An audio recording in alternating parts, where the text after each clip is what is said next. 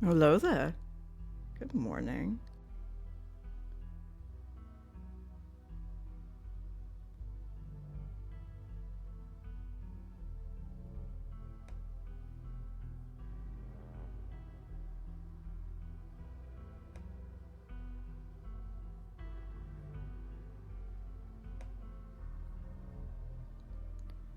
Hope everyone is doing well. Just letting the intro ads roll through. I'm excited to start this kind of longer series, and I'll get into it very soon. I hope you're doing well. Hope you've been having a good weekend.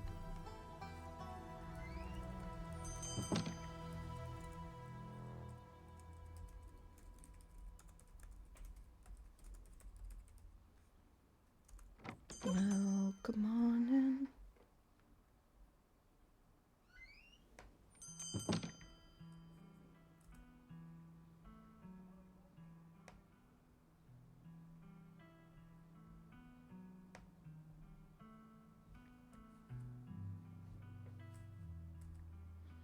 Bum, bum.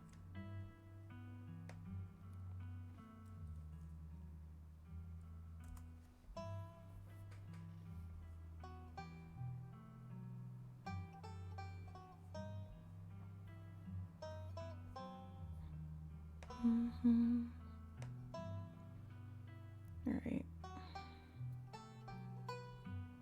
Hey Yos. Hey Ezra. Hey Muldrum. Hey Ernesto. Haven't seen you in a minute. Welcome on in. Welcome on in, everybody. Oh, and hi, Seatbelt.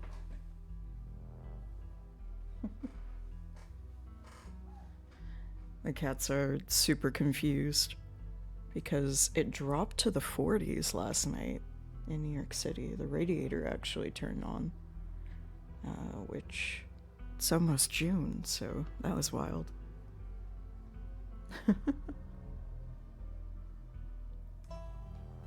So I think the cats are trying to figure out just what time of year it is.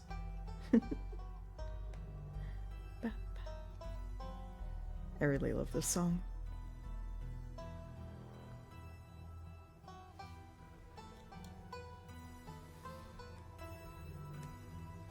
But yeah, now is the time. Get in your check-ins. Get yourself something cozy to drink.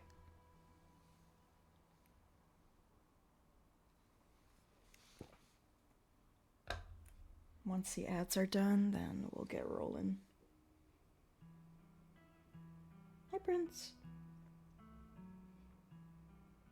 Alright, both of the cats have checked in on me, so I'm ready to go now.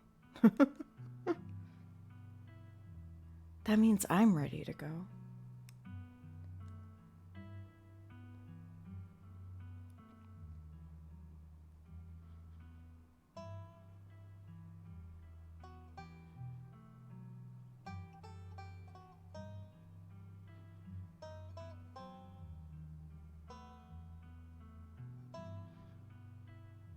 The ads are annoying, but this gets rid of them for at least an hour.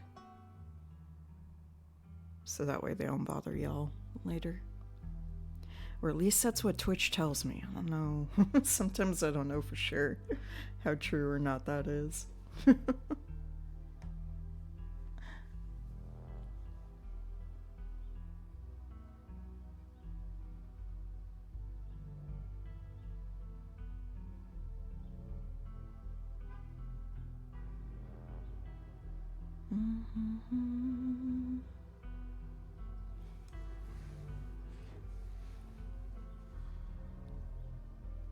Let me make sure that I can see chat.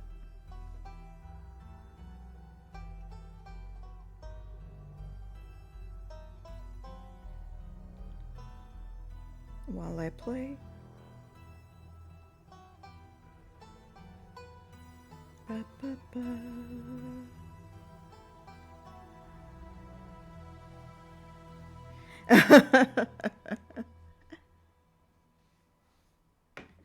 No problem, Esther. That's why I post them up For the most part, it doesn't come up until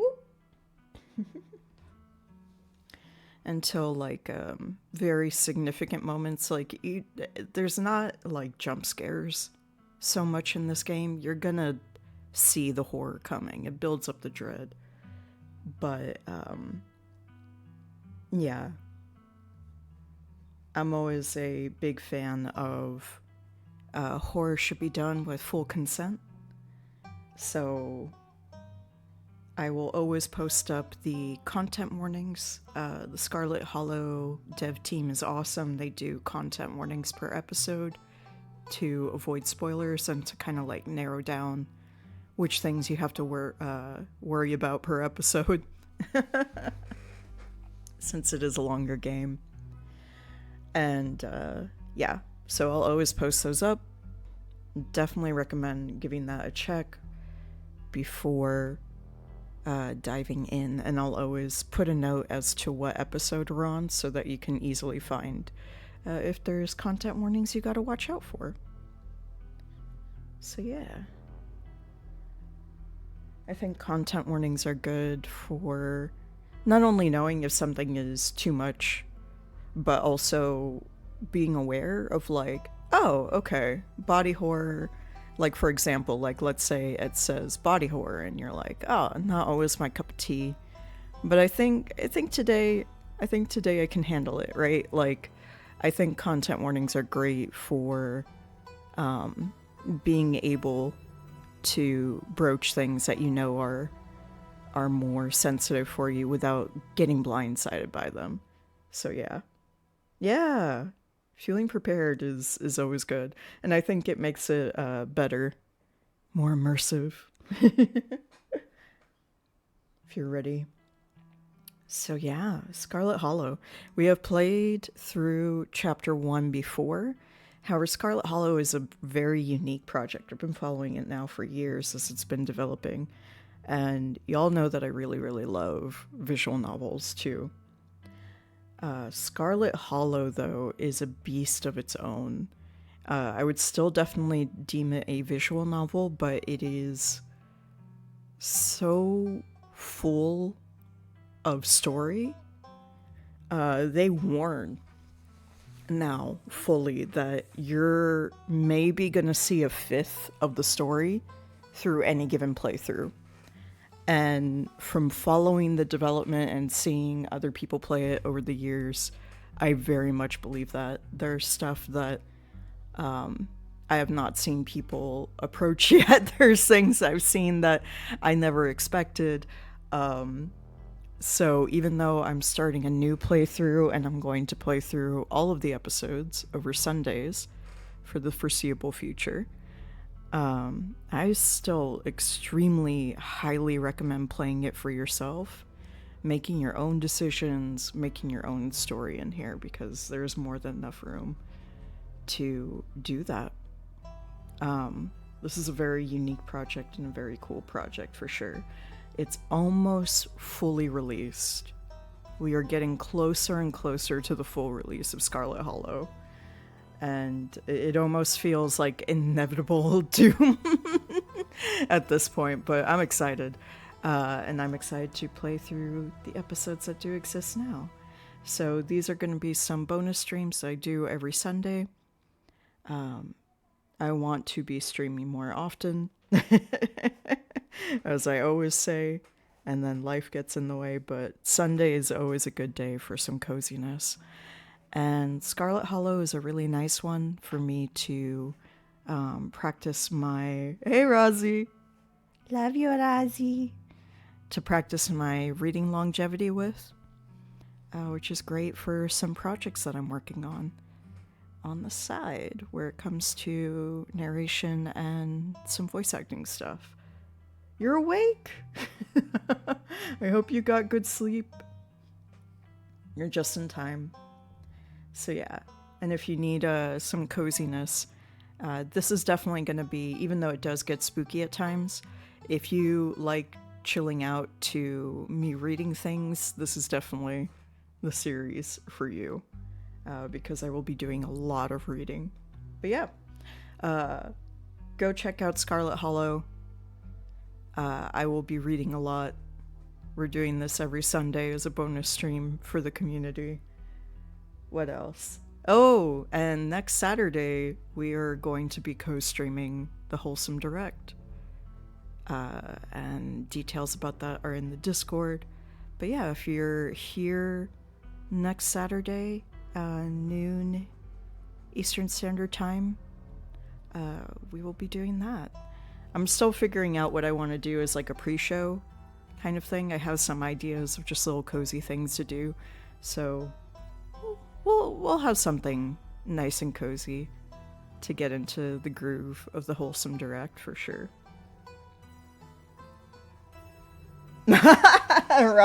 Razi's bold. She's like, I don't need him.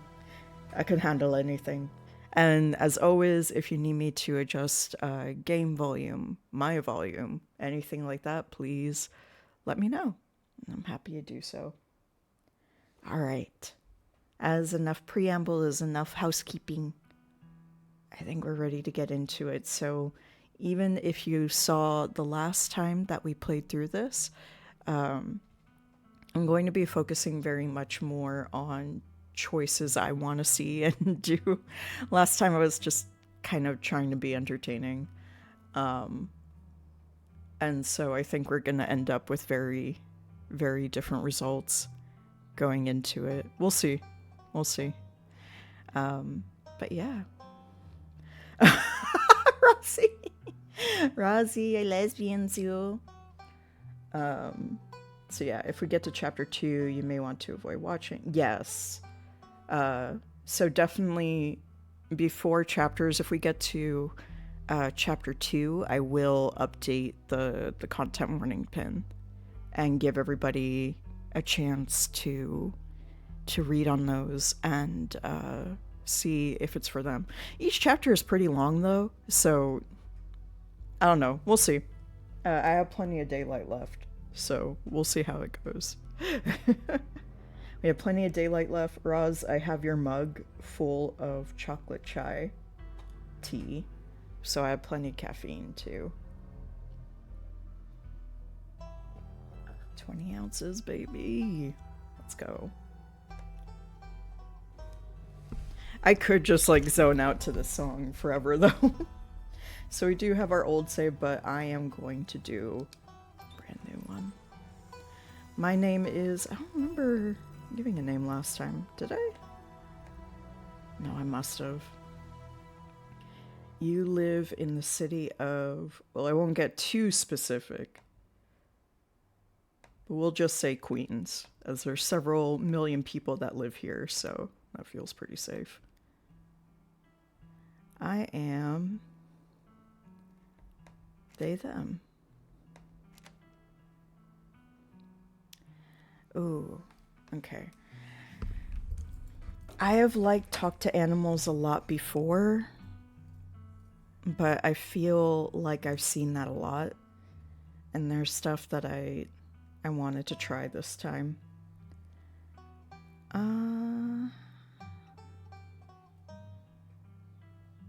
Let's see. Tough as nails. A mean right hook. Ooh. Mystical, street smart, good at lying, hard to lie to. Fast talker. Well, let's just go over these. I don't need to rush. Powerful build, tough as nails, the pinnacle of fitness, an imposing presence that commands the room, a mean right hook. Mystical, strange, and unusual, you see the threads of reality in ways others cannot. Talk to animals. You can talk to animals, animals can talk to you. A gift and a curse. Street smart, good at lying and hard to lie to. Fast talker, you can read people and read the room. And no door can hold you, nor any door can hold you. Keen eye, observant with a knack for picking up small details, and empathetic. Book smart, well-read and rational, possess a wealth of esoteric knowledge and know when to use it. A talented researcher. Hot, extremely good-looking, a natural flirt, People just like you, probably because you're a good person. So we can select two. I think I want to try Street Smart. Mystical is tempting, but I like the idea of Street Smart. No door can hold you. Keen Eye. I'm debating between Keen Eye and Book Smart, though Powerful Build sounds really fun too.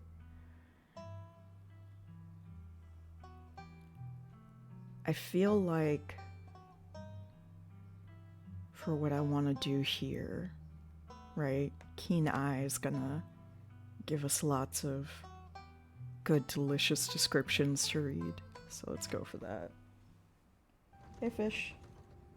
Morning.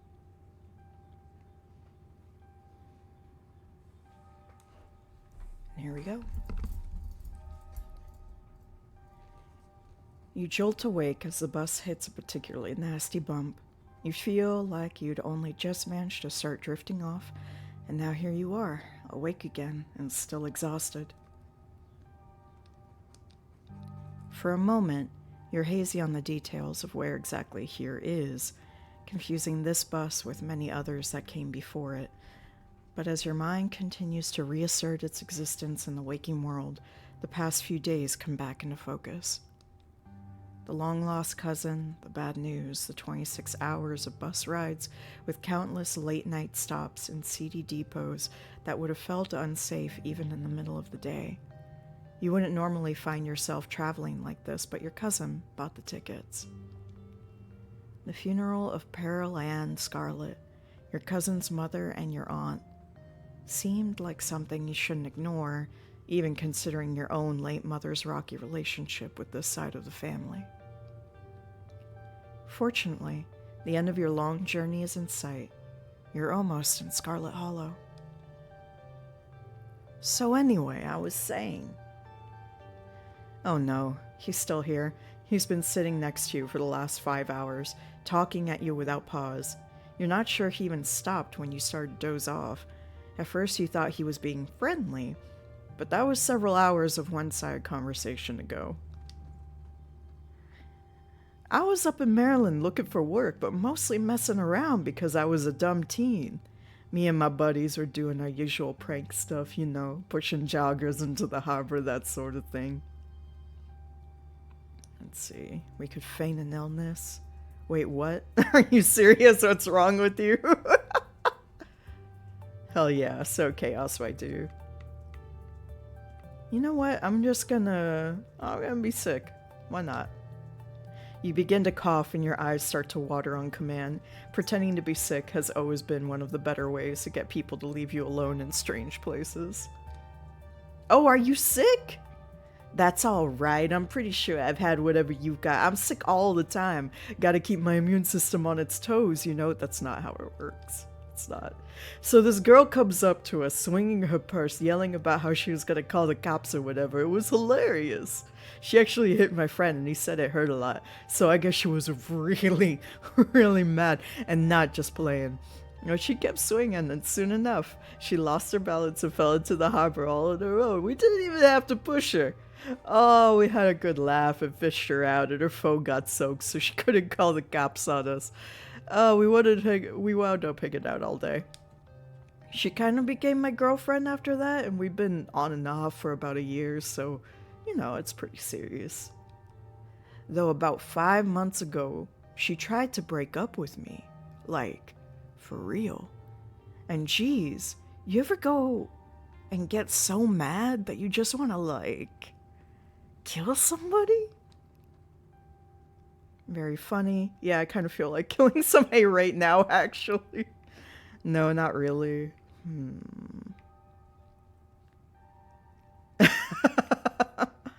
I'm trying to think if there is any possible way to get this guy to leave me alone.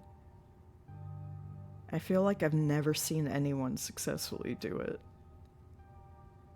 This is like my idea of a personal hell, is to just get cornered by somebody that will not leave me alone on a bus ride.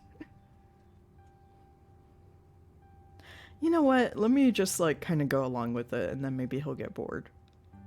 Like, oh yeah, all the time. Never followed through with it, of course. Oh yeah, totally. Never would. Of course not. Yeah, but I definitely think about it. Sometimes even plan it out, just, you know, to let off some steam. Would never do anything, though. Yep, never. But a person can't help what thoughts they have, right? I honestly could have killed that woman. Hate this guy. Anyway, she's giving birth to our son right now, so I'm trying to get up to Virginia to be there for it. But I don't know if I'm, like, into that stuff, so I might just wind up on a bus to New York or something instead. I've always wanted to go there. I'm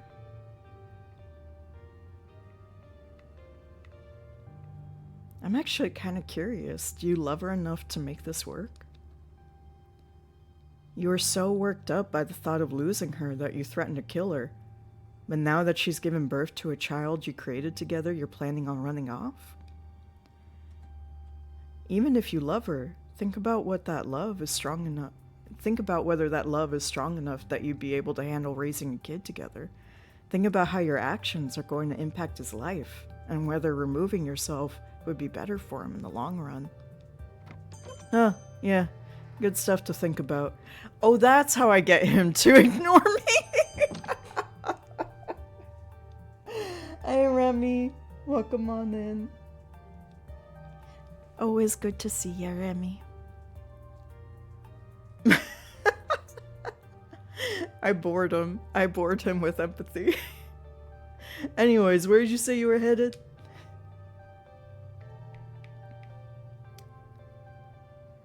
I'm just gonna not answer him anymore. You don't say the word. The last thing you need right now is for him to know where you're going to be staying for the next week. If you aren't getting off at my stop, then you must be headed to Scarlet Hollow, right? Or the Holler, as they call it in these parts. That's the only other stop until the bus turns around. I ride it pretty often, so I'd know. Almost nobody ever goes up that way. Though actually, I had a couple of buddies who went up there to work in the mine. There's a coal mine up in the holler, you see, and there's always a job listing or two on the boards around here. I've never wanted to do that kind of thing myself. I like my lungs the way they are. But my buddies got desperate enough to try it. Haven't heard from them in a while now. Now that I think about it, I should see if they're on Facebook. See how they're doing up there. Hope they didn't die. He looks back at his phone for one's focus on something other than you. Oh, this is me. It was lovely meeting you. Hope you don't get too bored without me around to talk to. Here, I have something for you.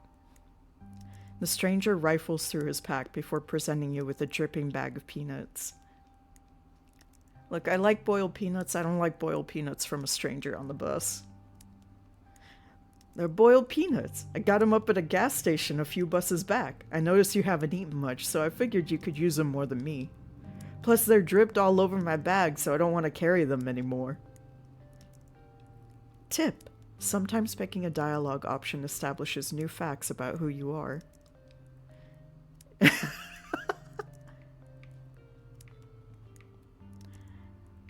See, that makes me worried that if I choose I'm allergic to peanuts, that I will actually have a peanut allergy, because it's not saying that's a lie.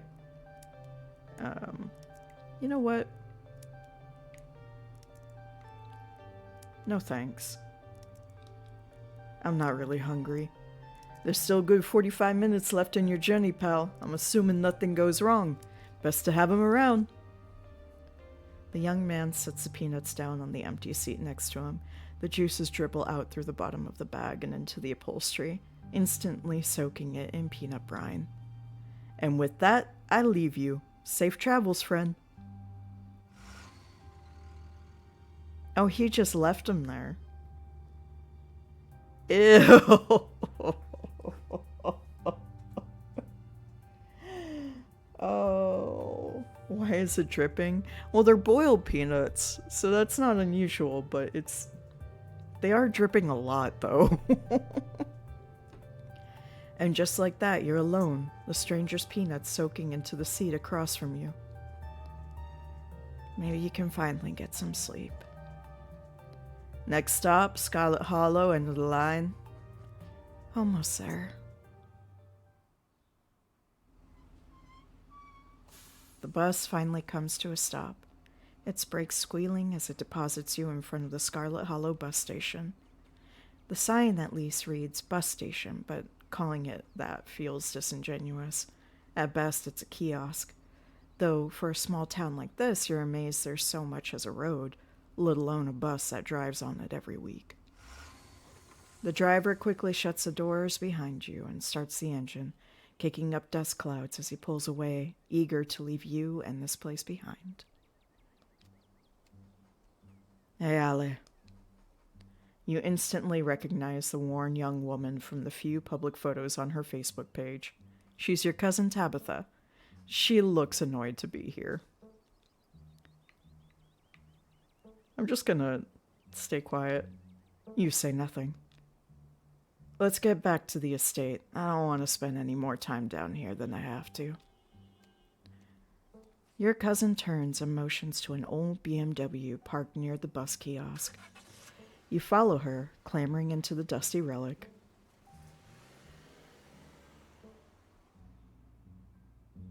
It doesn't take much driving before the only signs of civilization are the car you're in and the road you're on. Tabitha maintains an icy silence as she focuses on the road. Tip: dialogue options labeled Explore can usually be taken without advancing the story. They can impact relationships and unlock additional story paths, so choose carefully. God, I love the art in this game.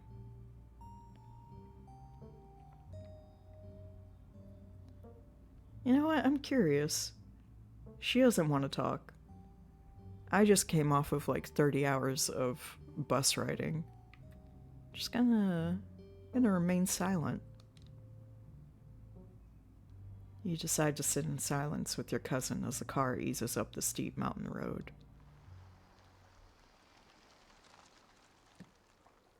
And here it is, the Scarlet Estate. Though it's seen better days, its crumbling elegance is not lost on you. Someone used to cramped. This is what I mean. I need a series that helps me get into reading practice again. Someone used to cramped apartments in gray cities. Your mother told you about this place many times before she passed, always with an anger burning beneath her words.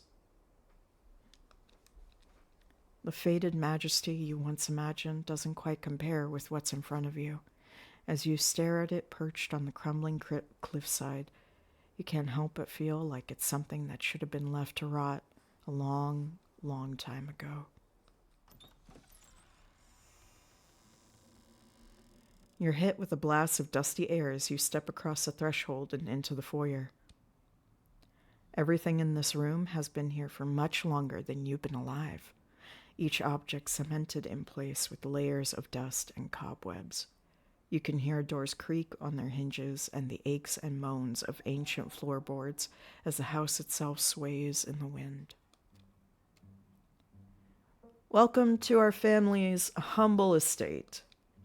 Unfortunately, due to the current state of the house, only a few rooms will be safely accessible during your stay. I wouldn't go wandering anywhere else if you value your limbs. The floors have been known to give out. If you know what's good for you, you'll stick to your room, your bathroom, and the kitchen. And, the hallways, I guess. But only the hallways you need to use to get to those places. And I'll show you around so you know where it's safe to walk. You can leave your bags here for the time being. Let's see our choices here.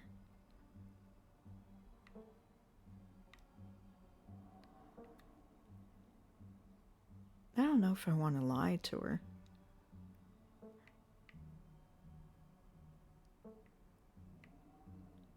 You know what? Maybe I'll just be honest. This place is falling apart. Oh, so you're the expert on how to take care of a mansion all of a sudden? It's not as easy as you'd think, okay? It takes a lot of time and resources. What you see right now is still livable, so mind your own damn business. Fair? Let's get this tour over with. Follow me. You put your bags down and follow Tabitha through the long, dusty hallway. She delicately steps over holes and tears in the floor, and you do your best to trace her steps. Kitchen. On Wednesdays, a woman from town comes in and does the cleaning. Her name is Janie. I wouldn't recommend socializing with her. She'll talk your ear off. If you need any food, there's fixins for peanut butter and jelly. Don't touch my mac and cheese or my ice cream. Those are off limits. Kitty. Oh, and you can access the garden through here, but it's pretty wild, so I wouldn't if I were you. Tip. Some explore options prevent you from taking others, so choose carefully. I always dreamed of having a kitchen like this. I mean, if it was fixed up a little, yeah, the size is amazing. Someone cleans this place. Okay, let's not be that rude.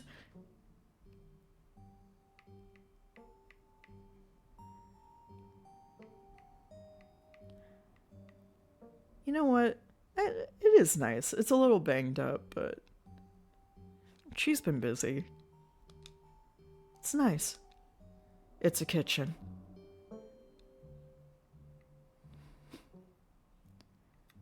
And then, let's see. Yeah, let me see.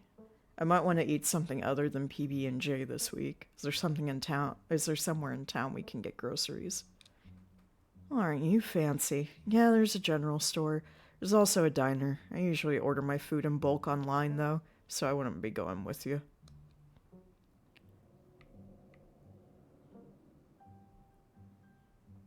You know what? I'll just say sweet thanks. I think I think Tabitha appreciates as brief a conversation as possible. And I do want to befriend Tabitha so badly, and so I'm just trying to do it on her terms. Sweet thanks. Hello? Cool, good talk. Oh, hello there. Hey, Meister. Welcome on in. We just started, getting started, so you're here at just the right time. All right, what's next? Bathroom. Follow me. Great. It's been hours since I've gone. Really something I wanted to share. As the two of you leave the kitchen, you pass by a tuxedo cat sitting on the countertop. Is that your cat? What's its name? Frou Frou. Do not try to pet her. If she wants to be pet, she'll let you know. Alright, that's fair. I will leave the cat be. You decide to follow Tabitha's advice. Shall we move on? The bathroom awaits. You once again follow Tabitha through the long, dusty hallway. Maybe after a few nights, it'll get easier to navigate these spaces. But for the time being, you feel lucky to have not fallen through the floors. Guest bathroom. Not much to show. It's a bathroom. I'll wait outside and do what you must if you must. Oh, Jesus. Wait a minute, I never noticed before. There's a bunch of blonde hair dye on the sink. Is Tabitha not actually blonde? Huh. Okay. It is a wretched bathroom. Piles of junk sit untouched in the corners of the room, and mystery stains paint the floor. Might just be hair dye.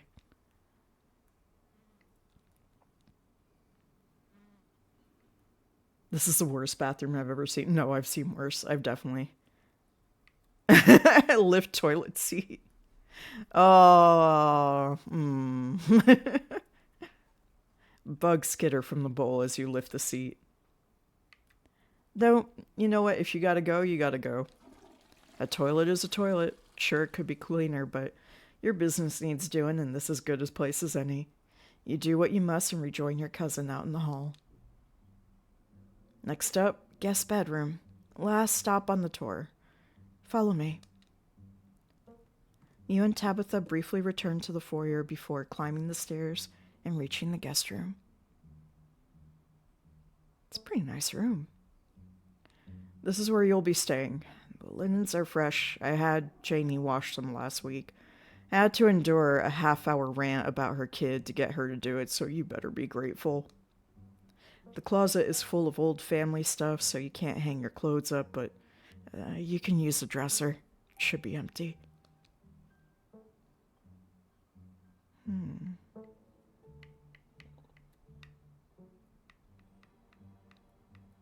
What's with all the boxes? I am really curious about that. Oop.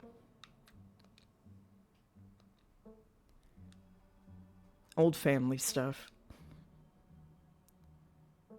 You know what? Do you want help moving them? Do you need help moving them? Tabitha eyes you up and down for a moment. No. All right.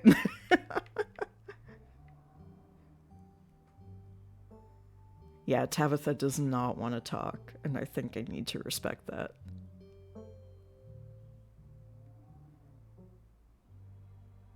I'm kind of curious what happens if I just go quiet again. You can't think of anything else you'd like to say, but if there's one thing for certain, it's that you're not the sort of person who likes to, or even knows how to, verbally end conversations. You remain silent and wait for Tabitha to say something. I take it you don't have any other questions? Good. Follow me. I'll take you back to the foyer so you can collect your belongings. This concludes our tour. I'm afraid I must return to my duties, so you'll have to entertain yourself for the rest of the day. Don't expect to see much of me. Tip: some dialogue options will open additional conversation paths, some right away and others down the line. Let's see.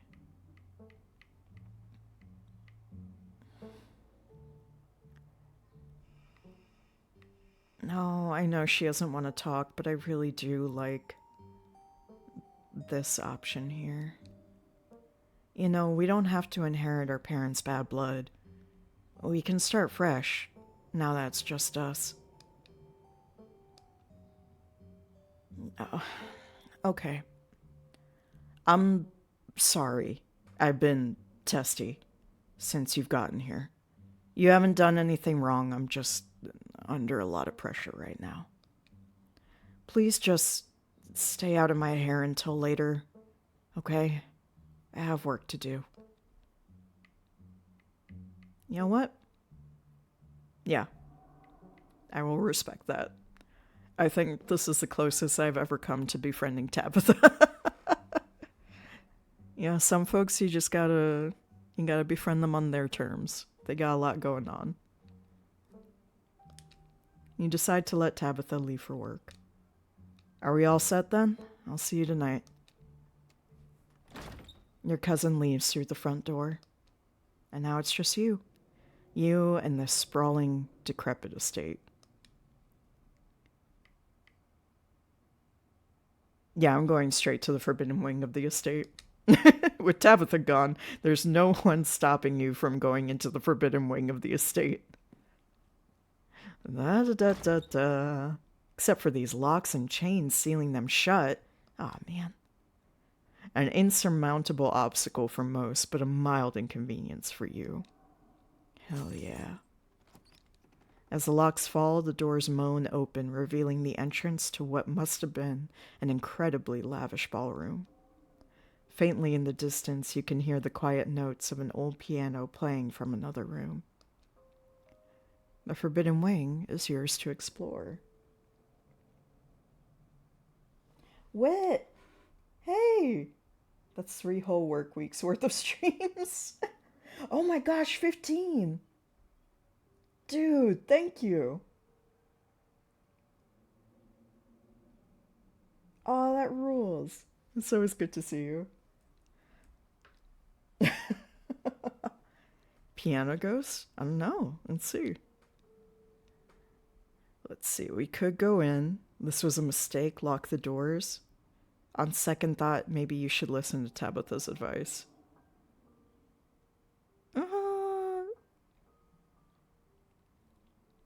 I look. I want to make Tabitha happy, but I gotta make myself happy too.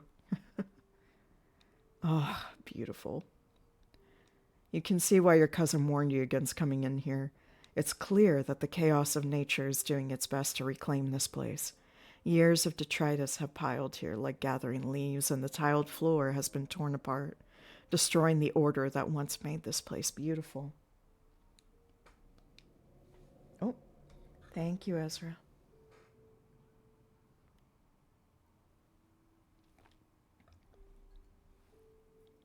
The piano you heard through the doorway has grown louder, and you feel pretty confident that's coming from the other side of the obstructed glass door ahead of you. Oh, that's a door. Interesting. Maybe it's just a self-playing model, or maybe you aren't as alone here as you thought. Let me look at the painting. You make your way over to the painting covering the far wall. It's a family tree. Angry scratches cover the space where your mother should be.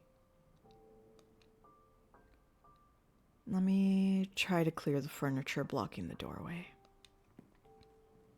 You head back towards the debris-blocked doorway. Though you try with all your might, it's just too heavy for you to do anything more than budget.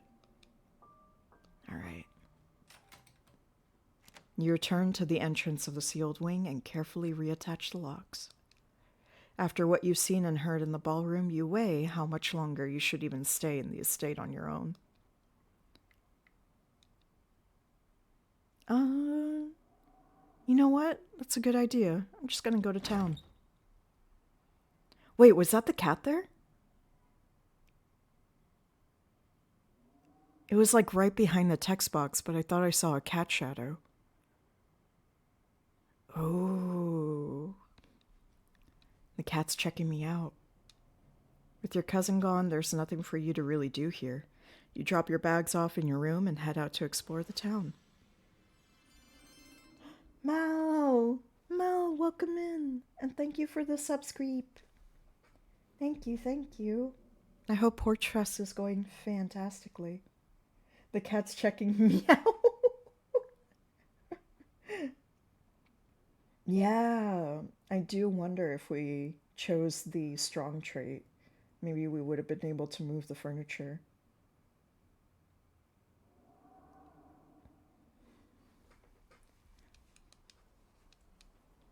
I love the sound design in this game, too. I love everything about this game. It's amazing.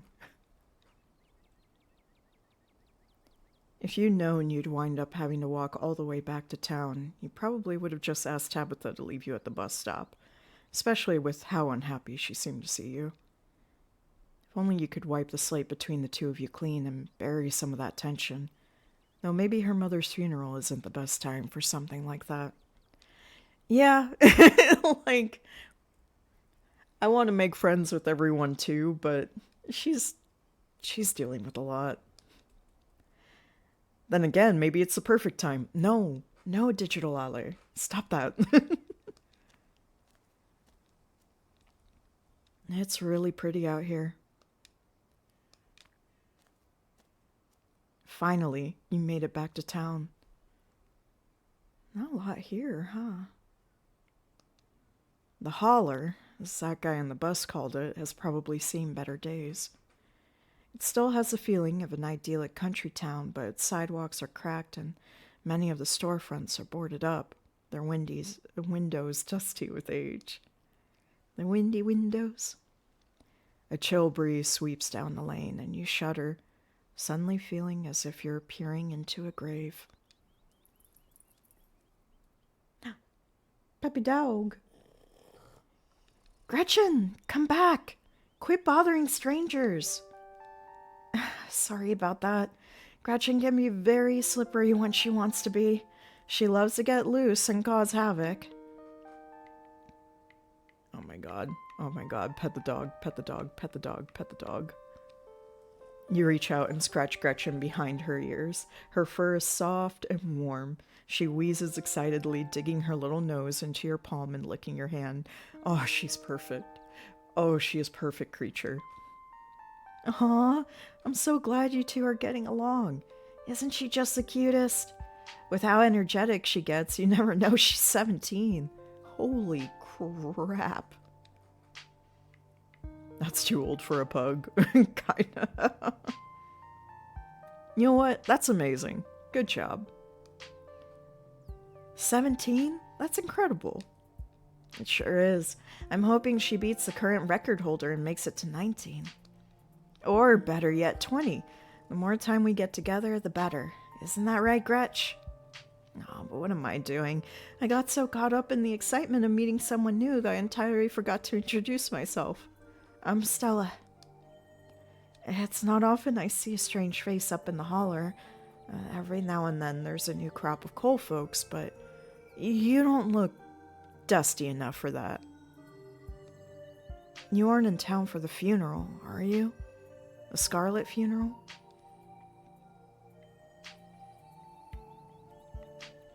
Yep.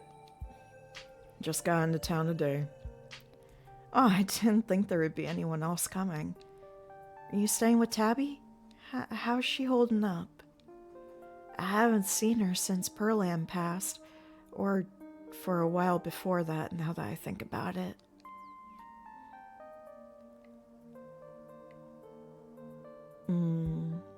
She's putting up a front.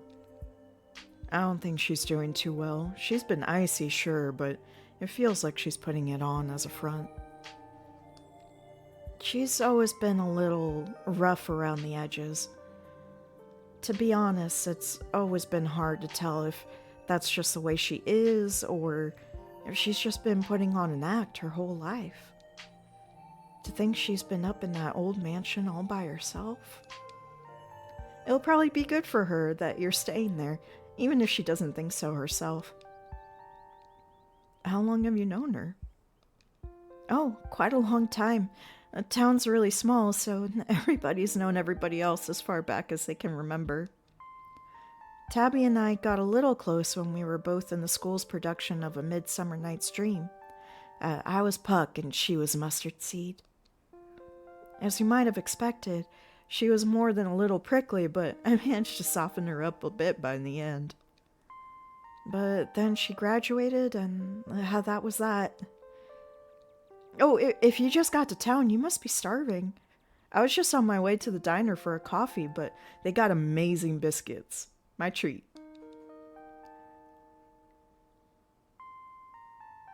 Ooh, I could just be on my way? Wild.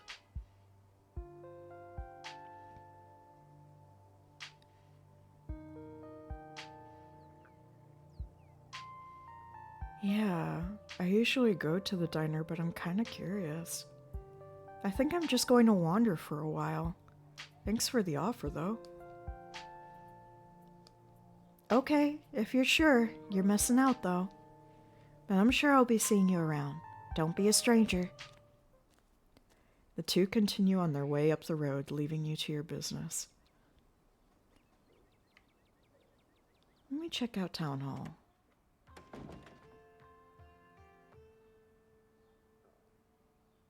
Whoa. That is a wild mural to have on your wall in the town hall. Kitty. What you find inside the elegant building is not a town hall, as was suggested by the letters carved in stone out front. Instead, you find something that looks more like a library. In fact, it is a library. The air is thick with the smell of old paper and fresh coffee. A man busies himself sorting books on a mobile shelf and a cat latches on a book cart. There's a group of teens gathered on the stairs, not sitting in chairs despite the prevalence of empty seats as is their custom. They glance up at you with slight annoyance as also their custom. But your focus can't help but being drawn to a massive mural on the far wall, depicting a scene of a town of fire and a man savagely tied to what looks like a metal beam. Hi there, I'm Oscar. If you need any help, just let me know. The cat, too, meows at you in a seemingly warm greeting. Oh, hell yeah, let's go talk to Oscar. Oh, he's cute. Oh my gosh, that cat is adorable. Oh, they look like Seatbelt. Where is she? She usually hangs out nearby while I'm streaming. Oh, okay, there she is. She's watching me from her hammock. I just saw her one eye peeking up. Hi, baby.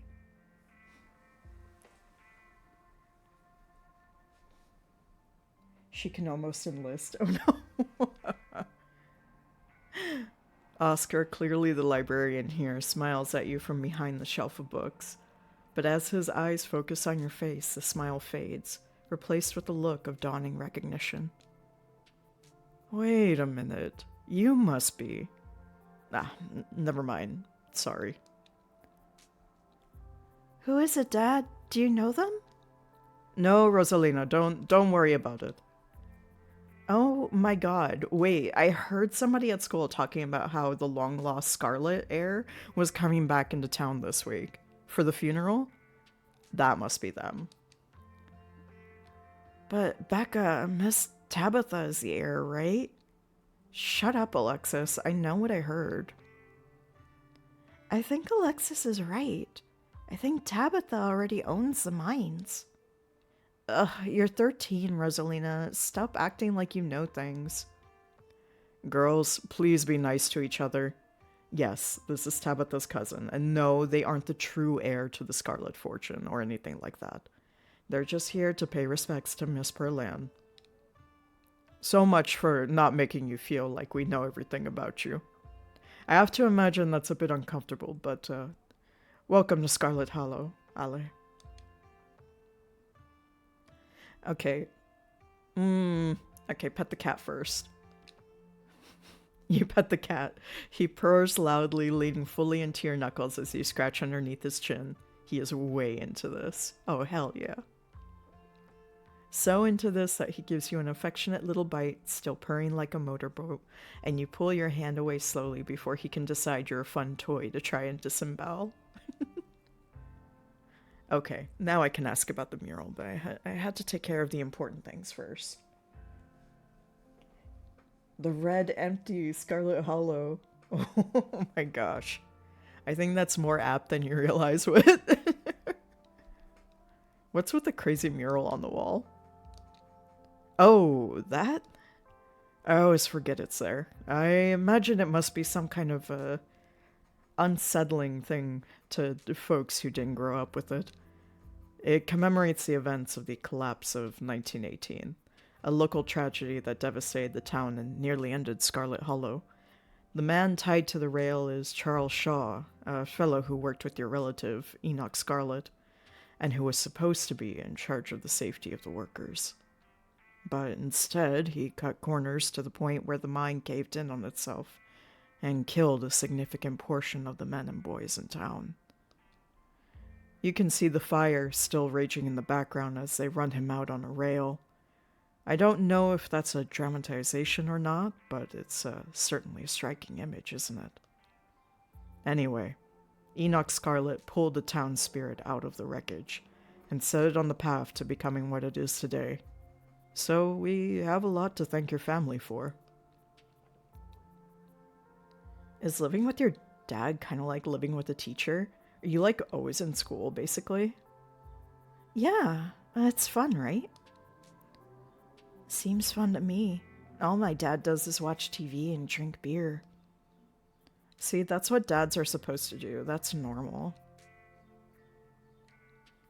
I love the little Greek chorus section in the back of the kids.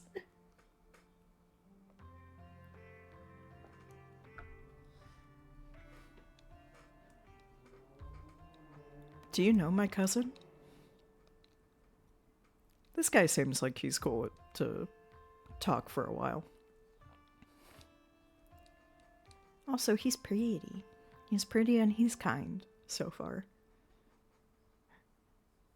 Well, everyone in town like these kind of... I am so out of practice with reading. This is why I need to do this series. I need to get back into the swing of it. Well, everyone in towns like these kind of knows each other, but I wouldn't say we're friends or even acquaintances. I know of her, and presumably she knows of me. But I hope she's doing alright. I know how hard it is to grapple with the loss of a parent, especially so young. It's disappointingly common up in these parts. People don't tend to go to the doctor until it's too late, and most of them live hard lives on top of that.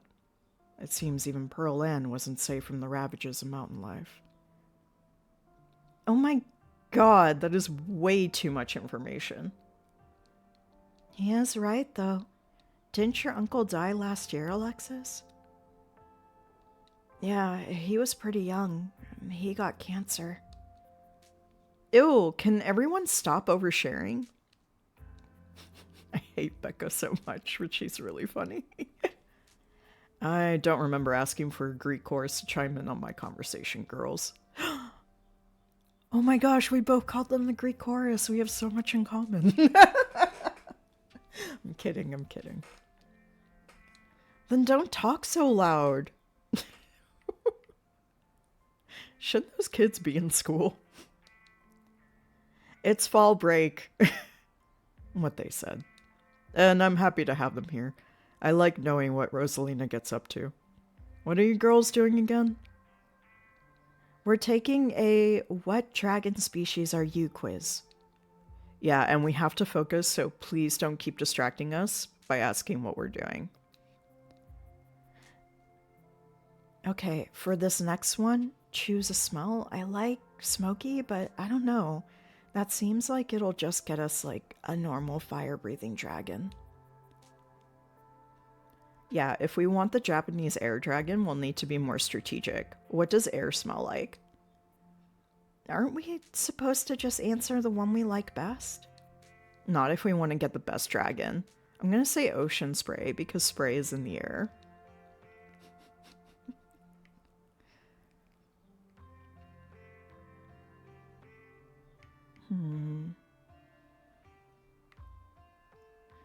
There are a lot of boarded up buildings on Main Street. Why do you think people stay here? Why don't they leave like my mom did? That's a big question. Oh my god, they're both doing it. They're both being weird. Wait, be quiet. I want to hear what they say. Don't tell me to be quiet, 13-year-old. Do you want the sincere answer or the Cliff Notes? You know what? I want to hear the sincere answer. Lay it on me. Alright, you asked for it.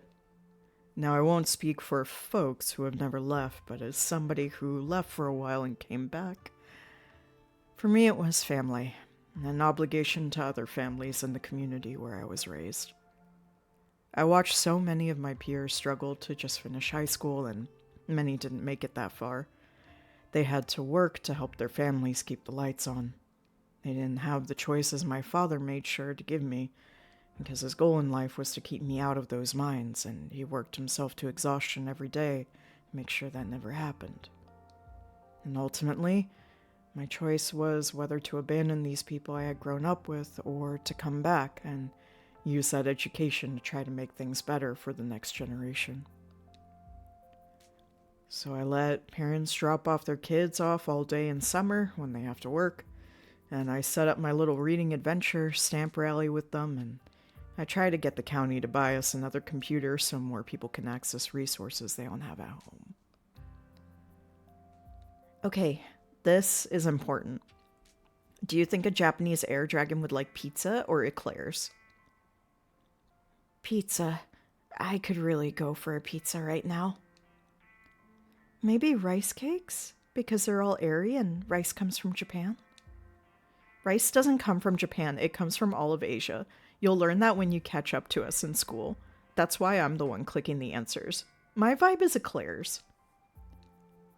Plus, there's nothing better for raising a kid than a couple doting grandparents who wanted to spend time with her before they passed. Aw. I'm gonna leave it at that.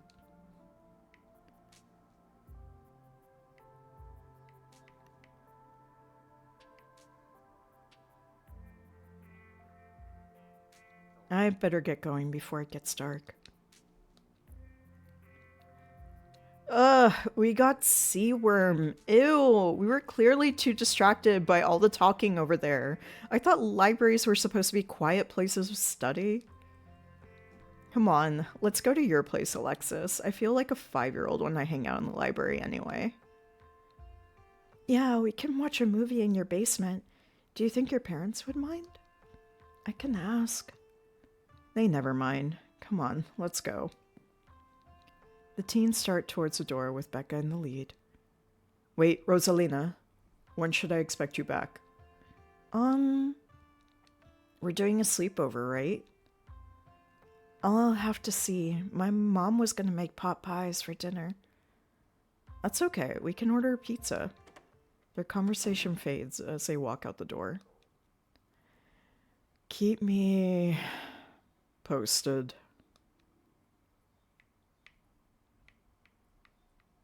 I'll get out of your hair too. You have a good one, Nalle.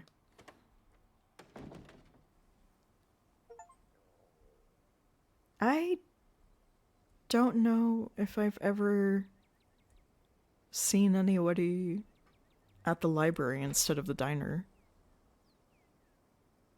I didn't even know that was a thing that could happen. Oh, ab break. Sorry about that. All right. Let me stretch. Let me hydrate.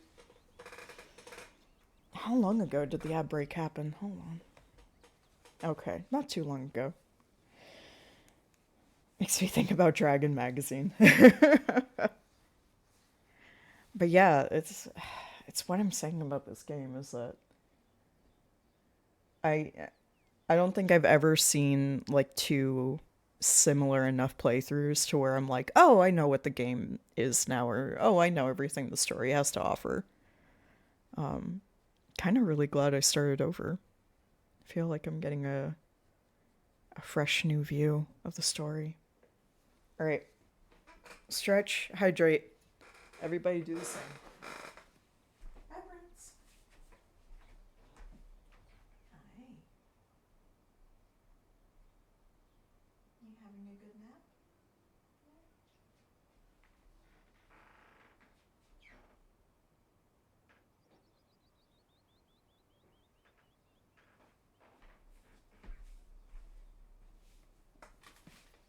Hi, seatbelt. Good girl.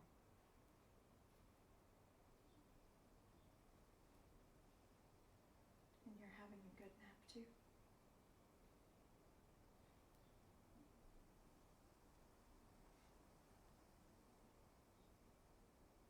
Oh, good job, seatbelt. Good job. Yeah.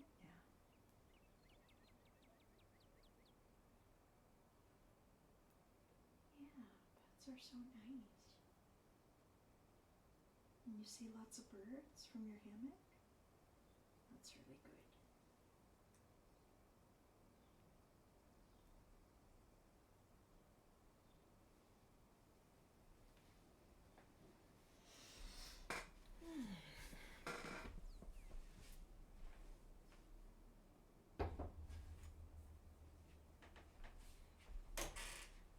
Do you need anything, Prince, or are you good to go?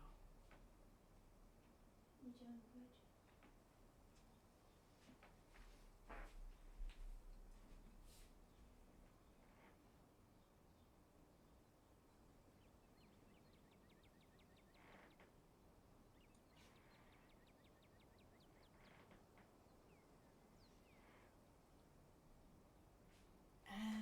just about back.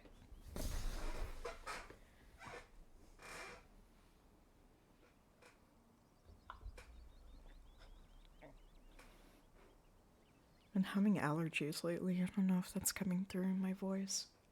I feel like it is. I feel a little stuffed. But, I don't know. I'm always very critical of my own voice, so. Alright, let's get back to it. You make your way back to Main Street. Oh. Just making sure my ankle is elevated too. Re-injured it this weekend. There we go. You know what? Let's go back to the estate. You return to the dirt road, beginning to trek back up towards the estate. I just figure it'd be good to do before it gets dark. Oh, I can hide the... That's cool. Ah, so I can take a nice look at the art. That rules. As the sun sinks deeper into the horizon, the sky is flooded with orange and pink hues, the shadows around you darkening and stretching out over the path. The mountains seem to make night come quickly here, their rounded hills blotting out the dying sun prematurely, casting the valley of Scarlet Hollow in an eerie autumn twilight.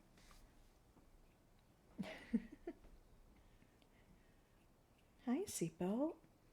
You're doing headbutts? Wow. Seatbelt, as some of you know, is my very shy rescue, so whenever she wants to be social, I just kind of have to drop everything and encourage her. Hi, sweetie. I gave you some pets during the break and you wanted more? Good job, Seatbelt. You're doing so good. You've had a long day. Between traveling and meeting all these strangers, the dusty bed that waits for you back at the estate is starting to sound. You pause mid-thought. Something is standing in the tree line, watching you, trying to be very still. It's a cat, and a very big one. Ooh. Oh, I have a lot of choices. I'm not gonna run. I'm not scared. You know what? Let's see if the cat will come this way. Hey there, buddy. The creature continues to watch you from the tree line. It remains unsurprisingly silent. Alright, let's keep eye contact, which is actually what you shouldn't do with animals.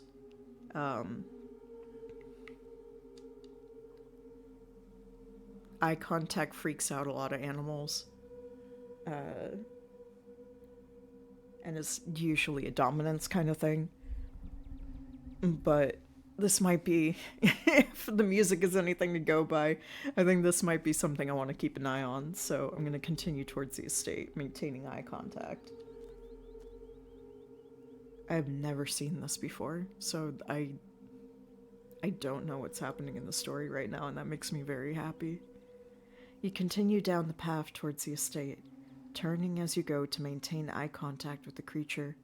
Neither you nor it blink. The foliage in the tree line snaps and crunches as you walk, matching your pace.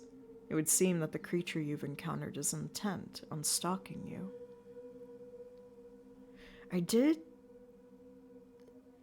Remember earlier I thought I saw a cat shadow? And at first I was like, oh, maybe it's Frou Frou. Maybe it's this cat.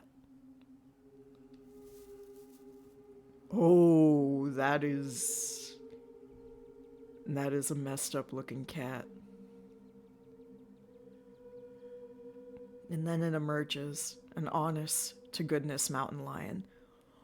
Oh no! You didn't tell me it was no cougar!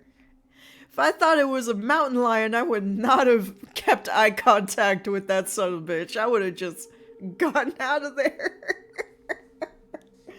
Oh no. Oh, we dead. We're so dead. We're so dead. I thought it was just a big cat. I didn't know it meant big cat with a capital B, capital C. Oh, God. Oh, we're dead. We're so dead. This is not what you should do with a mountain lion at all. It's an honest-to-goodness mountain lion, and there is something horribly wrong with it. Oh, that mountain lion is not okay. It takes yet another step towards you, drool leaking from its slack mouth. Run away backwards, start filming. Start filming? Aren't you a pretty kitty?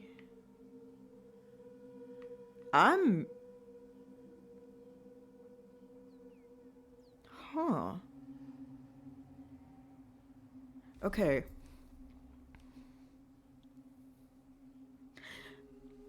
I'm not choosing this because it's the smart thing to do. I'm choosing this because I don't think anyone's gonna believe me if I don't run away back. No, I'm gonna start filming. Yeah. I'm gonna die. Oh no. I didn't know you could die this early. As you pull out your phone and hit record, the mountain lion dashes forward with surprising speed, ears back and claws glinting. There's a heavy thump as it connects. Oh God, we're gonna die. No. You find yourself tumbling forward, pitching over the side of the road and rolling downhill. It's disorienting. You find it to be almost impossible to stop yourself, the incline too steep, every attempt ending in more scratches and bumps from the rough terrain of the mountainside. Better the terrain than the mountain lion. I have never seen this before in any playthrough. You finally land with a breath-stealing thump and a small copse of trees, battered and bruised, bleeding from the thorny shrubbery, but not dead. Surprised. Very surprised. Oh, no. It doesn't bother trying to hide now, leaping down into the clearing with killing intent in its wide, yellow eyes, ready to finish what it started, and then... Oh.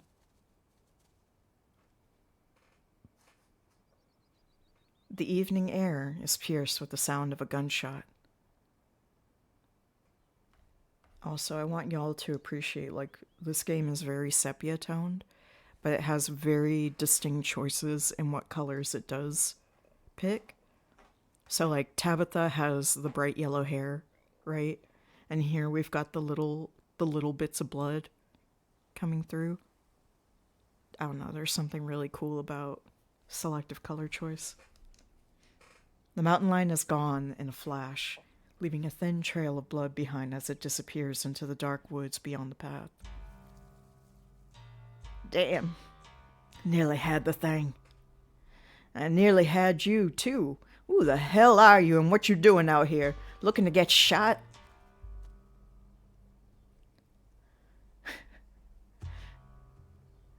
Oh, is that a threat? What the hell is that thing? Start crying? You know what? I'm just gonna... This guy just saved me, so... I think he's chill. I'm Allie. Tabitha's... Hold on. Oh.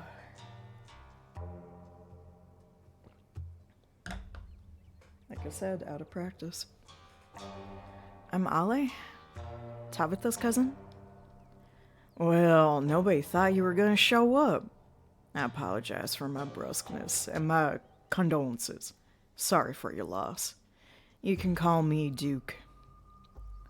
Duke seems to think for a moment, glancing up at the darkening sky. You better not keep walking around on your own out here, not with that thing on the prowl.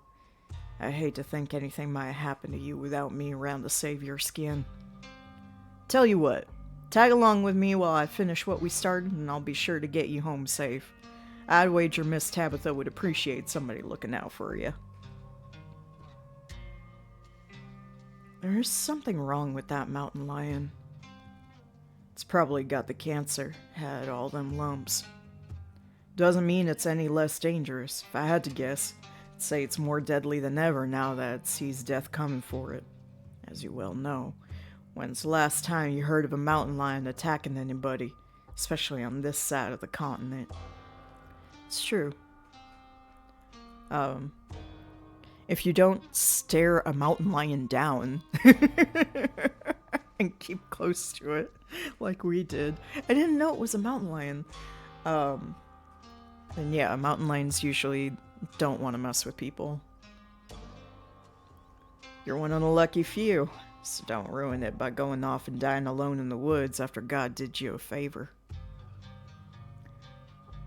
I don't want revenge. Let me see. You know what? I appreciate you looking out for me too. Thanks. No, don't mention it. I wouldn't be able to sleep at night knowing I'd let somebody go off on their own in the dark. Something like that prowling around after them. Stick with me and we'll make sure it doesn't get the chance to take a chunk out of anybody. I don't like the thought of a man-eater like that around my town. Also, animal clearly suffering, for sure. I don't like the idea of going out and shooting an animal, but this animal is very sick. And we're in a horror game, so he's very supernaturally sick. Hey, empanadas. Welcome on in.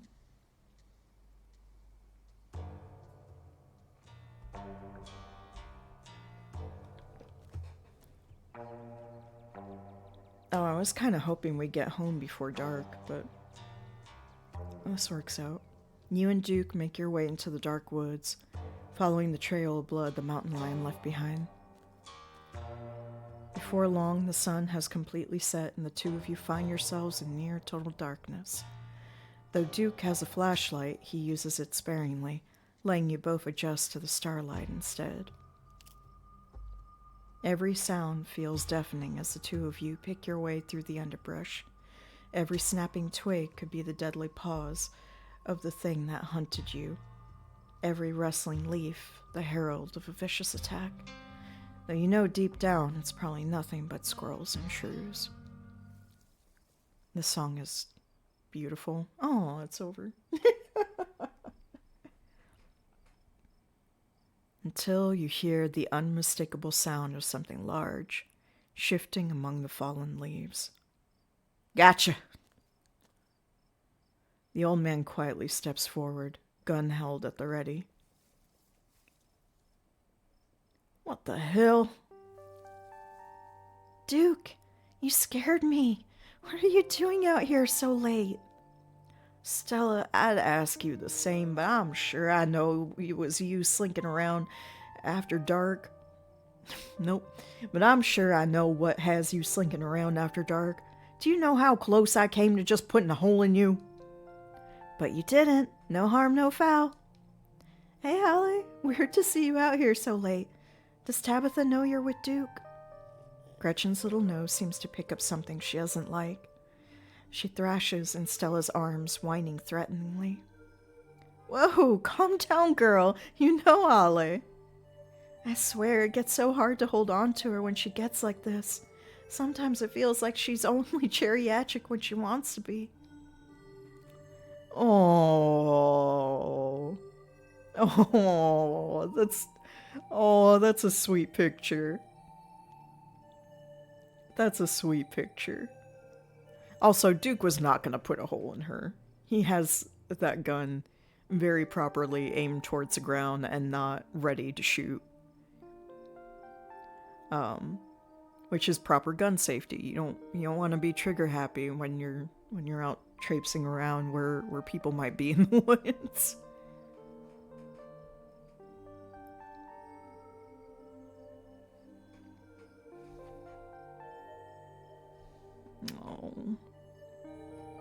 I would put this up on my wall. It's very pretty. It's very pretty. Also, I've seen the other side of this when we get to this point from sticking with Stella. And I'm dreading what's coming up next, but I'm kind of wondering if maybe things will be different. It is interesting, though, because on the previous playthrough, I remember we got into an argument with Duke about there being a mountain lion, because Stella was, like, correctly saying, like, there's no mountain lions in these parts. Which is true for where they are. They're, like, out in the Appalachia-ish area. But yeah, mountain lions are very, very rare. And especially one exhibiting hostile characteristics, like Duke described. So now we get to see that Duke was actually correct. There was a mountain lion, and that mountain lion was messed up. Oh, it's a good dog. It's alright, little lady. You're safe as so long as you got your mama looking after you.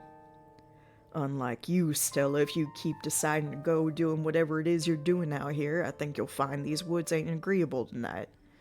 Allie here had a run-in you wouldn't believe. So just go on home and save all this for some other night. Wait, a run-in? What kind of run-in? Was it supernatural? Like I said, you won't believe it. Now put that dang camera away. Should listen to Duke and go home. Why are you acting like he doesn't mean what this says? Take this danger. Seriously, it's dangerous. Interesting. I kinda want Stella to be safe. I wonder if I could convince her to go home.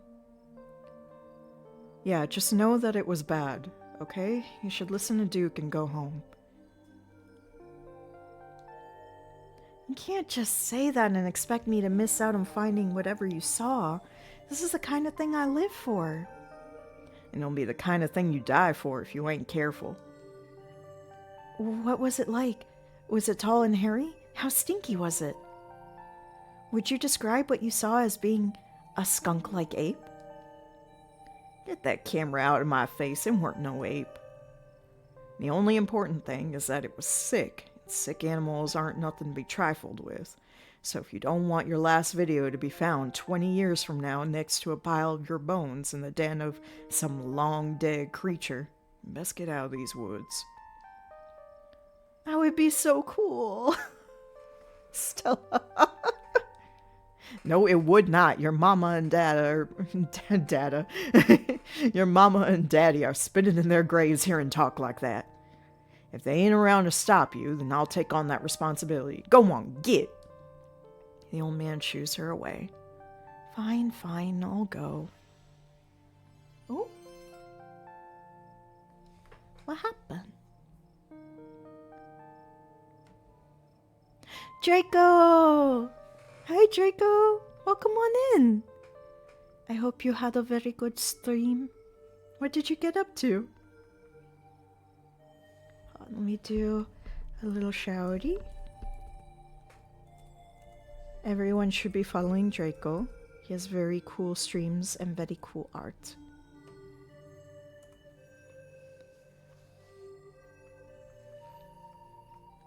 Ooh, texturing. That rules. If you have any art tags you want to share, feel free, but if anybody from the raid, including you, Draco, have to decompress, de-stream, feel free to. But yeah, thank you all for being here. We're starting Scarlet Hollow Sundays, so every Sunday for the foreseeable future, I'm going to be going through Scarlet Hollow, which is a really amazing kind of cozy horror visual novel game. But it's one where there is so much story. It is really, really, really hard to see everything one playthrough. They actually say one playthrough will maybe get you less than 1/5 of the total story. And in this playthrough, I'm already seeing story that I've never seen before. So, yeah. It's a fun time.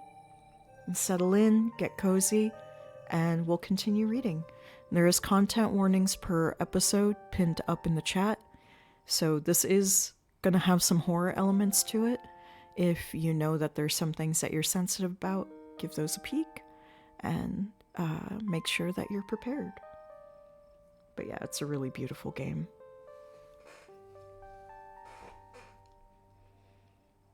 You recognize something in her smirk. She has no intention of going home. Stella, no! I think I'll go back into town with Stella, rejoin Stella. Street smart, you're just gonna keep running around with their camera.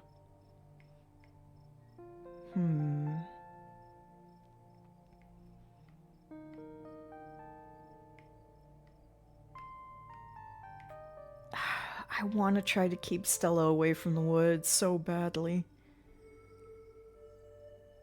You're just gonna keep running around with your camera, aren't you?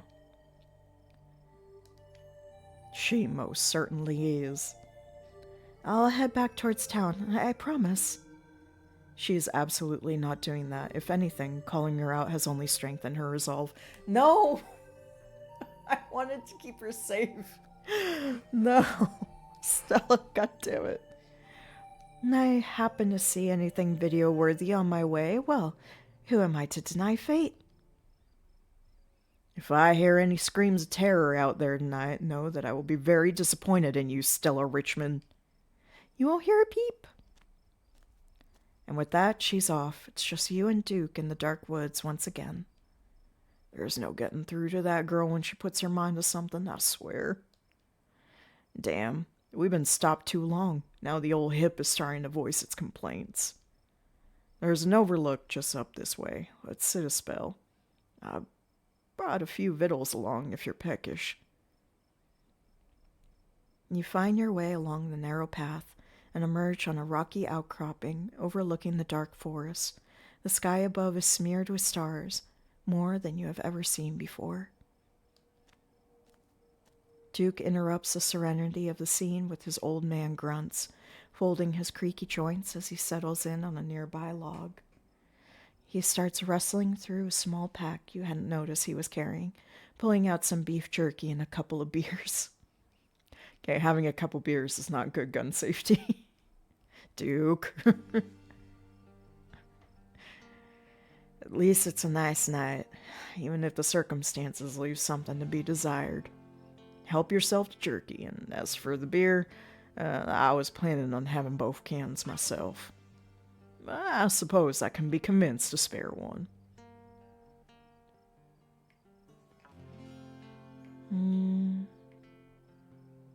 Interesting. I can actually define if I'm vegetarian or vegan. That's neat. Seems like you and Stella go way back. What do you think of her? What do I think? I think she's a nice young lady, and she's been through a lot in her short time on this earth.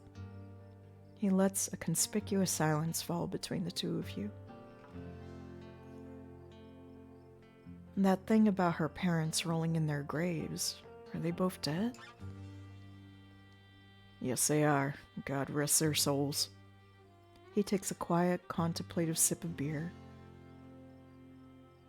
You seem like you have more to say about her. Ain't my place to say. Fuck it, I'll take a beer. And take one of Duke's cold ones. I was about to say, is it still cold? It's more like a somewhat cool one after so many hours outside, but you crack it open nonetheless. Offer him a gesture of cheers and take a sip. It's cheap beer. It's refreshing. It's watery, earthy taste mingling well with the crisp mountain air, putting you somewhat more at ease. Duke seems slightly more at ease now too, seemingly happy to not be drinking alone. A crisp breeze passes over you and can't shake the feeling that you're being watched. You scan the tree line and something catches your attention. For the shortest moment in time, your eyes meet with the eyes of someone or something else. Can we see it? Oh! Oh my gosh, do you see it?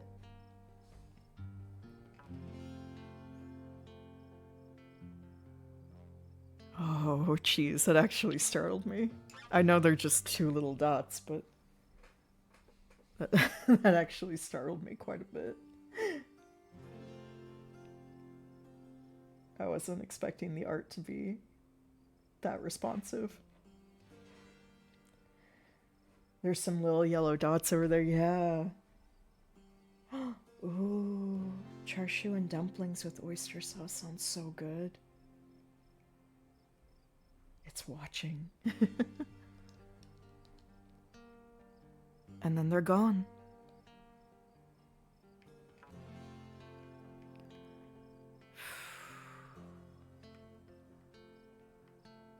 I'll have some of that jerky. I need my strength for the eventual running away from whatever is in these woods. Damn straight you will. You take a laborious bite of the jerky, straining your jaw as it fights back, but you manage to tear off a leathery piece. Oh, I love jerky. I love jerky. Especially homemade jerky. Oh, man. It's not especially flavorful, but it's very satisfying. Like how you imagine old-timey war rations might taste. Alright, now that we've got a little beer, a little jerky, now we can address the horrors of the woods. Duke, is it just me, or does it feel like we're being watched right now? That's just nature. You'll get used to it. I was wondering, how did you find me?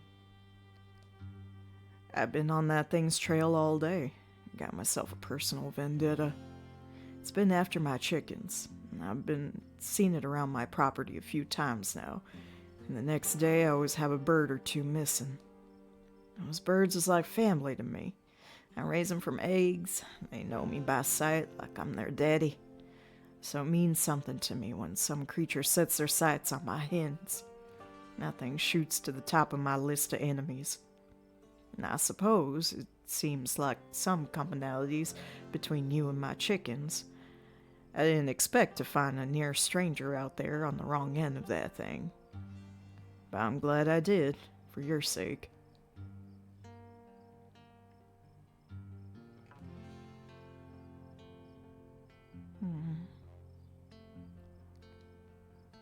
About what you said earlier, why did everyone think I wasn't going to come for the funeral? And that'd be Miss Pearl Ann's doing. She was never very kind when talking about your side of the family. Bless her heart, and God rest her soul, of course. She told everybody your side of the family had sworn off Scarlet Hollow and everyone who lived here, so nobody around these parts thought we'd be seeing much of you.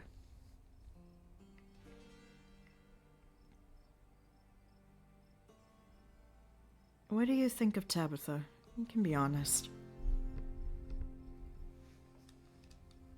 You say that as if I would have a bad word to say about her. I think she knows the value of hard work, and I think she and your whole family have been the lifeblood of this town for longer than I've been alive. And they're the whole reason any new jobs come out this way that ain't just some tourist bullcrap. We have the Scarlets to thank that this place just ain't a glorified theme park like some other towns I could name. I don't want to be a local flavor character selling my produce at some cutesy farm stand to folks up from the city who think they want some homegrown goods but get nervous if they see a brown spot. So, I am grateful to Miss Tabitha, and I will hear no slander to her good name.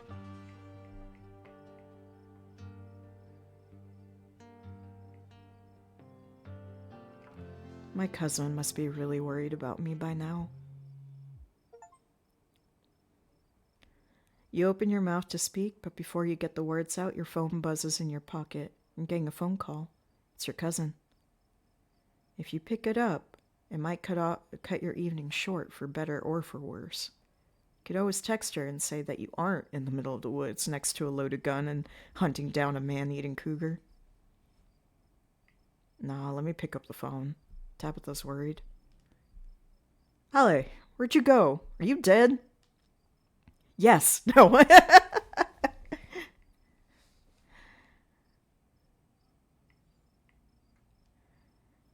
You know what? I've...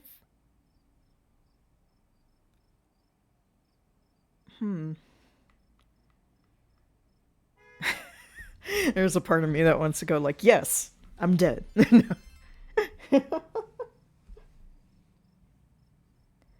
were the little sparkles?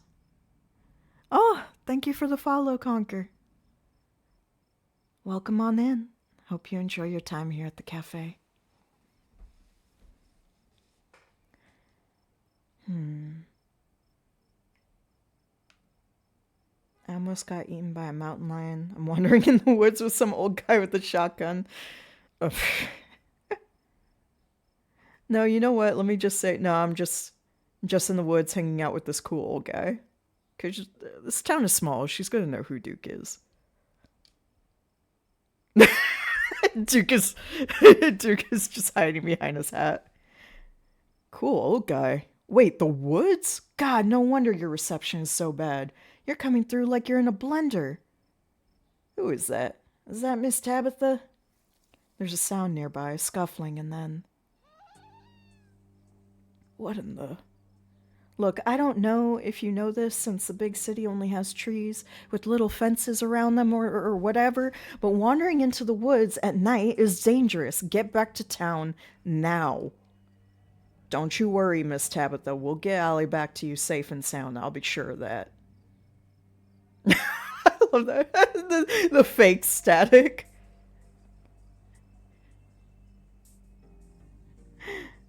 You said you're not picking me. No, I'll see you back at the estate. Look, I'm sorry I won't be around to hang out tonight. Oh, man.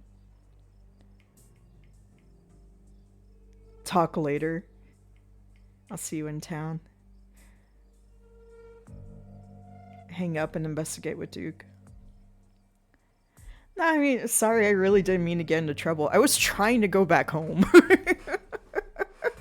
I was trying to go back home. Sorry, I really didn't mean to get into trouble.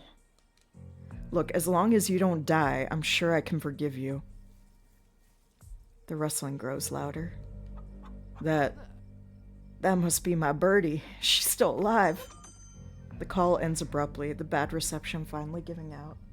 Hey, Cheesy! Welcome on in. Always good to see ya. Uh-oh. Is that... That's not the mountain lion. That's not the mountain lion. Oh, that's something else. Cheesy Mal, you're just in time for something spooky. The old man takes a step towards the tree line. Oh, no. Get your thieving little hands off her. Duke charges forward, flashlight in hand, crashing through the brush. Damn, that thing is fast. Which way to go?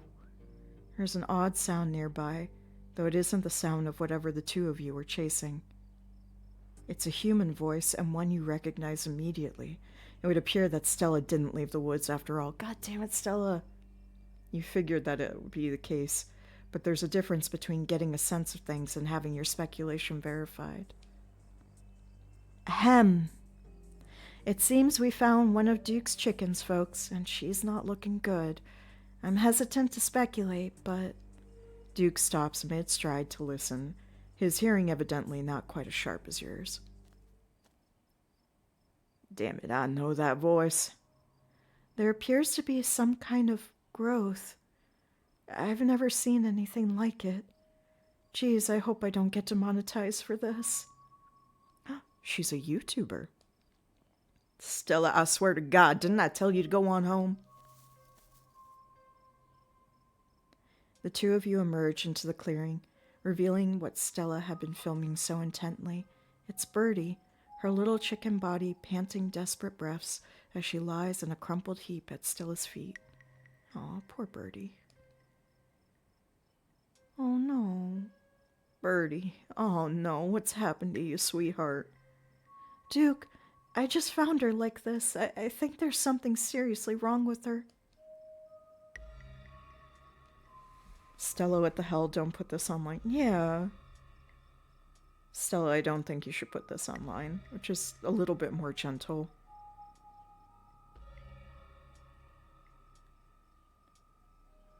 Oh man, that's way too harsh. I'm not gonna. Why could you be a normal YouTuber who talks at the camera? That's fucked up to say. No, just Stella. I don't think you should put this online. I don't think she's meaning any harm. Allah is right. Nobody has to see her like this. Sorry, Duke. It's just, my job. It's cruel is what it is. Birdie don't deserve to be made into some online slideshow.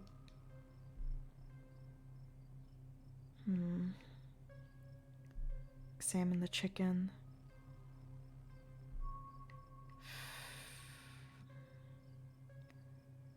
There is something really wrong with all of the animals we've seen tonight.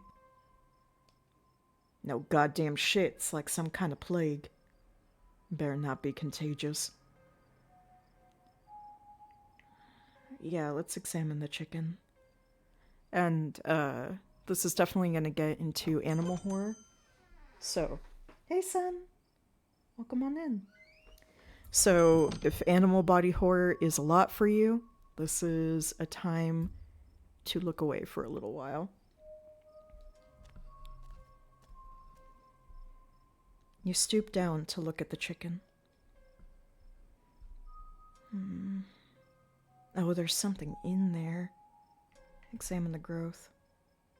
Good God. At first you thought it might have been a tumor, but this is something else. The skin is stretched taut, the growth pulsing beneath. She could still get better. Maybe she just needs that thing to pop and she'll be right as rain in a couple days. Happened to me once. Not so much as a scar these days. I don't know. It kind of looks like there's something in there. Looking more closely at the growth, you think you can see something squirming inside. Examine the wing. The wing is barely still attached, but that seems to be the least of this chicken's concerns. Whatever got a hold of her busted her wing up too, little bastard. Yeah, what a bastard. There was a hesitance in Stella's voice. She doesn't seem the type to intentionally hurt animals. But it's dark out here. Maybe she stepped on it without noticing it was there. Its poor little chicken eyes look up at you glazed over, but still rolling around in their sockets with unfortunate life. Having investigated to your heart's content, you step back and give the bird space. Do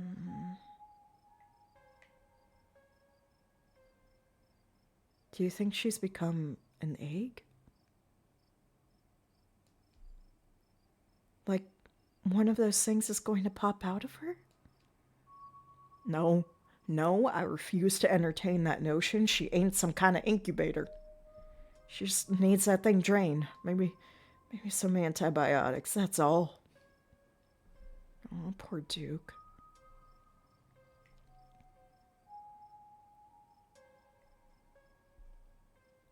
This is just like that mountain lion. As you, Duke, and Stella take stock of the situation, a sound begins to wrap around you, gently at first, barely a whisper. But then a guttural moan, and then another, and another. Until suddenly, you find yourself surrounded by a chorus of groaning misery.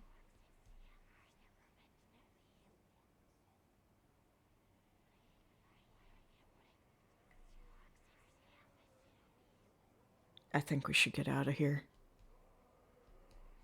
Agreed. We've all had enough excitement. Come on, Birdie, let's get you home.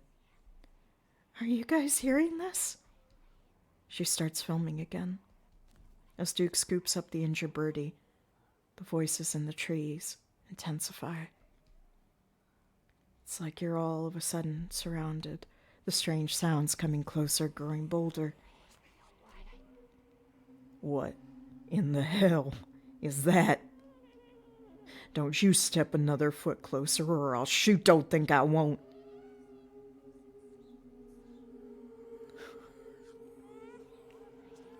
Oh my god, the noises.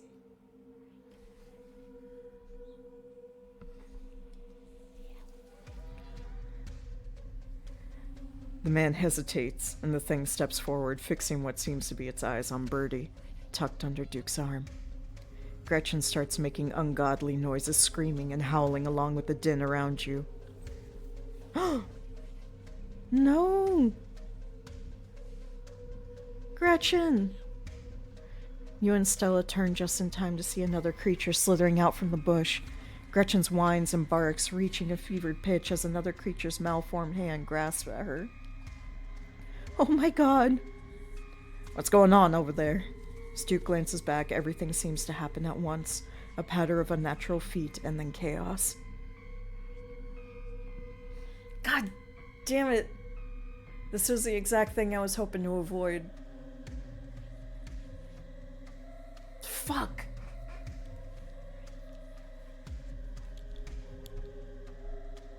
Oh man. Maybe something will be different. Duke grapples with the thing as it grabs his shotgun, pushing the barrel out of the way as it grasps for Birdie with oddly jointed limbs, while Stella stares in shocked silence as it paused, watching as the other creature attempts to wrestle Gretchen into the darkness, her desperate cries going unheeded. Shit, get your grubby little hands off my bird! Oh my god. Okay.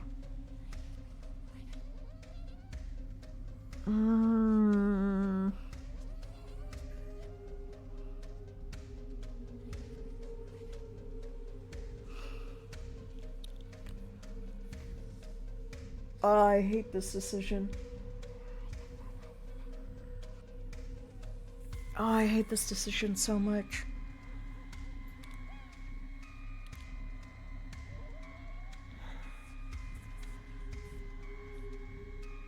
Duke has a loaded gun. If I don't help Duke, that's gonna go bad.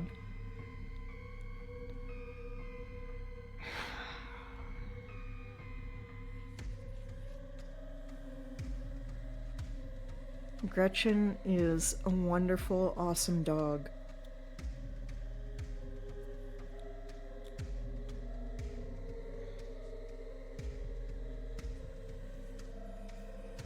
No, I mean,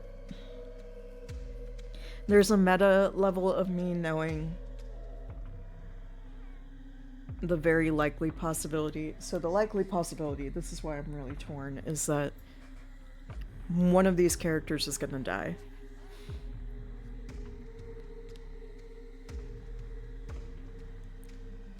I do not want the dog to die.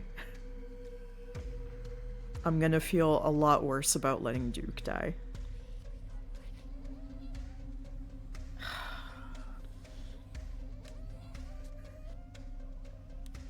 God.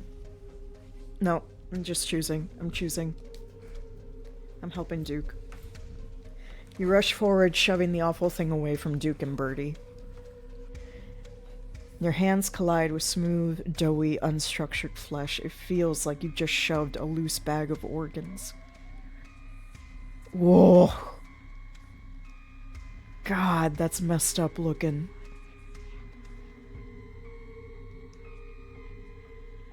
It barely staggers back, the shove having done little more than shift the thing's attention to you. It rears back on its hind legs, its mouth opening, whispered tones sliding out alongside something sharp and unnatural. And now it lies on a heap on the ground, its malformed insides oozing out onto the dead leaves. Got him. Damn thing. Gretchen! You both turn just in time to see Gretchen disappear into the underbrush. Her yelps grow distant as she's dragged away. Stella wastes no time in diving after her, rushing headlong into the dark woods. Damn it, Stella. Come on, we can't lose her. The Two of you chase after her, following Stella in her pursuit of the thing that stole her dog. Oh, that creature design is so messed up. I love it. Good God, there's a ton of the damn things. You and Duke push to keep pace with Stella's desperate footfalls, doing your best to ignore the sudden abundance of pale faces leering at you from the trees. I don't think I've ever seen this many of them this fast. Oh my God. God, they're cool looking. Yo! Holy crap. Holy crap. Holy crap. What in the hell are they? Where are they coming from? Oh. Wow. His question is seemingly answered when you burst through the trees into a clearing. Stella, too, was stopped by the sight and smell of what has been arranged here. She stands with you at its edge, overlooking the bizarre pattern of animal corpses, their rot flavoring the air. They made a labyrinth. Gretchen is among them, the newest addition to the ring, lying paralyzed and whimpering under one of the creatures. Its pale, doughy form is crouched protectively over its catch. It has already started its work. Gretchen! She tries to step forward, but Duke holds her back.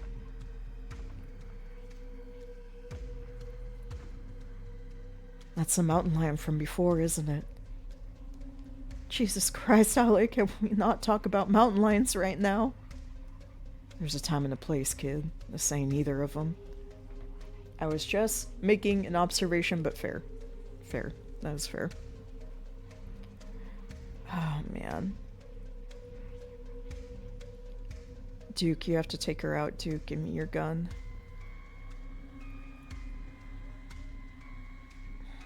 Stella isn't gonna leave without Gretchen. Fuck it. I'll do it. Duke, give me your gun. We can't let them have Gretchen. Oh, Jesus. Figures appear at the edge of the clearing. They're surrounding you. Shit. Stella turns back for a moment, her eyes first on Duke before flitting to yours. Duke, listen to them. Duke cautiously hands you the gun. You level it at Gretchen. You take a deep breath, aiming carefully. Oh my God, there's so many. I didn't see them creep up over the hill. Make it count, Ale. I'm sorry, Gretchen. You pull the trigger and the shot rings out over the clearing. The creatures scatter at the sudden noise, and the three of you run as well.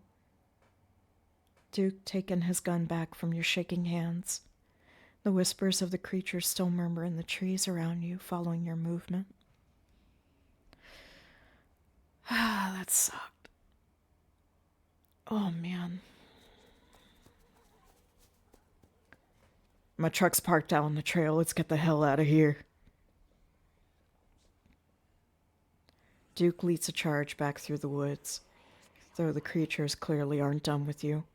They fill the woods around the path, leaning out with grasping hands, their stares fixed on Birdie. They want Birdie, Duke. They can want what they want, that don't mean they're getting it. Duke, you gotta give up Birdie. You make it to the road, but three of the creatures stand between you and Duke's truck. Duke, you have to give them Birdie.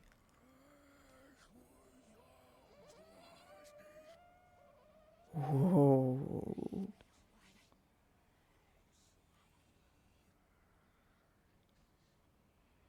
That one almost sounded like words. Ali's right, Duke. Is this what you want? Is this what you want, you sons of bitches? Fine, take her. Take her and leave us be. Duke. Now, Stella, I know you got trouble with vehicles, and I won't hear any nonsense about you walking back to town, you hear? You get in the truck. You sense the slightest bit of hesitation, and Stella pauses on the path next to you. Okay. You squeeze into Duke's tiny two-seater truck, tucking your legs on either side of the gear shift. Oh, I've done that before, in the little trucks. Stella is unusually quiet as the truck moves down the pitch-black mountain road. She stares out the window, jaw clenched, shoulder rigid against the tiny cab. Oh my god, some of these options are terrible.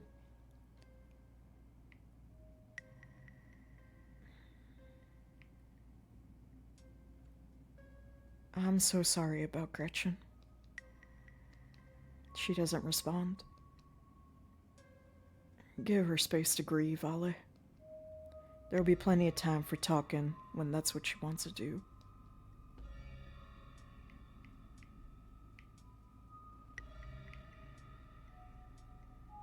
Oh man, I don't want to be mean to Stella. She didn't mean any harm.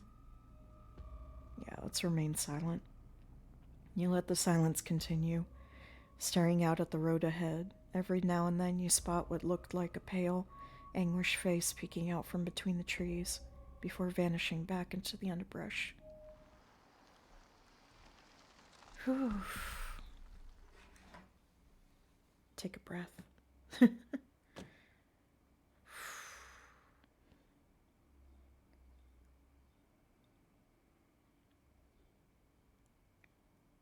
Damn, that was intense.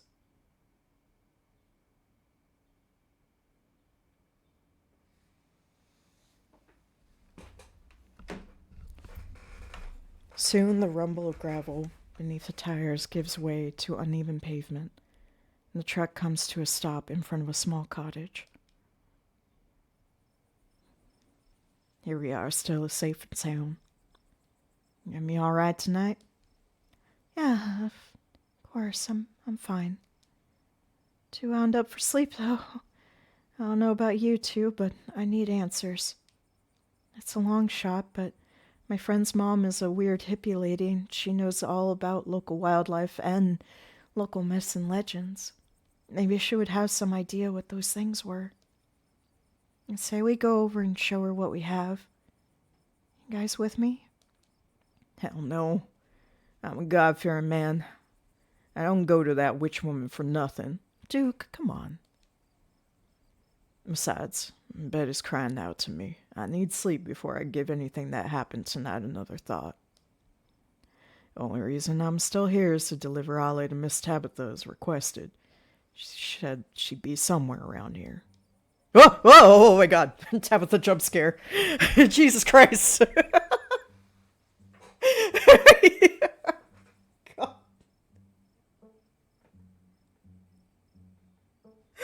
Oh. I'm sorry, I wasn't expecting her to just go like Oh man. Okay. Ads are about to start. I need a little bit of a breath after that scene. And I think the little bit of levity of Tabitha jump scare is pretty good. So let's take a little 3-minute break. I'm gonna hydrate my voice, take a stretch. White woman jump scare. Truly.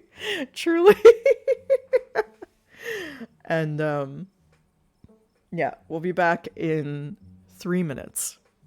So hydrate, take a stretch, take a deep breath. Let's go. Be back in a bit.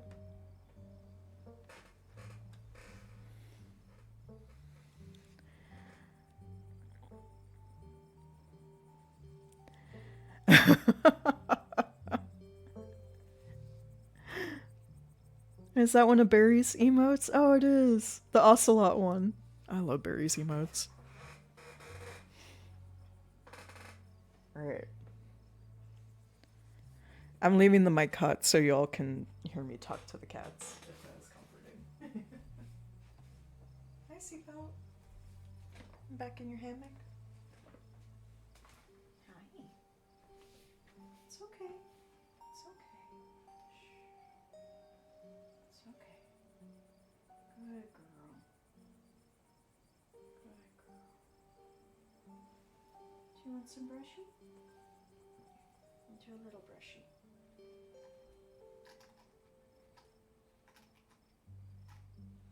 Let's do some brushing. There we go.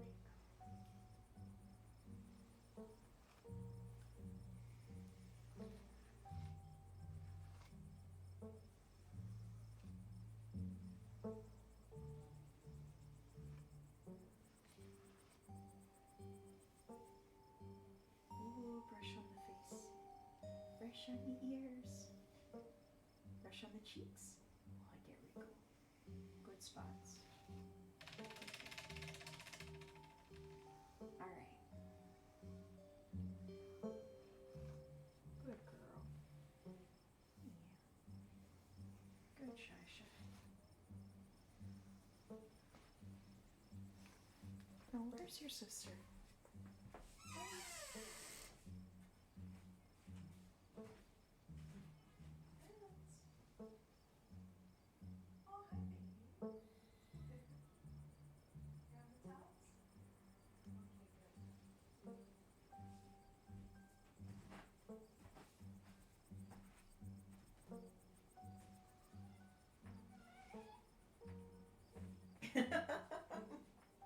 You saying hello, Prince?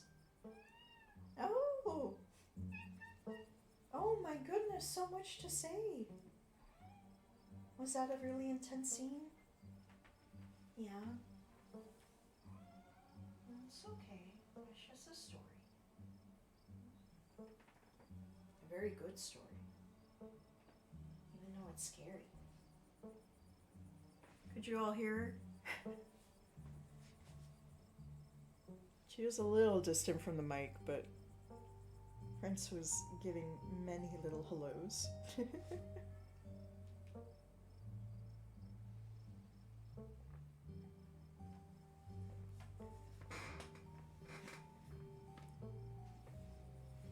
All right.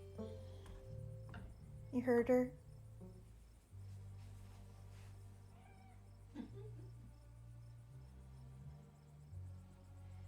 Prince, chat heard you. Yeah. Everybody in the cafe heard you. They heard your pretty little voice.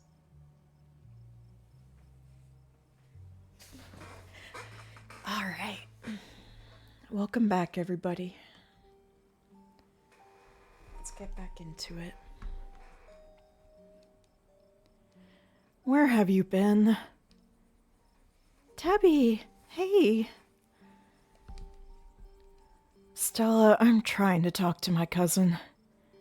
I called you over an hour ago. How did you manage to get that lost? I'm afraid it's my fault, ma'am. The woods were not as safe as they usually are, and we got ourselves a little turned around out there. There's no need to fear. I made sure your cousin was in one piece every step of the way, despite the best efforts of the local wildlife. Ale, has this man been harassing you? No way, this dude saved my life. Oh yeah, I should call Duke by name, I feel like. Duke? No, not at all. That's right, Tabitha. With everything we saw tonight, we're lucky Duke was around. Yes, I'm sure you saw a whole bunch of Bigfoots out there. That doesn't matter to me. What matters is I left my cousin alone for 2 seconds while I went to finish work, and somehow they managed to get into, was it multiple life or death situations? Yes, ma'am, it seemed that way. Clearly, you need more supervision than the average adult. Great. You know, Tabby, I was just suggesting we head over to Kanika's mom and ask her what she thinks we saw in the woods tonight. You should come too. Sybil? Absolutely not. It's late. I'm taking Ale home. Good night, Stella and Farmer. Does she not know Duke? Oh, that's interesting. Farmer? Huh. The name's Duke, ma'am. Wait, Stella, where's your dog? Oh, She's no longer with us, Miss Tabitha. Oh. She was pretty old, though, right? You knew it was coming sooner or later? Yeah.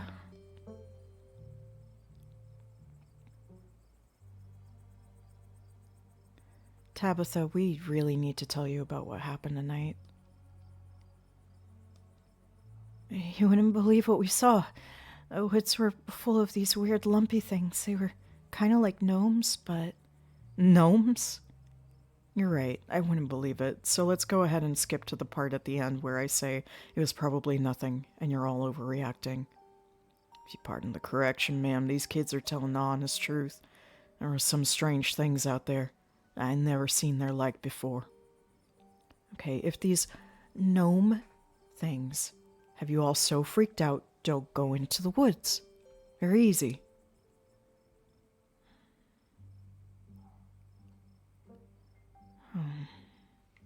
Jesus, Tabitha, she just lost her dog. Don't be a dick about it. Kinda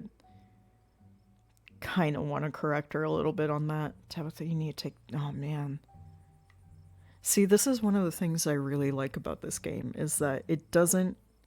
Like, when it gets really into the thick of it, there are no easy or right choices, and it's kind of rad, right? Like, there's no good path or, like, correct path. It's just kind of like, you gotta go with your gut. You gotta go with whatever you feel, and for that, that's gonna be different for everyone, and everyone gets a different story.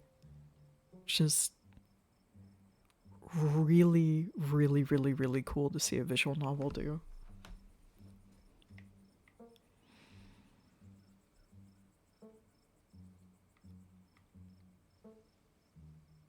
I need sleep. Don't stay out too late. You know what? Tell me what your friend's mom says, Stella. Here's my number. Text me. Neat. Will do. Oh, fantastic. Now you're friends. You're gonna make problems for me all week, aren't you, Stella? Yep, because she's my friend now. You gotta deal with it. Gotta deal with it, Tabby. I'm just in it for love of the game, Tabby. Duke and Ale and I saw some insane stuff tonight. We all want to make sense of it. It's my job, after all. Don't make problems for me this week, Stella. Unravel this mystery in your own time, but leave my cousin out of it. Pleasure to see you as always, Miss Tabitha, and sorry for your loss. Tabitha doesn't respond as she escorts you towards her old BMW. Stella and Duke's voices fade away as you walk down the dark street with your cousin. Thankfully, there are no odd owl-like faces echoing out of the woods either. The night fills with the comforting song of crickets. Whoa. Hold on, though. Hey now. Hey now. Hey now. There's eyes in front of us. You and Tabitha step into her car. Feels like a lifetime since you've been in this seat, but the truth is, it's been fewer than 12 hours. The smell inside is oddly comforting, like there's some bone-deep recognition that she smells like family. Oh, hey, bud.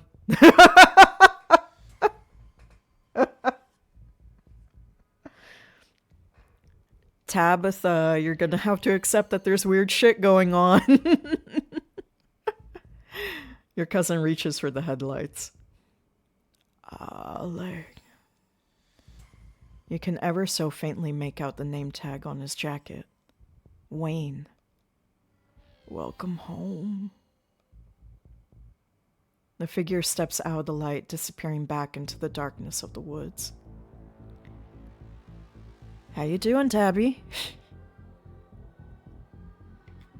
His jacket said Wayne. Yeah? Well, you saw him for 2 seconds. Maybe you misread it. Doesn't matter. Let's not freak out over nothing. Interesting. Interesting. As she turns on the engine, her keys rattle, betraying the fresh tremor in her hands. She's just as nervous as you. You both ride in silence back up to the estate.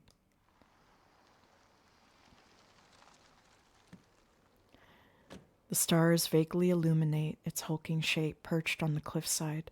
Despite the warm porch light, it feels even more abandoned than it did during the day. Its windows dark and lifeless. Well, I'll see you in the morning. Interesting. All right. I want to read over all of these choices because they all feel like very, very different paths to take from here. So I'm just kind of mulling it over a little. If you really want to keep an eye on me, maybe I can go to work with you tomorrow. Or, Tabitha, why won't you just believe me that there's something weird going on around here? She's pragmatic. She's pragmatic and a skeptic. Like that. Okay, so not that one. I don't want to stay in this town. I don't think that's going to help anyone. I get it, though. Duke didn't want to talk about that Sybil lady either. Is there something weird about her? Good night, Tabitha. Sleep tight. Love you.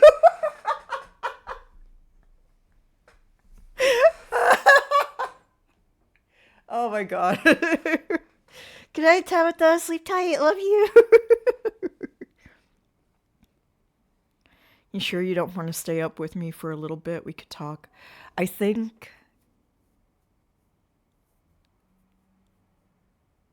mean, Tabitha is pretty dedicated to her work. I don't think she wants to stay up late.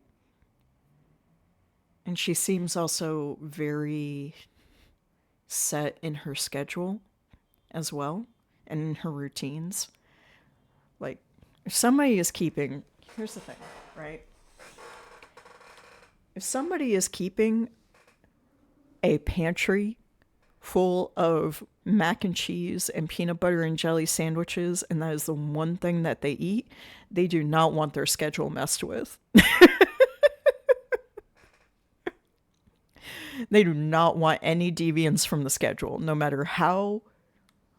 Even if there's a meteor that just struck the world outside of their house, they do not want their schedule messed with, and I respect it.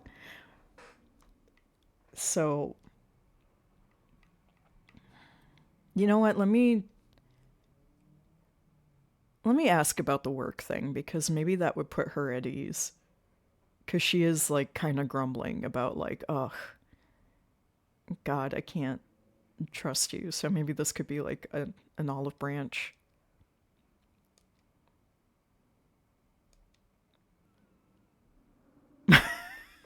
Okay, that didn't work out. What, are you trying to angle your way into the family business? The answer is no. I'm drawing a line and you better not cross it. Fair? Speaking of messing with the schedule, that would probably mess with her routine too, is to have a random cousin around. So, fair.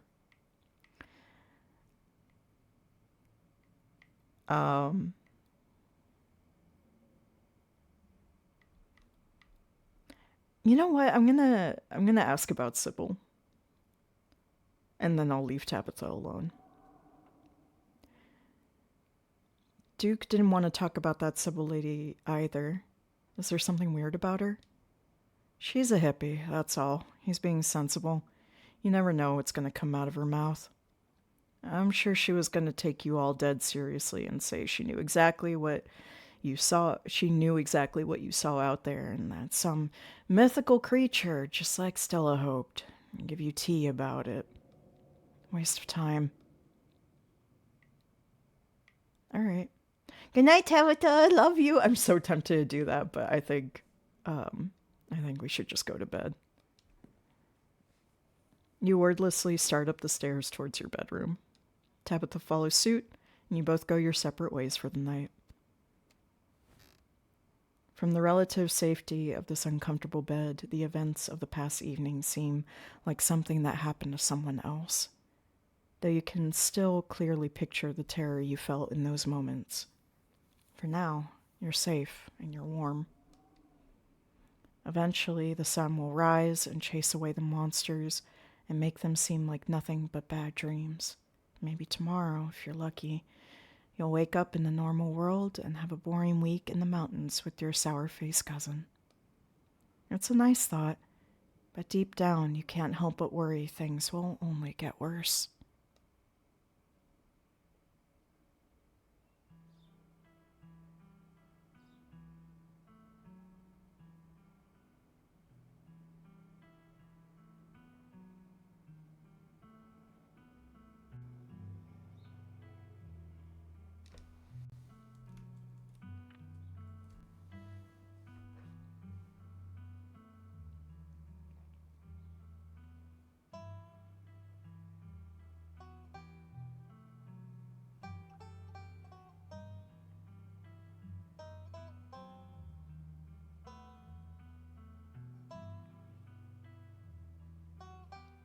God, this is gorgeous.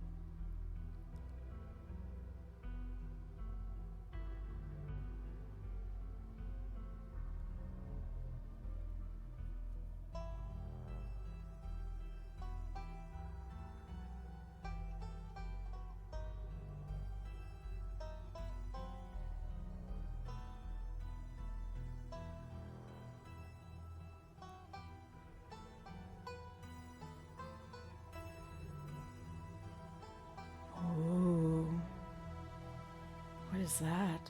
Oh!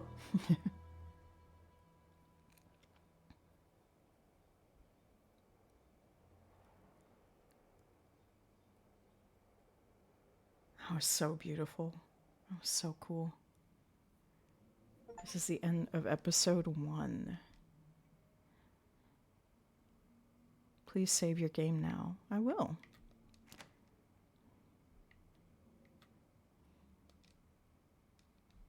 Also, there are some really fantastic accessibility options in this game too. And just wanted to give a quick kudos to the dev team for that.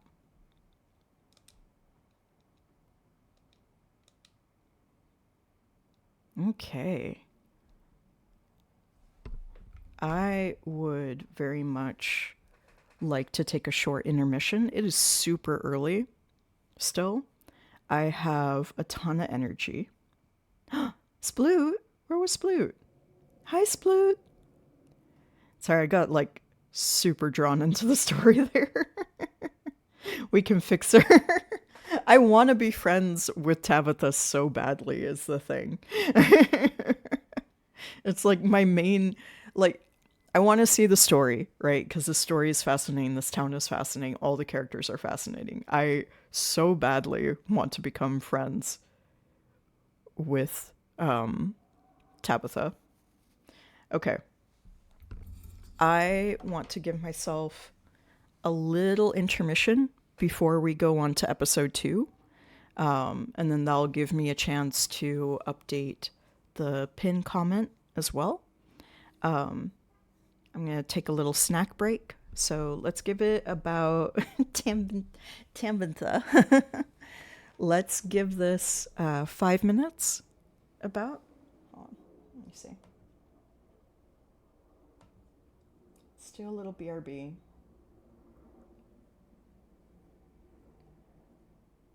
And then let's do this properly, right? We'll do this all professional like. I'll give the little time back. I'll take a proper break.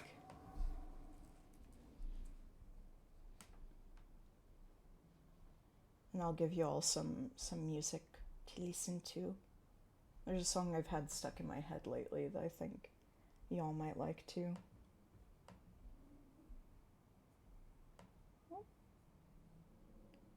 Oh my goodness.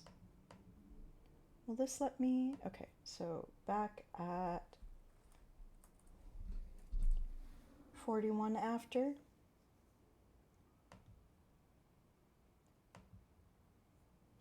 There we go. And do.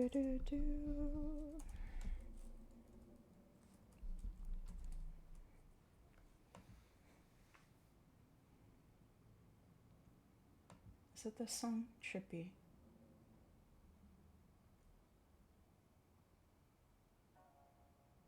Yes.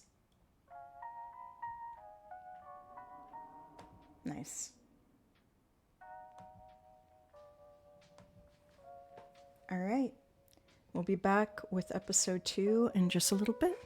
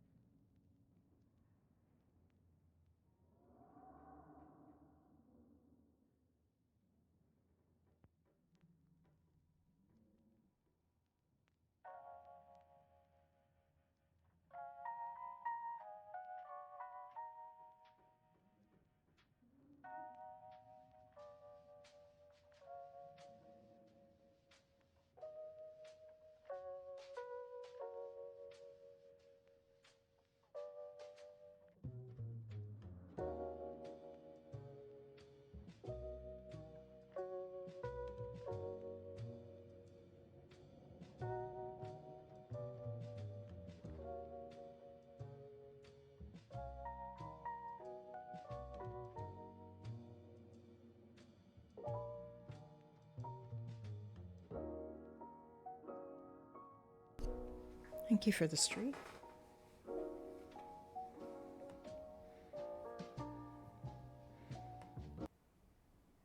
Whoop. All right, let's get back to it. I was going to try to fade it out and I clicked on the wrong thing, so F it. But yeah, welcome back, everyone. Thank you, thank you.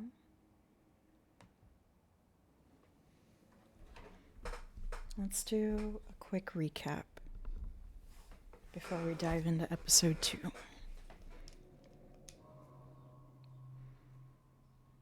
The funeral of Pearl and Scarlet, your cousin's mother and your aunt, seem like something you shouldn't ignore, even considering your own late mother's rocky relationship with this side of the family. Welcome to our family's humble estate. Unfortunately, due to the current state of the house, only a few rooms will be safely accessible during your stay. I wouldn't go wandering anywhere else if you value your limbs. The floors have been known to give out. As the locks fall, the main door or the doors moan open, revealing the entrance to what must have been an incredibly lavish ballroom. Faintly in the distance, you can hear the quiet notes of an old piano playing from another room.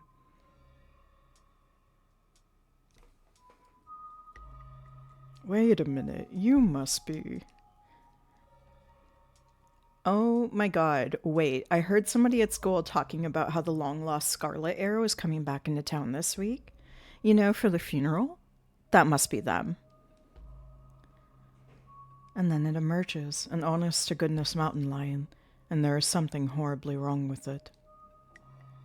It doesn't bother trying to hide now, leaping down into the clearing with killing intent in its wide, yellow eyes, ready to finish what it started, and then... Damn! Nearly had the thing. Wait, a run-in? What kind of run-in? Was it supernatural?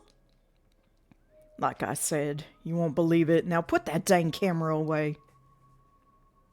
At least it's a nice night, even if the circumstances leave something to be desired. Help yourself to jerky, and as for beer, I was planning on having both cans myself. I suppose I can be convinced to spare one. Duke grapples with the thing as it grabs at his shotgun, pushing the barrel out of the way as it grasps for Birdie with oddly jointed limbs, while Stella stares in shocked silence, as it paused, watching as the other creature attempts to wrestle Gretchen into the darkness, her desperate cries going unheeded. It barely staggers back, the shove having done little more than shift the thing's attention to you. It rears back on its hind legs, its mouth opening, whispered tones sliding out alongside something sharp and unnatural. Gretchen! You both turn just in time to see the end of Gretchen's leash disappearing into the underbrush, her yelps growled distant as she's dragged away. Your cousin reaches for the headlights. Ale. You can ever so faintly make out the name tag on his jacket. Wayne. Welcome home. The figure steps out of the light, disappearing back into the darkness of the woods. From the relative safety of your cousin's uncomfortable guest bed, the events of the past evening seem like something that happened to someone else, though you can still clearly picture the terror you felt in those moments. For now, you're safe, and you're warm. I'm almost terrified of the things it decided to highlight out of the choices that we've made. Tuesday morning awaits. So let's wake up. Also, as always, if you need me to adjust my microphone volume, music volume, game volume, etc., just let me know. I'm happy to adjust it as makes for a better viewing experience. Are y'all ready? Let's get into it. Rosie, I just saw your comment. I heart you, Rosie. I heart you. You open your eyes. The sun has risen, the birds are singing, you're still alive, and for now, you're safe. Your gaze wanders across the room to the window and woods beyond. You wonder if the monsters are lurking there right now just beyond the trees, ready to pounce as soon as you leave the crumbling estate. A familiar unease settles into your gut, tangling into a knot of anxiety wriggling as the events of last night play out in your head. You can't help but remember the sight of pale faces jeering at you as they carry Gretchen's poor little body into the underbrush. You're not sure if you'll ever feel okay again after what you've seen. You can't stay in bed forever. It's true. Hunger pulls you from the clammy depths of the mattress. Note, you can refresh yourself on the events of previous days by using the journal icon in the quick menu. Let's see, put your clothes in the dresser. Yeah. Let's get like proper settled in if we're here for a week. You never wound up putting your clothes away yesterday. Might as well get that out of the way before you start the day. Oh! A buddy! Oh, he's so cute. You drag your suitcase over to the dresser and open the bottom drawer, and the possum lurks within. It is quiet, but angry.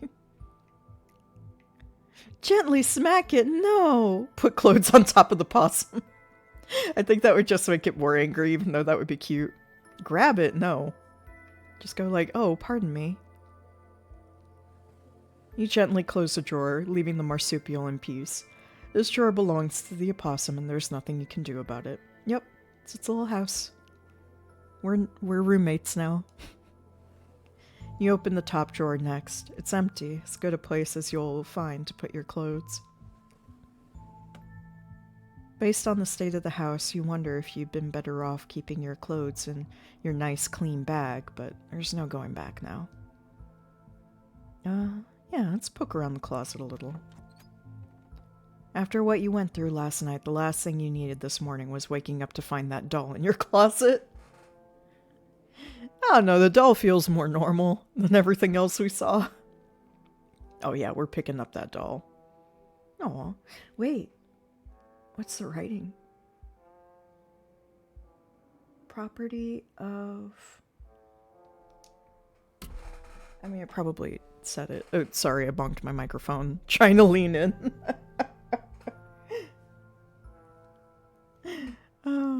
You pick up the doll to examine it more closely. Its foot reads, Property of Alexandra. There's no way you're taking this with you. Aww. Alexandra. I don't think we've seen an Alexandra in our family tree yet. You close the closet behind you. Look out the window.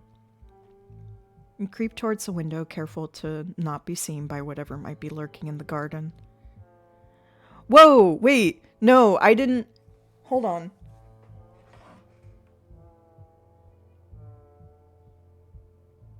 No, there actually was something in the garden. I think I just thought it was a statue. What was that? No, but what was that? I didn't see it until it faded away. It could have been something else. Whatever it was, it's gone now. Oh, man. Maybe you'll head out there and investigate after you finish waking up. I absolutely will. Get dressed and head down to the kitchen. Time to start your day. What's that? Excuse me? You're back in the kitchen. Frou-Frou eyes you from her favorite spot on the counter. Oh, gorgeous kitty. You're back in the kitchen. Frou-Frou eyes you. Oh, okay. Excuse me, but may I pet you, pet her, or leave the cat be? Let me ask politely. Excuse me, ma'am, but may I pet you? Part of you hoped that flattery might win her over, silly as that may seem. You are, after all, talking to a cat. Oh, they know. They know. Frou-Frou merely flicks her tail faster and doesn't look promising. Hey. It sure took you time getting up. Hey, cuz. It's like 8 a.m. There are monsters in the woods. We need to leave. There's a part of me that wants to do like a little side playthrough that's just me trying to leave town as quickly as possible.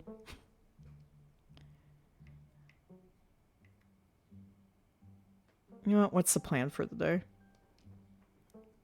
That seems to work the best with Tabitha. It's just going like, alright. Alright, prickly pear.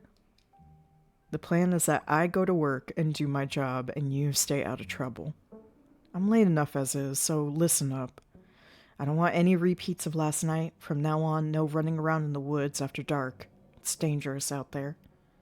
You could fall down a cliff. You could get stuck in a hidden cave somewhere. You could get lost in the woods and never be found. Just because nothing happens here doesn't mean it's safe. I want you home by sunset from here on out.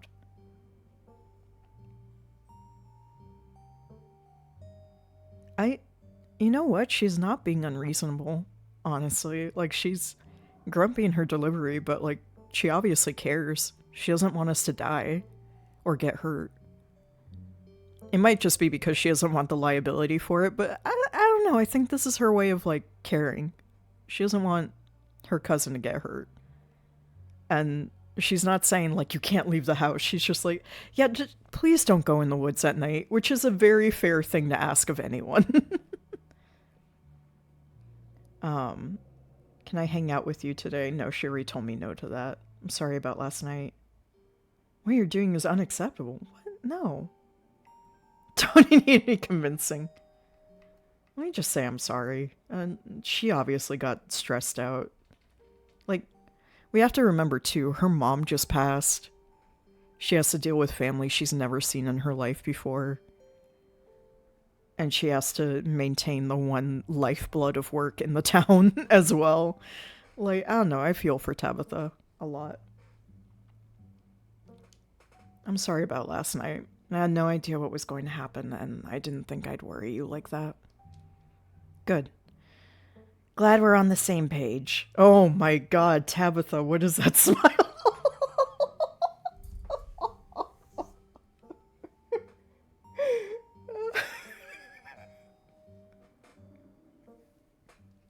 I'm sorry, can we all appreciate Tabitha's smile here?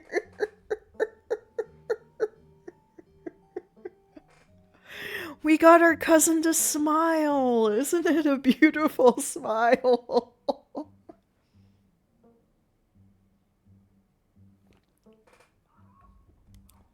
This has come up in conversation with anyone who has known me for long enough, is that I hate lying. I absolutely hate lying ever, and it makes me feel like physically ill to lie. That includes expressions. So I'm kind of really sympathizing with Tabitha of like when you're not ready to give a smile and you're trying, you're not really feeling it. Sometimes it just come out like this and you're like, oh, hi. Me too. Yeah. Yeah, it's just like, it's not that I can't smile. I can smile a lot nicer than this, but there's the times where it's like, you know, that's like, oh, this is the moment where I should smile. And it's not necessarily a lie, but you're not really feeling it. And it's just like, I kind of want to commission a picture of me smiling like this.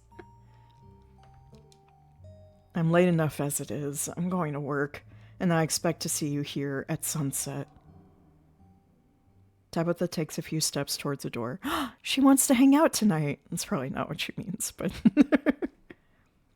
Sunset. She cares. Your cousin huffily exits the kitchen. Her footsteps fade down the hall, ending in the characteristic creak, then slam of the front door as it opens and closes behind her. Once again, you are the only human in the estate. A text from Stella. Hey, Hey, hope you're holding up okay, or as good as you can with all the stuff we saw last night. I was up most of the night on cryptid forums. No real answers yet. I'm at the library now, if you want to join. I have scones. Be there in a bit after last night. Ghoster, never. Cool, on my way. And that's that. Time to start your day. Oh, I do want to investigate the garden now that I saw something creepy out there. Head to town. Should make things up to your cousin. Try cleaning the guest bathroom. Ooh, that's kind of a nice gesture. I don't think... Okay, if Tabitha lives like this, I don't think she cares. I think it's just setting me up for her being like, cool. Thanks. You know? Tabitha's right. No. I will investigate the garden. But then I'm gonna go into town. As your eyes wander to the garden door, you shudder, remembering the brief glimpse of something you saw from your upstairs window, which is why we need to go! Are there any eyes? Do we see any eyes? Oh! Possum! Possum! I love possums. They're so cute. Boop. Maybe it was just a possum. Maybe that's all we saw. Also, this is an interesting statue. A mother and a child and 2 satyrs? Satyrs mean a whole heck of a lot of things, so... That's interesting. I see a greenhouse, a fountain. This is beautiful. I would kill for a garden like this. It was probably just a raccoon, but the uncertainty of what you saw gnaws at you and compels you to investigate, if only to prove that it was nothing. Oh! I got you, Roa.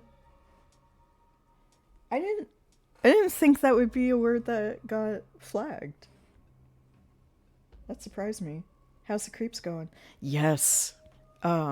We've seen parts of story that I have not seen in any other playthrough. Which speaks very much to just how much story is packed into this game. I highly 5,000 million % recommend everybody giving this game a try. It's so cool. It's so cool. But yeah, Roa, happy weekend. Hope you've been doing well.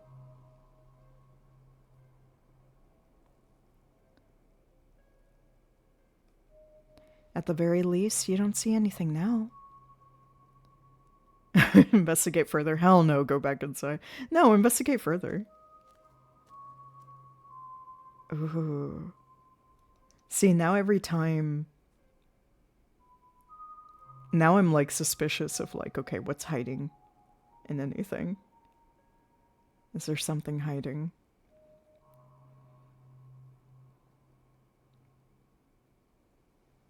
Because I completely missed the thing that was in the garden. I didn't even realize it was there at all until it disappeared. Also, I'm appreciating the art because this is beautiful. You wander farther into the garden, trying to pinpoint the spot where that thing had been lurking, if indeed there had been a thing to begin with.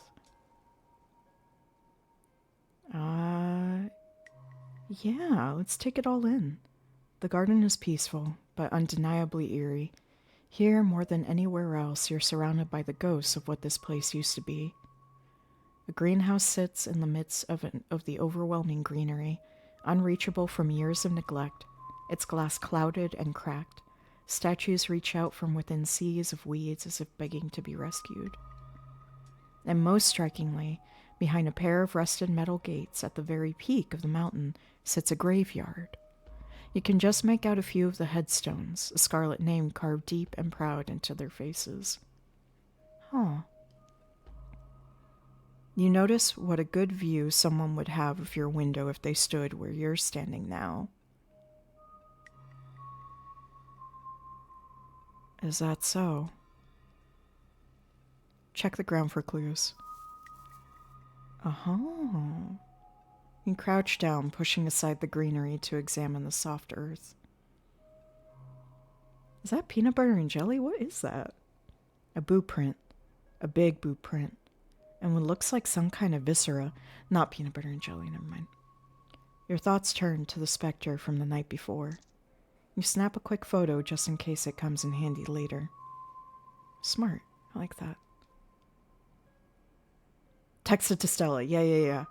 If Stella's wondering where we are, we're investigating. You send the photo to Stella.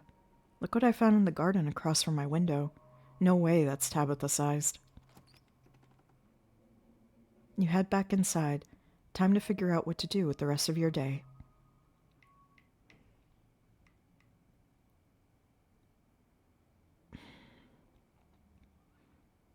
I think Tabitha and I are cool. She just doesn't want me to get hurt.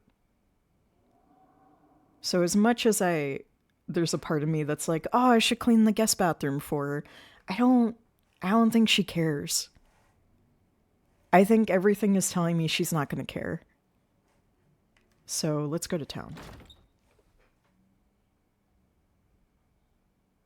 I saved the guy or his dog. That is something that happened in the last chapter. It's true. It's true.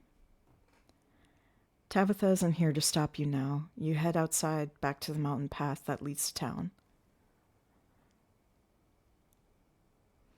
And for anyone just joining in, there is, from the developer, a list of content warnings per episode,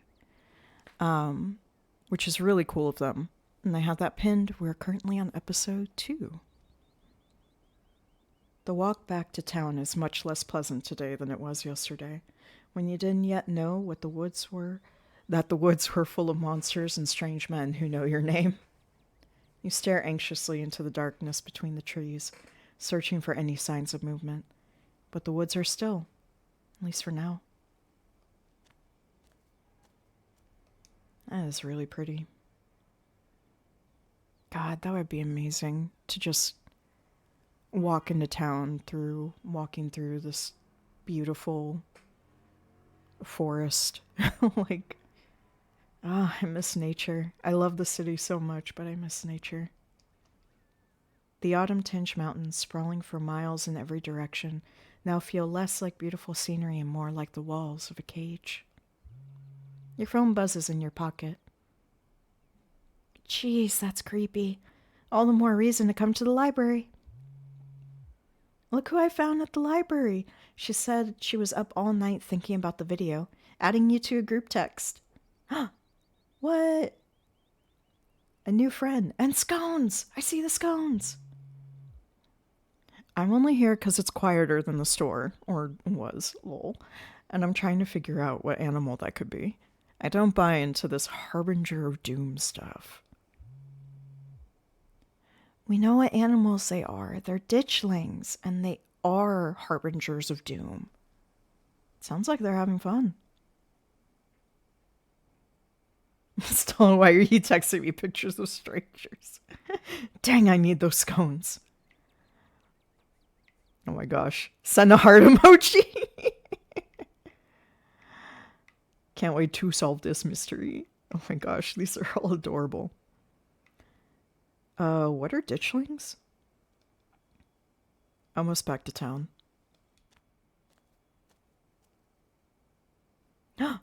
2 new people. You make it to town in one piece. No creatures jumped out at you, no scary men blocked your path. The sight of other people is comforting, helping you forget the things you've witnessed as if they happened to someone else. Hey, you're Tabitha's cousin, right?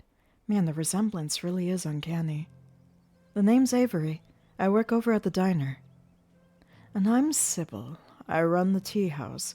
I believe you met my daughter's friend, Stella. You wouldn't happen to know what's up with her, would you? She mentioned something about you in the woods last night, but she was really cagey about it. Did something happen out there? She barely even waved when she walked by. And Gretchen wasn't with her. They're never apart.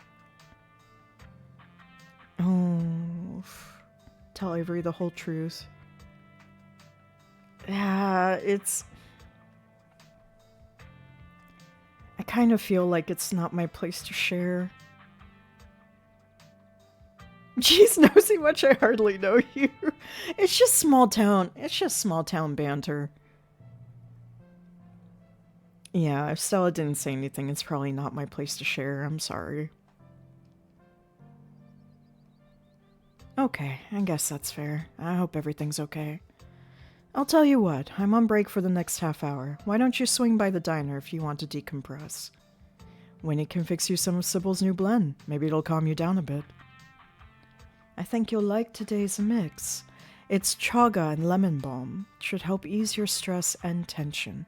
What would that taste like? Because chaga is mushroom. So mushroom and lemon balm.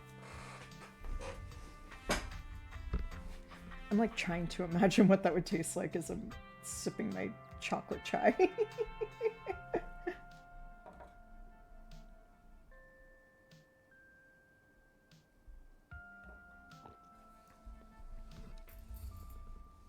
And if you feel like talking, I'll be all ears. Where are your ears? Avery!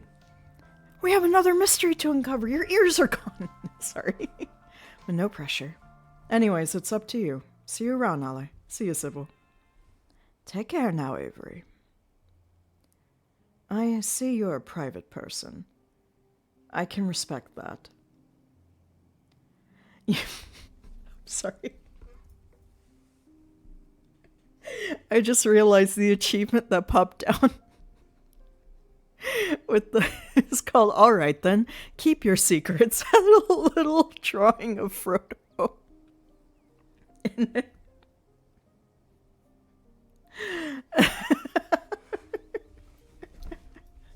I'm not trying to keep secrets, I'm just trying to be respectful. You never know how someone might respond to hearing the truth of what you encountered last night. I'd better get back to it myself. But actually, before I go, a word? Stella came by my tea room last night. She told me about what you saw out in the woods, and she showed me her footage, too. I know what you two went through, and I know what you saw. Those things are real. Neither of you imagined them, and they're certainly no ordinary creatures. My grandmother called them ditchlings, and they're a terrible omen, a sign of great suffering and destruction to come. I've told Stella and my daughter Kanika what I know. I'm afraid that's not much.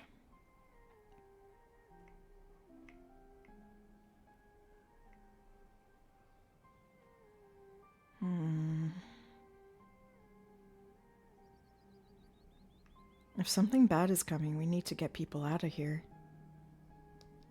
Leave and go where? These people's whole lives are in this town. Their homes, their histories, their families. Most of them don't have the kind of money it would take to start new somewhere else. That is very, very, very fair. You can try to convince them, but I think you'll find it a difficult task. So they're dangerous? Are they going to start attacking people? I think you misunderstood me. They're not dangerous on their own. Think of them more like birds flocking before a storm. They're neither a threat on their own nor the cause of what's to come, merely a sign that things are not as they should be. There was a man on the way home last night. I don't know if this is something you know about, but when Tabitha and I were on our way home, there was this man in the road. It was dark, but he had a miner's jacket on, with a name tag that read Wayne. He knew my name, and there was something off about him. Oh, yes, Wayne. You don't have to worry about him. He's harmless, just very sick. But do let me know if he bothers you again, dear.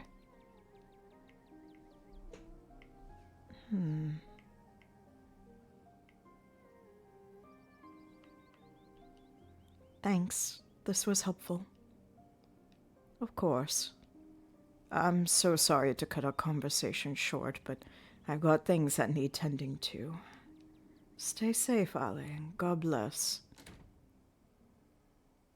You probably have a bit of time before you're needed at the library. You know what? Let's go to the diner. Say hi to Avery. Ooh, a lot of people. The diner is a little quiet, but the air is still heavy with the tantalizing smell of breakfast. Oh, sorry, you just saw the menu. Winnie's Winning Smile, free. Oh, fantastic. Fancy City Coffee, $2. Sausage Biscuit Special, $2. Sunday Pancake Special, $3. Bottomless Coffee, $1. Ooh. Warn patrons of the danger. I don't think that's going to do anything. Let's just talk to Avery. You slide into the booth across from Avery. Hey there, stranger. Before you can exchange words, Winnie sidles up, a fresh mug of tea in hand. Heard you might need this. My condolences, by the way. You won't need to pay for anything on the menu so long as you're in the holler, all right? Within reason. No gold-plated hamburgers or nothing. And the answer is 29. And the answer to 29 down is oink. What? But the clue is pen sound. How is that a sound a pen makes? Wait. Pen like pig pen? Are you kidding me? How was I supposed to guess that? I don't know why you even bother with those things. They're just gonna frustrate you. It's just something I like to do to fill the time. But maybe I should switch to Sudoku.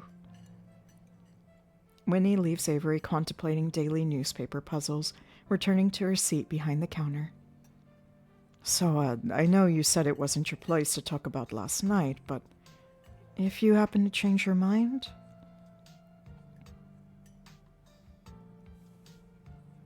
Try your tea. The man in the far back corner clears his throat as you bring the cup to your mouth. Oh, don't mind Julius. I don't think he drinks anything other than coffee. You hesitantly take a sip of your tea. It tastes like you're drinking mold that someone tried to unsuccessfully spruce up with lemon balm. See, that's what I was thinking when it was like chaga and lemon balm tea. And I was like, medicinally, yes, it's going to be potentially helpful. But taste-wise, oh. Politely put the tea down and never pick it back up. You know what? I do really like medicinal tasting teas, though. That's actually why I oversteep my teas, because I like when they're very strong and bitter, so I'd probably drink it. Tastes healthy. Take another sip. The flavor is strong and slightly unpleasant, but something that tastes this bad must be good for you. Oh, color me impressed. Not a lot of folks take to chaga so quickly. Alright, what if you don't believe me about last night? I'm not here to judge, I'm here to listen. Last night still feels raw. Why don't we just talk? I don't like gossiping. I totally feel you. What do you want to know?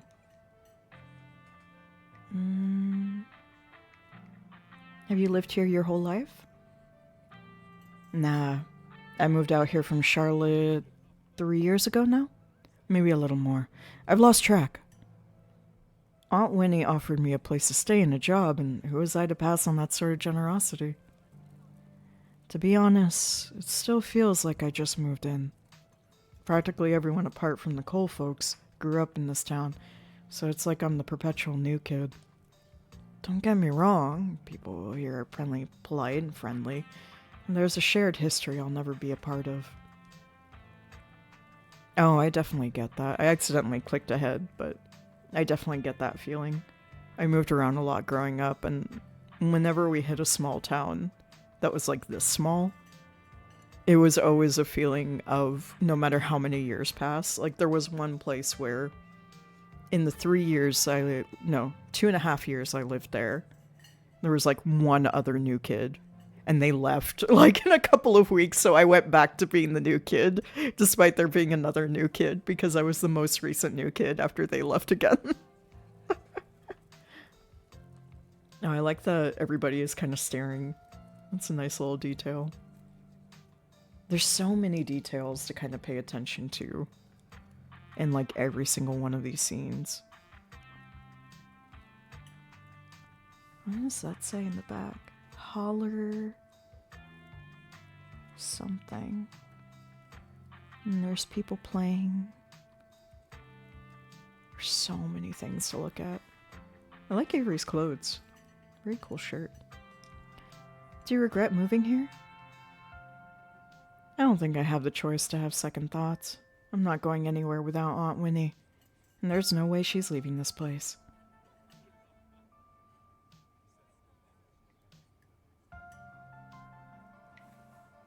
Is there anything to do for fun around here? No, not really. Unless you like gardening? Or maybe shooting cans with BB guns? In the small town I just talked about, one of the pastimes was throwing rocks at some of the dumpsters that would get left behind in site clearings. For real. All the kids would go in on a roasted chicken from the country store, and we'd throw rocks at dumpsters. Until we got yelled at. I'm more of the gardening persuasion, so I can't help you with the BB guns. Maybe Julius could, though. What do you say, old man? Feel like showing Ale what you do for fun out at the farmhouse? I'd rather shoot myself, kid. We'll wear him down before the end of the week, I bet. Ah, he keeps clicking too fast. That's weird. I don't know why. I don't know if I'm just like holding the button down too long. Why'd you leave Charlotte, if you don't mind me asking? Nah, that stuff is ancient history. Maybe another time. Fair. So, Avery, the most important question. If you were stuck on a desert island and could eat only one food forever, what would it be? Oh, man. Is glass a viable answer? So I could get off the island faster? Avery, that's fucking bleak. What the hell? Anything would be better than being stuck somewhere alone doing the same thing forever and ever.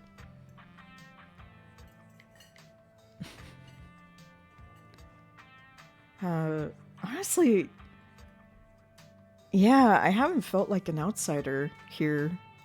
Like, as weird as it is for people to know more about me than I do about them, people have been pretty welcoming overall. I haven't felt like an outsider at all. Everyone here has been so welcoming. The man in the back booth scoffs audibly, but no one else in the diner reacts. Perhaps this is just the sort of thing he does. Oh, Julius. Tabitha excluded, present company included. What's that guy's problem? No, I'm gonna be nice to Avery. Avery's cool. Present company included. Aw, you think I'm doing a good job as a part of Scarlet Hollow's welcoming committee? Thanks. Probably the only part of the committee that's doing it out of genuine hospitality. Not just because of who Ale is related to. Aw, Julius, that was almost a compliment. Don't you try to start anything, Julius. Don't think I won't have you kicked out. It's okay, Winnie. He's just joking. You know how he is. Julius returns to his newspaper, grumbling inaudibly.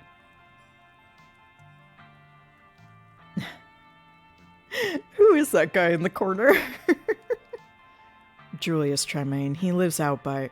Hey, don't go sharing my personal information. Not everybody who wanders into town needs to know my business.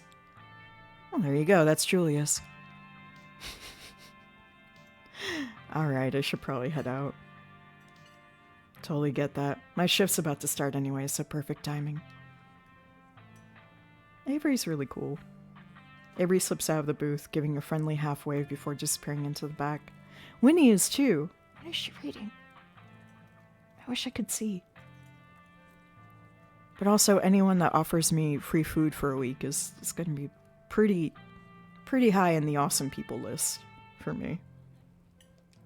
You leave the diner ready to continue your day. Bye.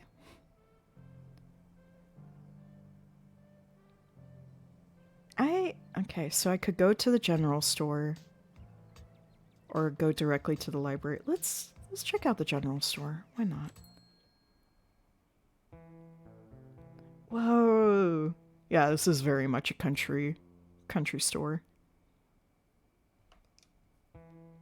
Just let everyone look at and enjoy all the details for a little bit. Snacking morsels? Oh, hell.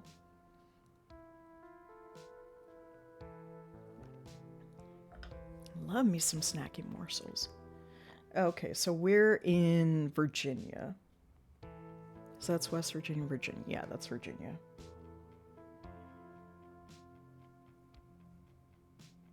So yeah, we're in Virginia.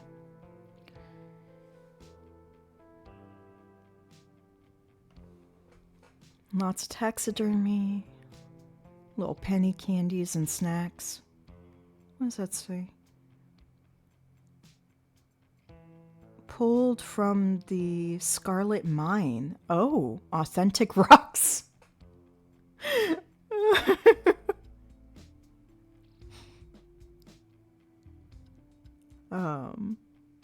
Assorted minerals. Fresh pickles. 99 cents for a fresh pickle is pretty good. And a bored teenager. Wow, everything you could want from a store. Hey Corbin, hey Bray. Hi Pedro. Hi everyone who came in. Good to see you. Guy was selling a basket of snakes.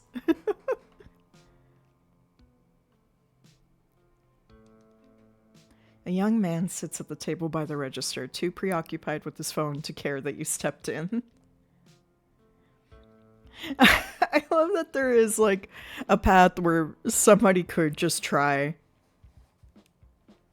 It does, I think Sybil made a really good point, though, of, like, even if people believe you, they can't just leave. You know? Do you know how to get to the mines? If I wanted to buy chips or something, do I talk to you? Or what you doing on your phone? I don't know if I want to bother the kid. He seems to be chilling.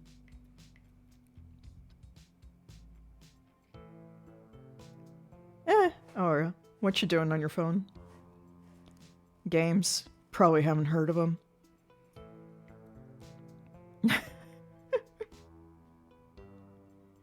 You know what? I think this kid will appreciate if I just go, cool. Enjoy your fall break.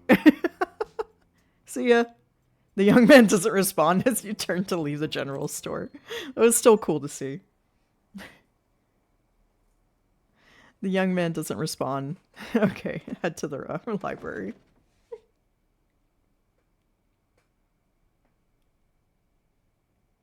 Oh no. Roz, I'm so sorry. I hope that the cozy horror storytelling can help a little. You enter the former town hall. It's quieter today, distinctly missing the presence of yesterday's 3 teenage girls. Let me elevate my ankle again. Oh hey, you made it. Charstone point out all of the books before heading over to her table. What? Settle in at Stella's table. What a weird option. Ooh. Sorry, I'm just like looking at all the... Wait a minute! One of you is into anime. I recognize that little guy.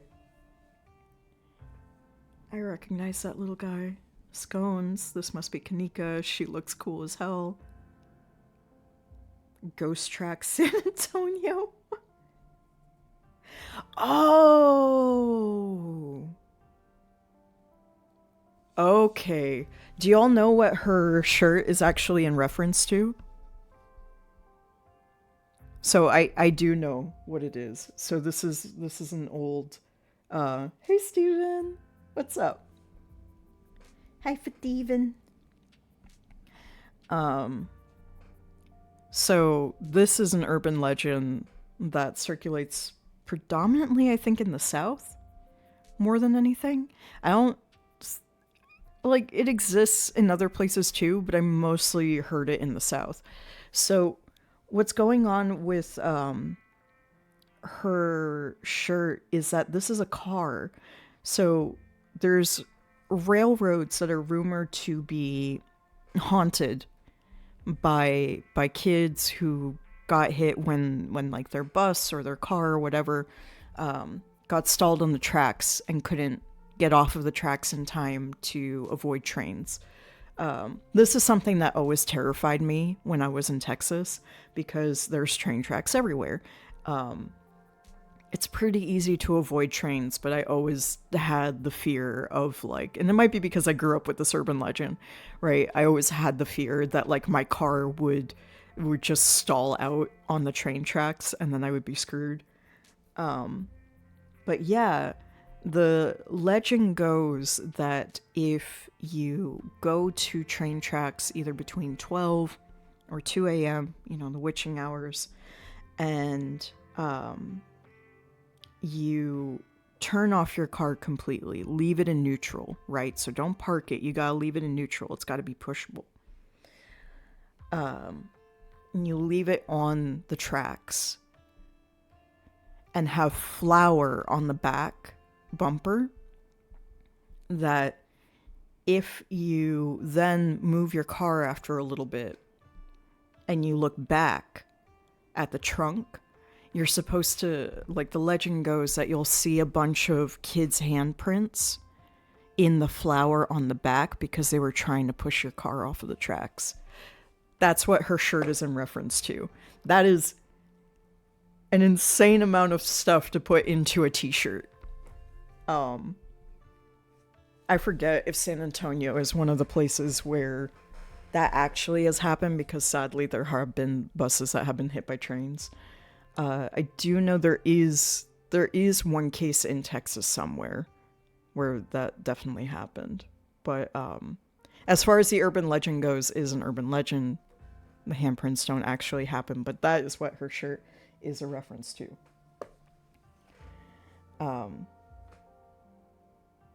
Austin might have been different. Austin is a little more metro, for sure. But like, I think I first heard it when I lived in some of the more kind of outskirts areas of Houston.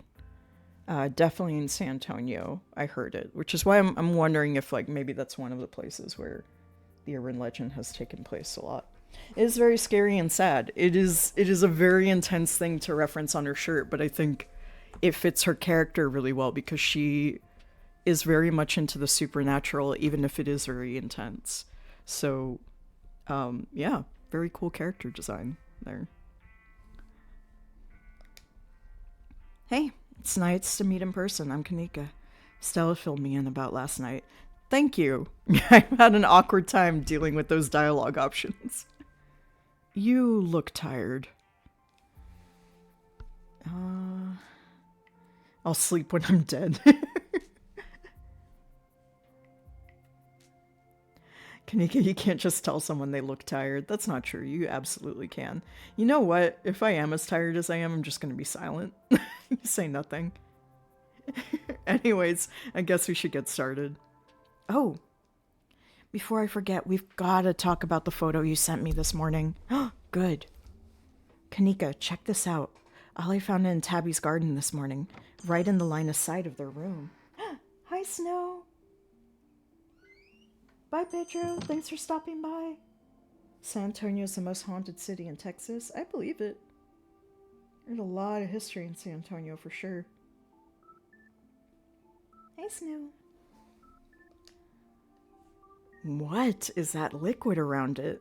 It looks like pus. Ew. Corvid! Oh wait, I already saw you. But yay, you got your check-in. Some creep in a bloody mining uniform scared the shit out of me and Tabitha last night. I think it's him. Honestly, I think it's Wayne too. Those boots are too big to be Tabitha's. Yeah, I think I'm gonna talk about Wayne. I want to know more about what's going on with Wayne. Sybil thought it might be some guy named Wayne. That creep who keeps coming around my mom's tea room? Yeah, that sounds like him, alright. I don't know what's going on with him, but there is something seriously wrong with the guy. That's, really concerning. Let us know if you need somewhere else to stay. Aw, Kanika. That's very sweet of you. It's very kind. I wonder if there's any connection between him and what happened in the woods last night. Like what? I mean, I don't have anything specific, but we do have the whole prophecy of impending doom angle to explore, and this photo is weird. I can't stop thinking about those splatters on the ground. If he's sick, maybe it's from the creatures you encountered. Oscar! The pretty man. Hey there, strangers. Hey, Oscar. This is Ollie, Tabitha's cousin. I've actually already had the pleasure. We had an excellent conversation yesterday, though I think I might have gotten a bit heavy for my daughter. Though speaking of Rosalina, none of you happened to see her around town this morning, have you? I don't want to be a helicopter dad. Okay, I know I keep pausing to, stare at the art, but the art is so good. The amount of, subtle reactions from character faces to things is so telling of, the characters, and is just, I love it. A++++++++. Kanika's immediate, concerned face, along with Stella's, of just oh no, right? It just, it's such a good detail. But she hasn't been answering my texts, and I wanted to make sure she isn't getting into trouble out there. You know the crowd she hangs around with. They're good kids at heart. I'm sure they're just up at the old Maxwell place doing teen stuff. I went up there plenty of times back in my day, but I'll be sure to keep my eyes peeled. What's the old Maxwell place? It's this great old abandoned spot, and it's practically a magnet for young people. Even honors students aren't free from its call. I can't believe I used to be so reckless. The floors there were like Swiss cheese. I should really have a talk with Rosalina when she gets home.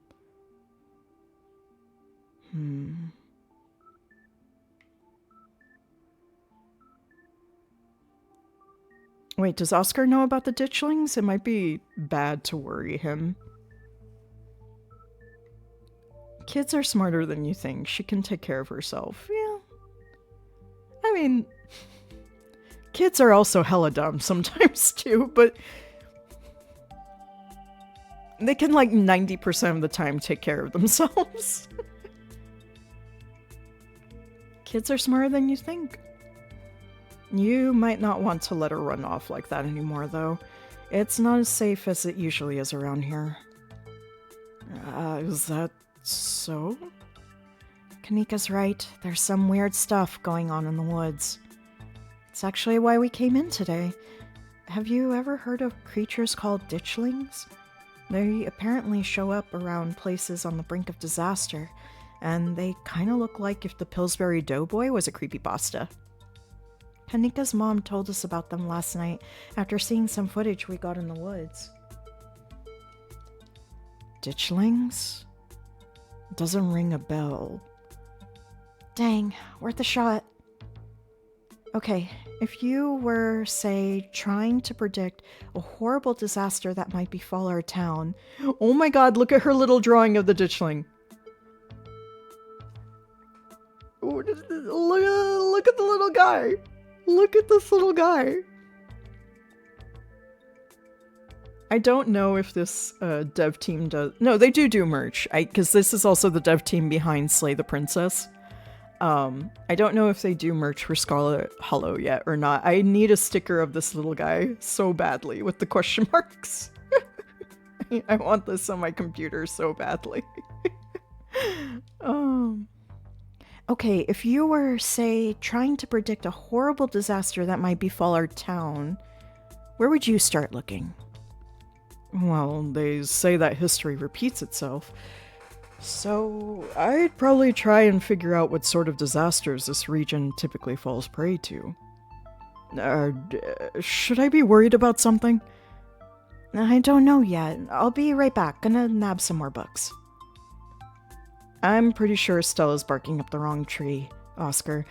I don't think you have to worry about any horrible calamity befalling the town, except maybe we do! But she's right about the weird stuff. There's definitely something unusual going out in the woods. Don't believe in the supernatural stuff, but the woods aren't safe. Yeah, we don't necessarily know. I mean, we know there's weird creatures out in the woods, but...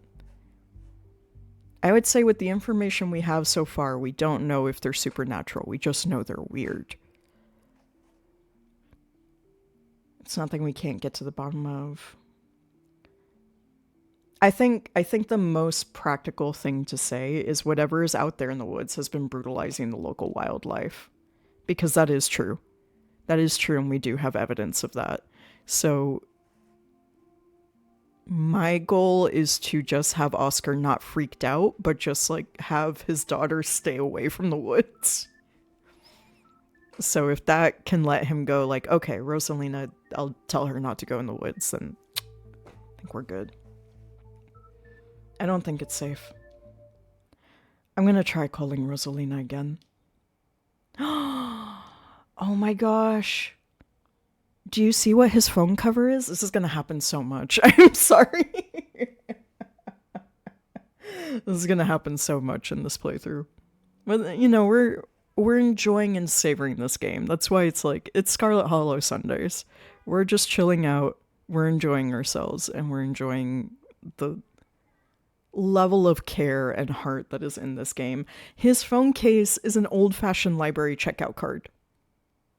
I recognize that from a million yards away, and I miss those cards so much. I know digital systems are so much better, yada yada yada. I get it. I know. But I miss the old cards. I miss the old cards so much. I'm sure she's fine, really. Rosalina's a smart kid. She knows better than to go around getting into trouble, and we'll make sure to keep our eyes peeled. Well, if any of you run into her, would you let her know her dad is worried? Oscar anxiously wanders off, phone in hand. Got him. Just grabbed a whole mess of local history books. Stella sets a massive pile of books on the table and pulls up a chair. All right. This is going to be so much faster with the two of you here to help out. Got our snacks, got our books. Let's get this research party started. A little bat. That's cute. Reading awaits. Flip through Veins of Scarlet, A History of the Scarlet Hollow Coal Mines. Flip through Silas Scarlet, Soldier Woodsman Leader. Appalachian Folk Monsters. Reading is for suckers. Never. Let's try Veins of Scarlet. Oh, that's really cool.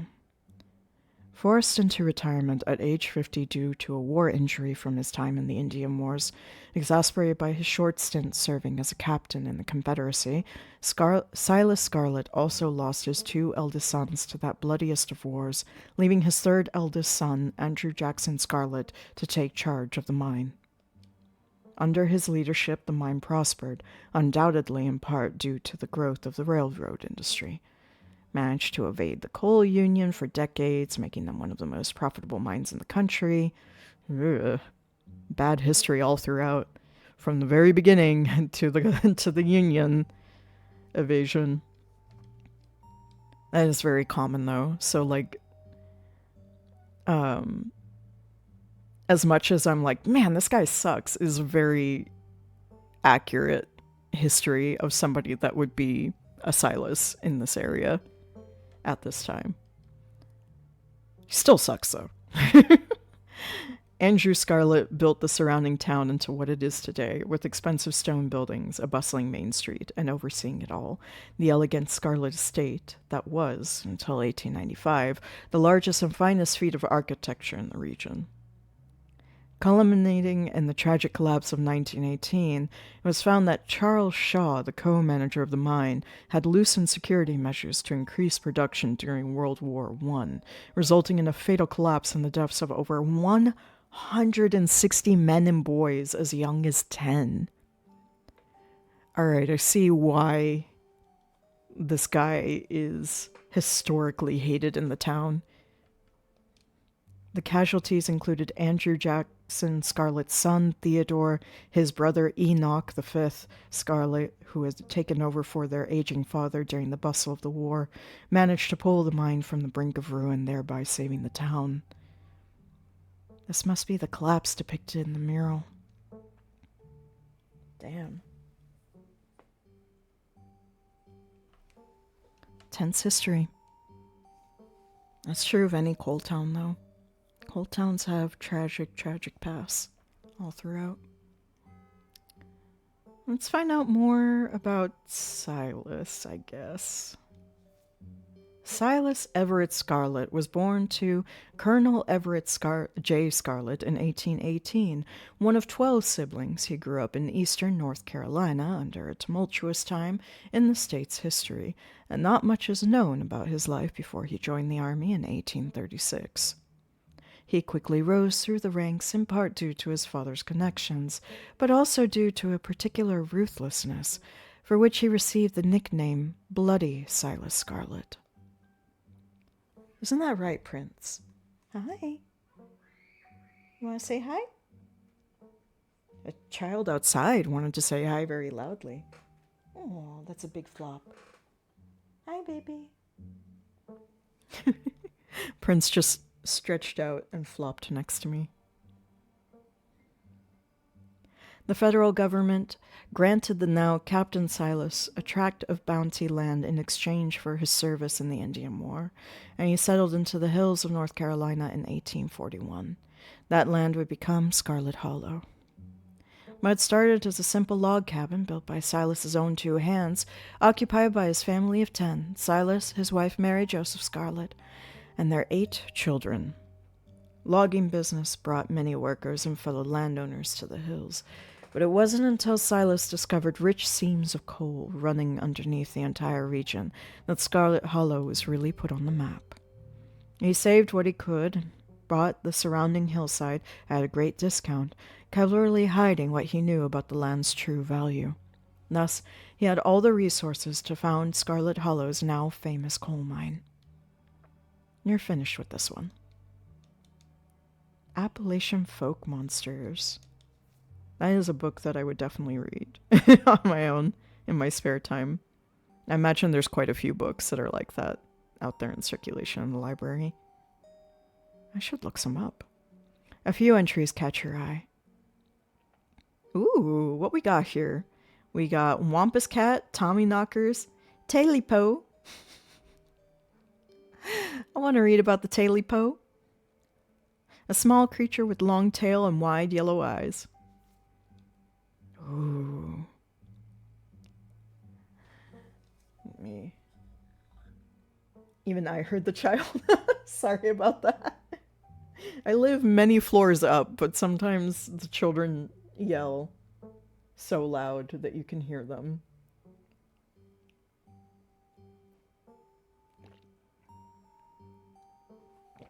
More than anything, I wanted to reassure you all that that was a prince. There was a hunter who lived in a tiny cabin in the middle of the woods, all alone with his hunting dog. One night, after a particularly bad week of hunting, both their stomachs empty, the hunter spied something out of the corner of his eye. Oh, that's interesting. Kind of looks like what we saw. A little bit. Some small creature had gotten into the cabin through a hole, and before he could even figure out what it was, he'd drawn his gun and fired at the thing, his hunger guiding his actions. But it was quick and ran back through its hidey hole and out of sight, leaving only its long, black tail shot off by the hunter's rifle. "Guess this'll have to do," he said to his dog, and threw the tail in a pot to cook a soup. He and his dog ate well that night, the tail filling them both up. The hunter crawled into bed satisfied, and his dog curled up at his feet. He woke up to the sound of long nails scrabbling across wood. His dog was nowhere in sight, only a rumpled spot on the covers where he'd been, and in the gloom he saw two big yellow eyes staring right at him. "I want my taily-po," a high, hoarse voice croaked from the darkness. "Go away!" he screamed at the thing. Bat stepped closer to him, still shrouded in darkness, the sound of long claws dragging across hardwood accompanying its movements. "I want my taily-po," the creature growled again. "I'll get my dog after you," the hunter squeaked, his voice catching in his throat with fear. But there was no dog to be seen.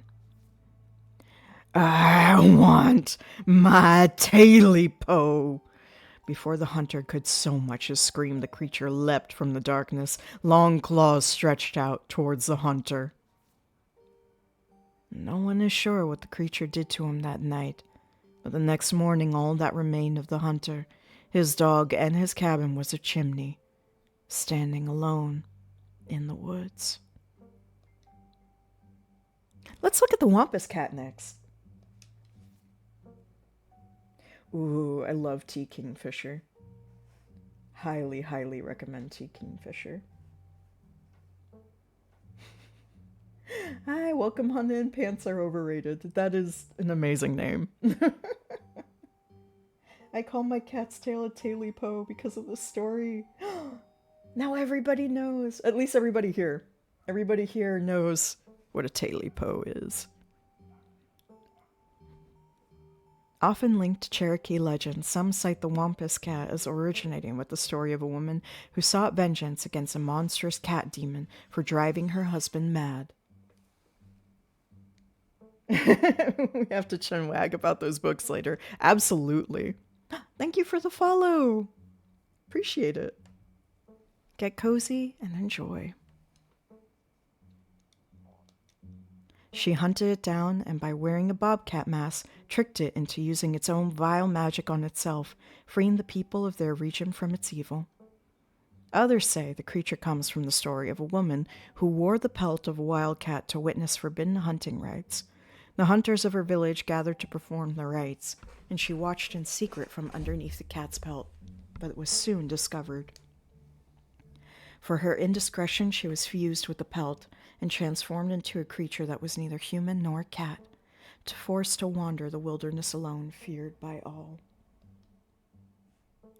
Her calls are those of great sadness and serve as a warning to anyone who dares go against tradition. Boo.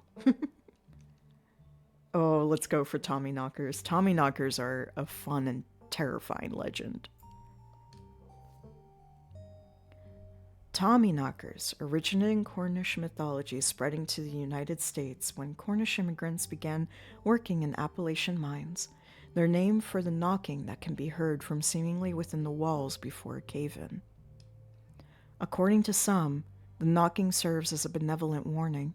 Others believe that the creatures take stolen hammers to the supports of the mines and collapse them on whoever is unfortunate enough to still be inside. They are traditionally thought to be impish, leprechaun-like beings, but some claim they are the spirits of dead miners, forever cursed to haunt their final resting place. You're done here. You close the book and put it back. I think I'm all done. Let's check in. All right. If we're going with what Kanika's mom told us last night, I think we can rule out any natural disasters as what brought the ditchlings here. But not nuclear incidents. Looks like our state history has a history with those. What about y'all? Find anything? Kitty! Before you can respond, Pixel, oh, that's a good name, leaps onto the table. Almost on instinct, Stella slams her book shut. Aw, hey Pixel. You might want to close your book. He loves to rip up any paper he can find. Don't worry, little guy. I didn't forget your treats. Pixel immediately goes to town on Stella's treats. Aw, hell yeah. Sorry if Pixel's bothering y'all. Hopefully he hasn't gobbled up any of our books. He can't stand the thought that people might pay attention to anything that isn't him. Why do you let a paper shredder freely wander a library? Why wouldn't you? Have you seen this little guy's face? How could I say no to that? That's true. He's very cute. Leave Pixel be. What? Now I want to pet Pixel. No, I want a pet. Alright. I better get back to shelving. Let me know if y'all need anything. Let's see. Oh yeah, any luck with Rosalina? No, not yet. I knew a team would be a handful, but I didn't think it'd happen overnight. I'll probably head out once you're all done and check in on her usual haunts.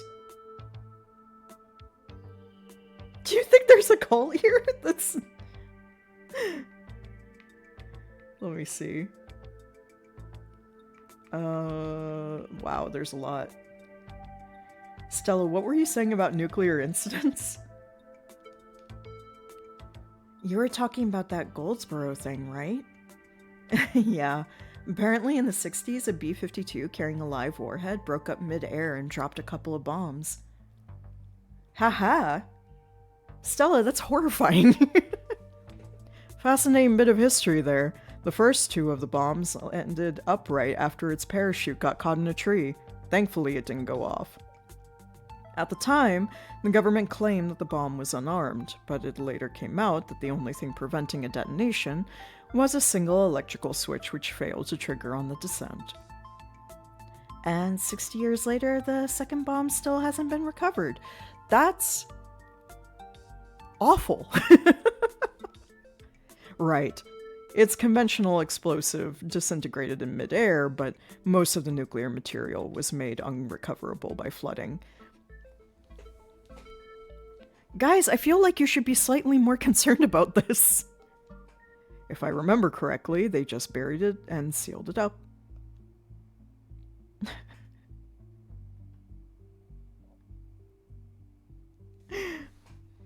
Oh god, we're screwed. If the bomb is somewhere else, why would there be so many ditchlings here? We shouldn't be looking too hard at the disaster angle anyways. Whatever those creatures are, they're biological. Look, you never know with radiation. That's not how radiation works. I'm sorry, Stella. I'm sorry to ruin your dreams. We actually know quite a bit. It just melts you. It doesn't make monsters. Thank you, Kanika. And a 60-year-old bomb isn't going to explode on its own hundreds of miles away and kill us here. That's also fair. Yeah, that's also fair. You never know. There could always be a whole underground society of bomb-worshipping mutants just waiting to blow it up. Stella, no. I miss this. I don't think there's a cult here. I'm not gonna ask that. So, about the coal mines here. Kanika visibly shudders. I get cold sweats just thinking about being in a place like that. I feel for the guys who work up there. I could never. Speak for yourself. I love a good crevasse. A union-busting mine collapse from poor working conditions color me shocked. Yeah, it's pretty awful. That's what that sculpture out front is for, commemorating all the men and children who died that day. Every kid in Scarlet Hollow learns about the collapse of 1918. Our teachers love to emphasize how many children they had working down there, probably to try and show us how good we have it or whatever. Low bar if you ask me. You know, that could be what the ditchlings are warning us about. Another collapse. Writing it down on the list of potential disasters. Yeah, Stella, that's morbid, and besides, it was all Charles Shaw's fault. The labor market is way more strict now, and there's no way you could get away with the kind of safety cutbacks he pulled. Y'all don't actually think the mine is about to collapse, right? No, I don't think so. You had me worried there for a second. I hate to give Tabitha any credit, but the mine is safer now than it was back then. Still, what a horrible thought. You never know.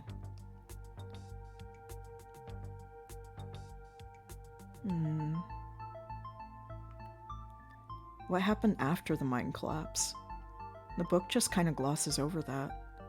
There was a union for a little bit, but it didn't last.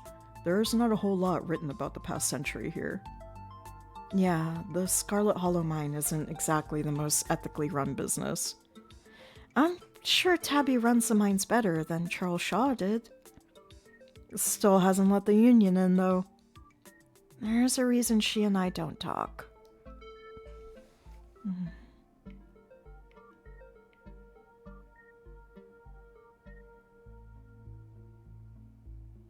Interesting. Oh, there's so many options. The mines seem too obvious. That's a crazy thing to say. What if there's something toxic in the mines poisoning the town? Wayne seems sick.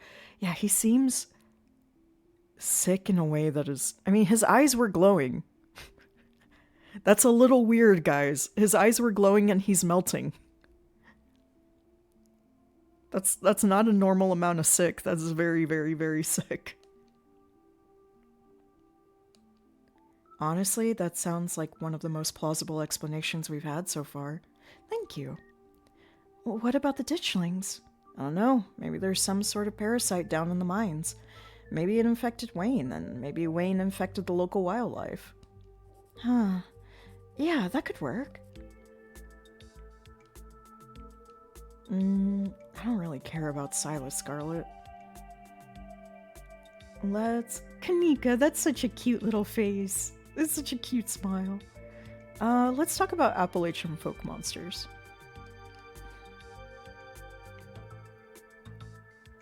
Do you think Wayne is a Tommy Lecker? Oh.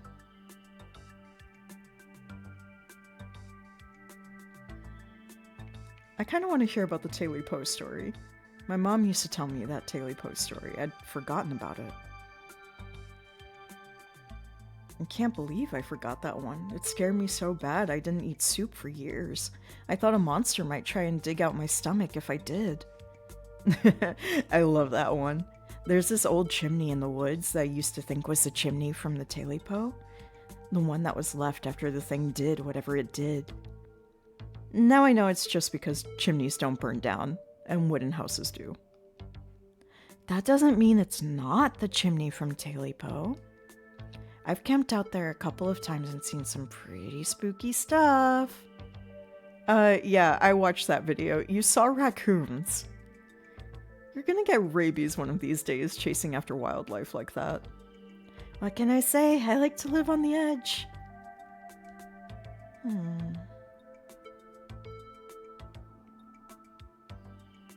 Do you think the ditchlings are Tommy knockers?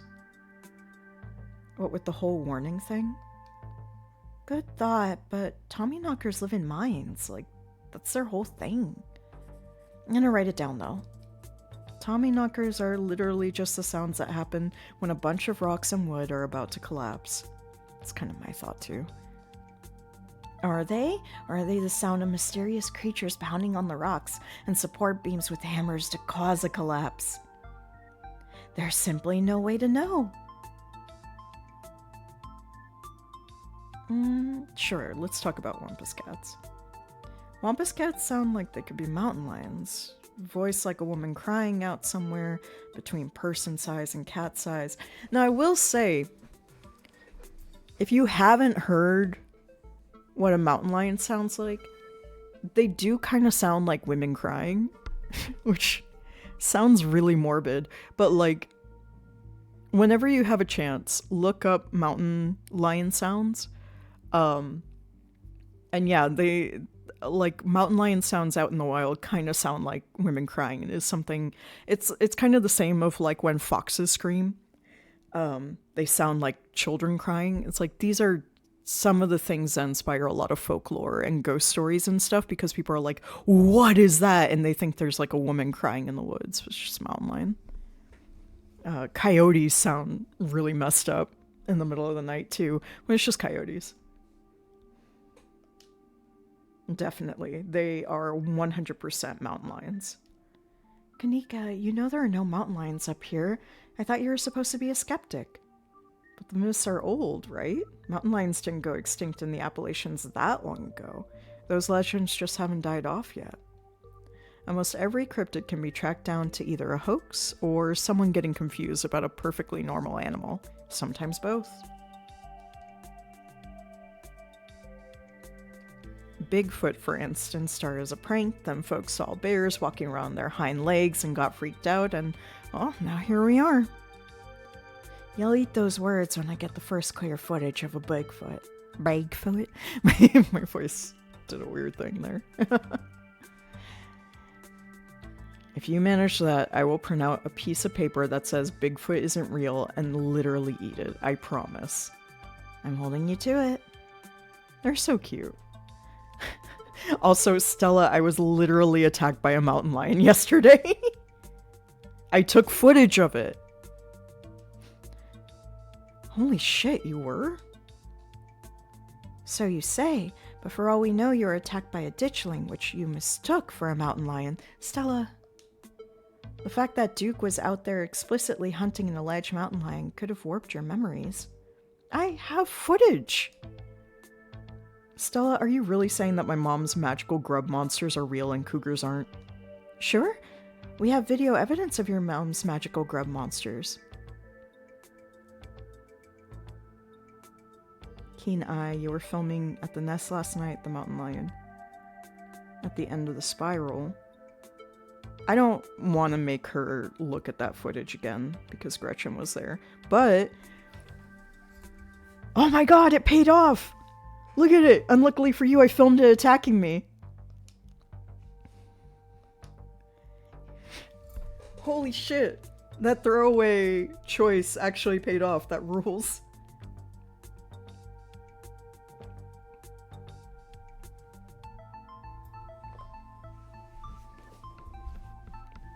You take out your phone and show Stella and Kanika your extremely shaky footage of yesterday's mountain lion encounter. That's definitely a mountain lion. Yeah, I guess. And it looks like it got all ditchlinged in the face. Why were you filming? Just in case this exact scenario happened, Kanika. Just in case. And you know what? I was right. I was a crazy motherfucker and I was right!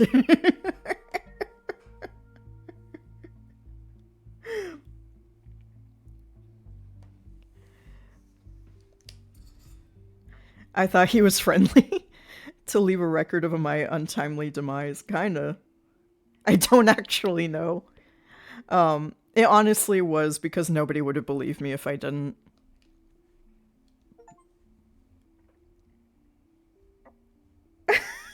I don't want to believe. Get Stella to believe in mountain lions.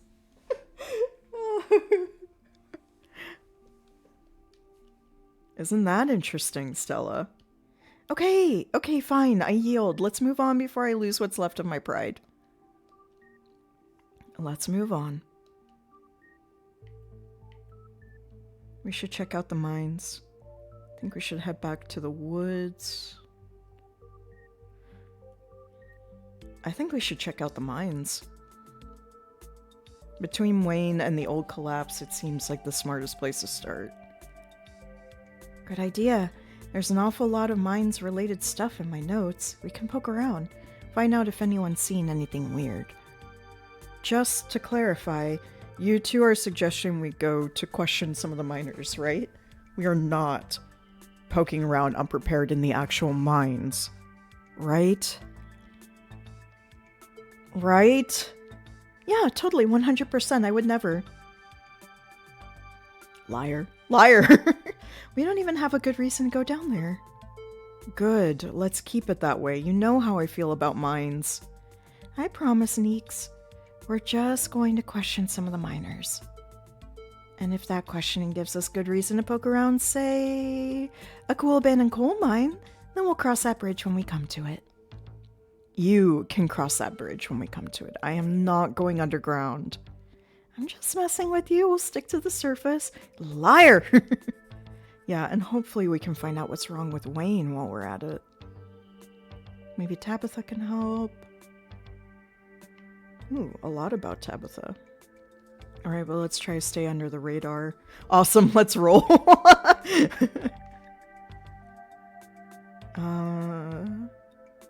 Let's be hopeful. Hopefully this means I'll get a chance to know Tabitha a little better.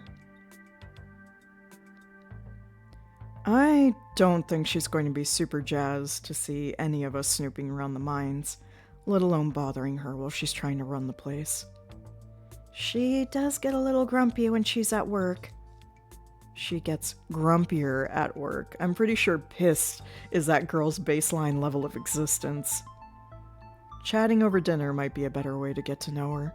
Oh. If you're okay eating boxed mac and cheese. I mean, sometimes, yeah. Just not every day. That's a lot. We can sneak around the mines, no problem. She won't even know we're there.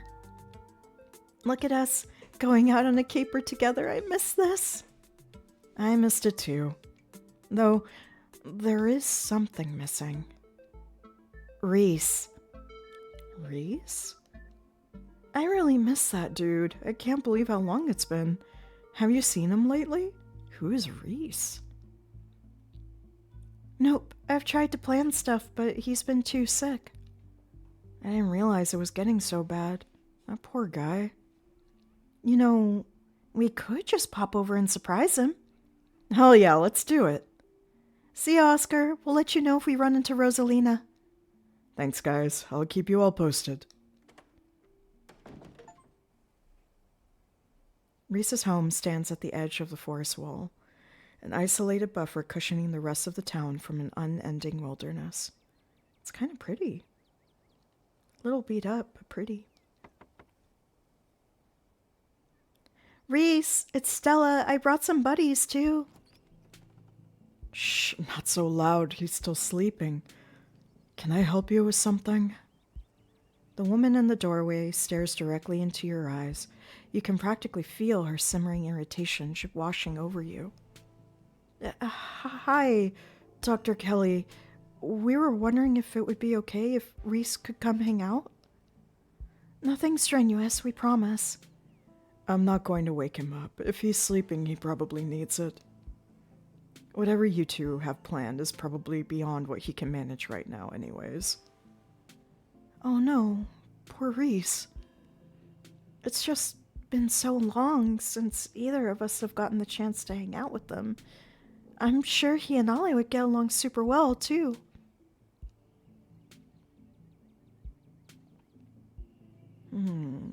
Could lie. I don't like lying, but... Hi, I'm Ollie, Vivian's kid.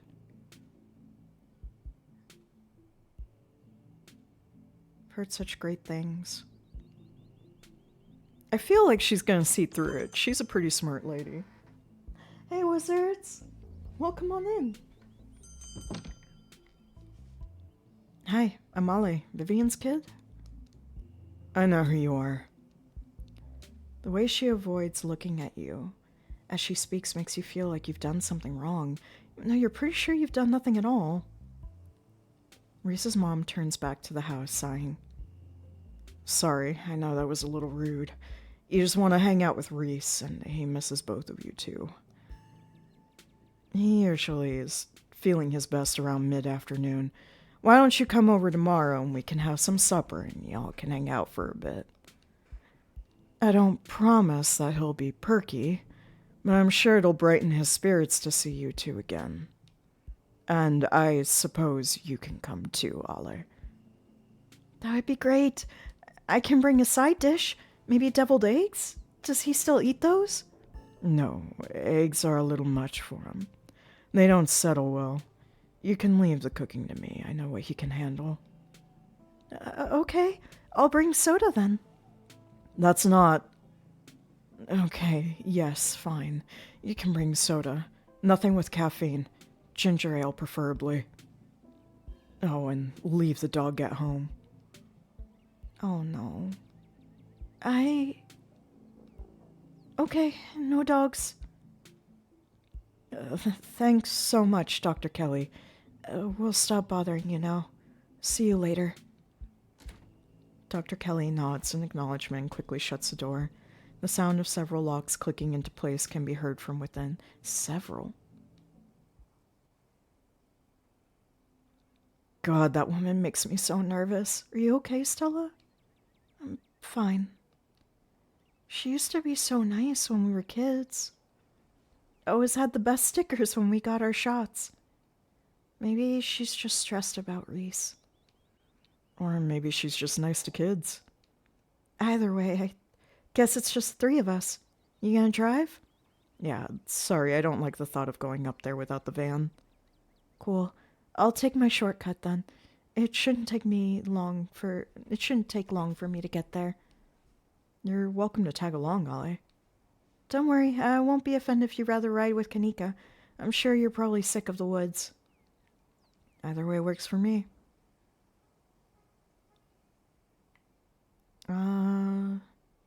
She obviously is avoiding cars for a reason. I'm not gonna pry. I feel like she just needs a little time to herself, so let's ride with Kanika. See you at the mines.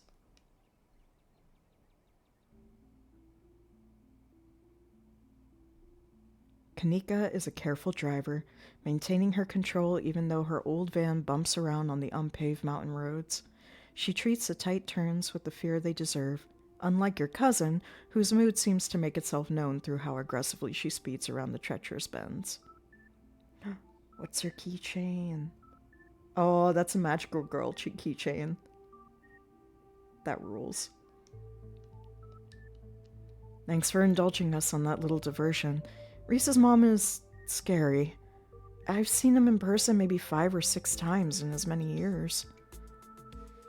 And that was always in his house, with his mom right there the whole time. No one even knows what he's sick with. That sort of isolation can't be good for his health, no matter what his mom says. Does Stella have a problem with cars? It took some convincing to get her to ride back with Duke last night, even after everything that happened in the woods. Wait, she actually got into a car last night? Gosh, she must have been really freaked out. That's how her parents died. Car crash. She was in the car too, just some cuts and bruises, but she doesn't like cars and tries her best to stay away from them. I don't think she's ever going to actually leave this town. Now Gretchen's gone too. Yeah, it's not fair. She's such a sweetheart, and so were her folks. Breaks my heart. Was the guy at the general store your brother? I swung by the store this morning. Ugh, Miles. Yeah, he didn't do anything weird, did he? He was fine. I was just curious. Oh, that's good to hear. Sorry to jump to conclusions. I know you don't have any siblings, but I just wish he would grow up, you know? It feels like I can trust him to do anything without leaving a mess for me to clean up. Don't get me wrong, he's family and I love the guy, but he sure doesn't make it easy. So, do you have any plans to get out of this town? Live somewhere else?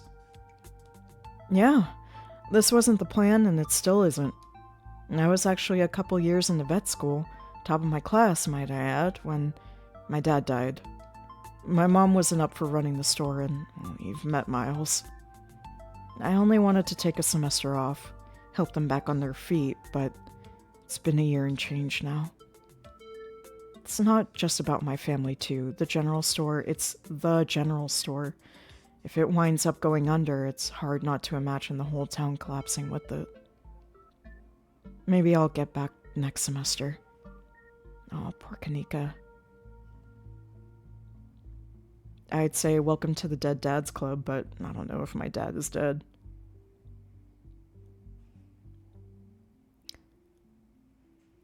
I enjoy the humor in that statement. I could see how maybe some characters might not. I don't know how Kanika would react to it. Fuck it. I'd say welcome to the Dead Dads Club, but I don't actually know if my dad is dead. You're funny. Yay! Friendship.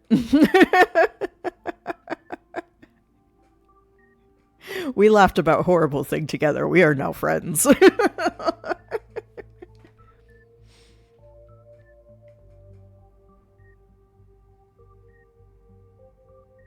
Do you really think you're going... Oh god, that's fucked up. I'm sure they'll be okay without you. I want to be encouraging, but I'm not going to make light of how difficult her situation is. I'll just say, like, you'll be a great vet. I've seen how thorough you are about research, and not everyone would care enough about their family to take time off like you did. Aw, shucks. I was really into biology during undergrad, and growing up around Stella and her mom gave me a special kind of love for animals. So, what's actually going on with Reese? Good question. I wish I knew. His mom's been saying he's sick for years, and it's not like she's wrong about it. He's been a wreck the few times I've seen him. I just find it a little weird that his mom hasn't brought in any outside doctors. At least not any that I'm aware of. I mean, she's a doctor, but if your kid's been housebound for this many years, you think it was something you put a lot more effort into fixing. I don't know, I'm probably just projecting or something. Remain silent. Can you drive me out of town, like, right now?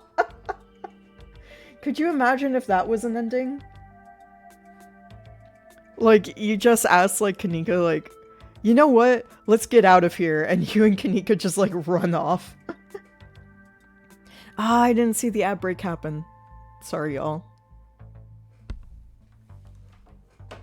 Here, let me take a little sip.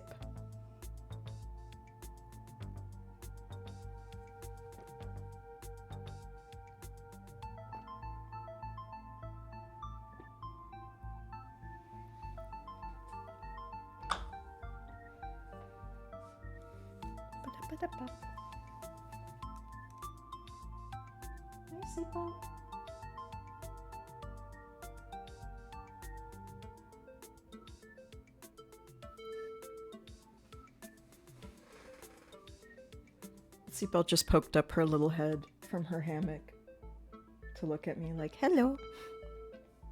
Hi, baby girl. Yeah, I'm still at the computer. You can go back to sleep. Yeah. And Prince is out cold on her favorite cushion. Okay, we back. Sorry for missing the ad break starting.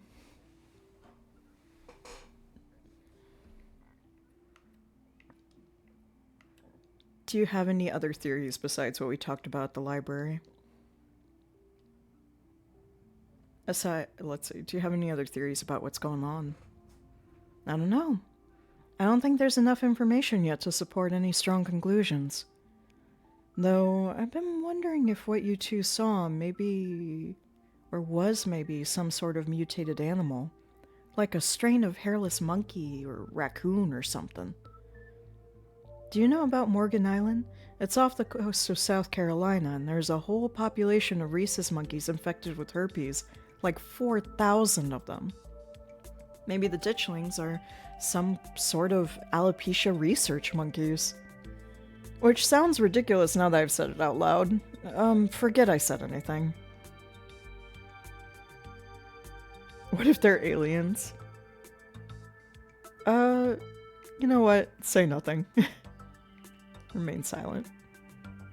You and Kanika sit in comfortable silence for the last few minutes of the ride. You and Kanika arrive at the mines before Stella. Wait, what's her outfit? I want that outfit! Oh my god, I want that outfit. That is a cute outfit. Stella's probably going to be another couple of hey y'all! How was the ride? Did you run here? Yep, felt like getting a run in. I didn't want to keep you all waiting. You didn't run into any of those creatures, did you? Oh, wait, other one.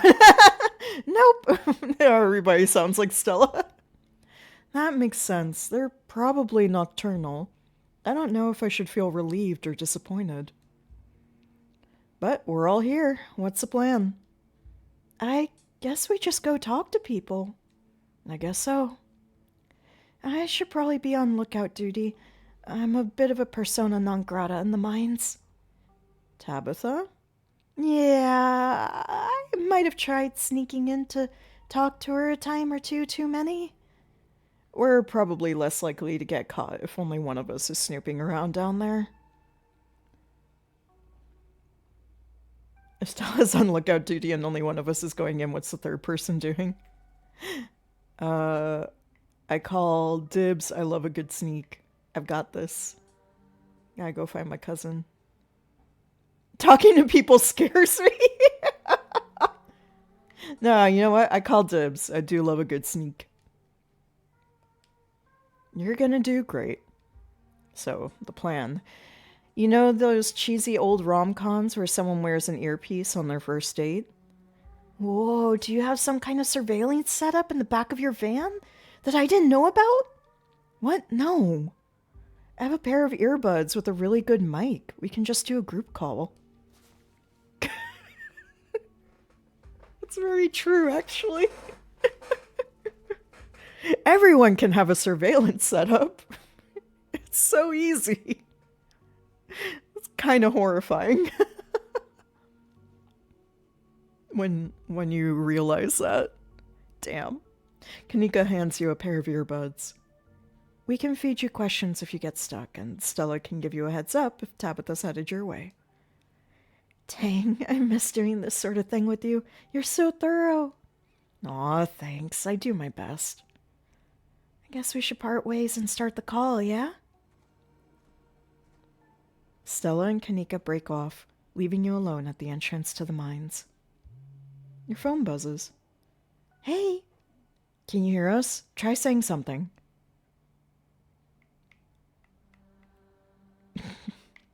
Nope, can't hear you. Something. Stella and Kanika chuckle on the other end of the line. Alright, cool. Nothing to do now but enter the worksite. Let's go. You pass through the unlocked fence and enter the property of the Scarlet Hollow mine. Ooh. Let's take a look. Yep, this is definitely a mine. A very active mine. This is a pretty large and active place. And some workers around. Alright. You pass through an unlocked fence and enter the property of Scarlet Hollow mine. I'm in. I'm in. Alright, Morpheus, good to know.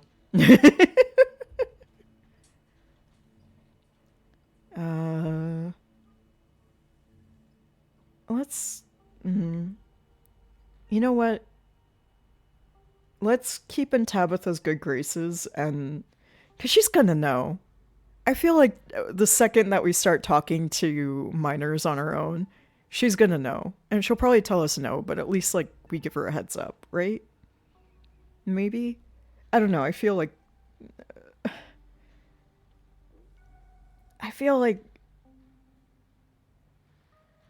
ah, man, it is a hard choice. Let's go talk to Tabitha real quick. You make your way to the trailer in the middle of the camp. Tell Stella and Kanika you're about to hang up. Hang up and enter.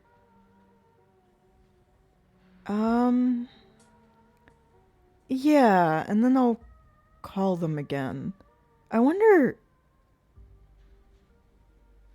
I don't think I'm calling off the investigation completely. I'm just checking in with her.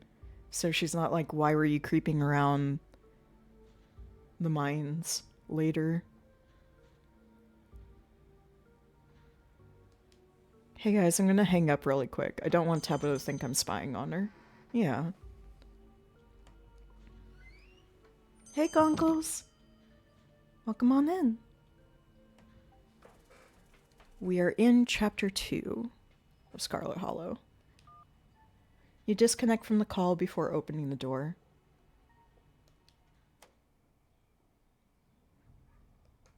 Whoa! What we got here? We got... Okay, so it's October, and we've got a little witch cat with a pumpkin. That's so cute. Here, I'll use my little cursor. We've got this cute little calendar here. We've got business. We've got... We've got some interesting Stella band posters. But also some very cute photos of Stella. There's some kind of history there. That's very interesting. Fast food, files, cracked orb thing. Lots of fly tape. That gun is up really high. I wonder if it's reachable still, if it's just like decoration. Family. I'm the boss.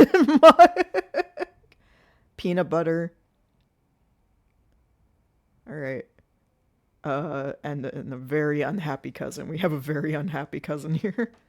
You enter Tabitha's trailer and find her sitting at her desk, her head buried in her hands.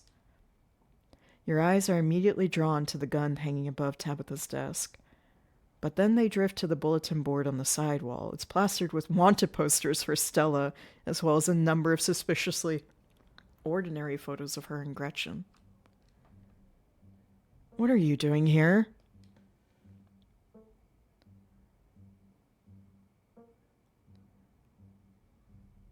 Let's see.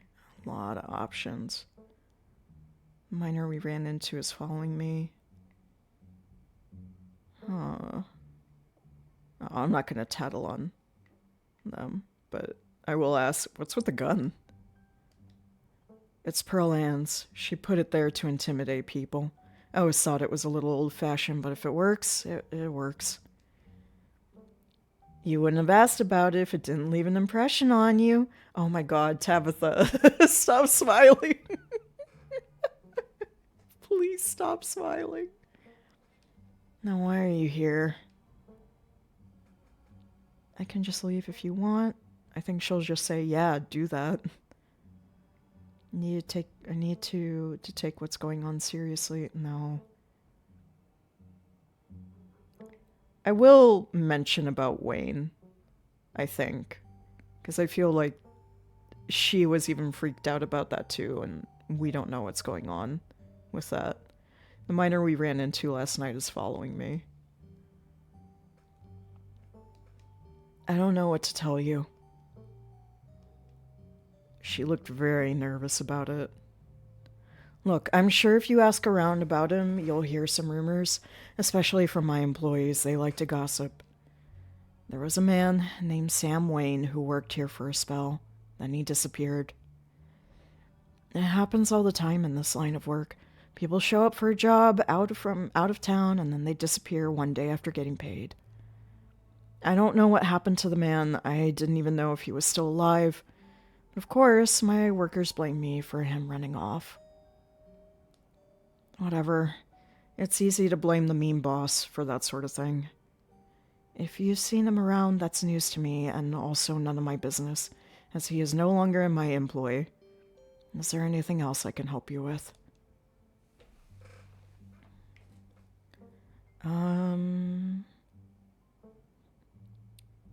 I think she'll be more responsive to potential mine collapse and ditchlings. But then again, I don't know if Tabitha is superstitious or not. We never really broached the subject with her. I would guess not. But I don't know. Potential mine collapse. I think there might be a mine collapse soon. The creatures I saw last night are supposed to be some sort of potent of doom. I'm just doing whatever I can to keep people safe. Look, I get it. I really do. Stella has a knack for spinning people into hysterics over shadows.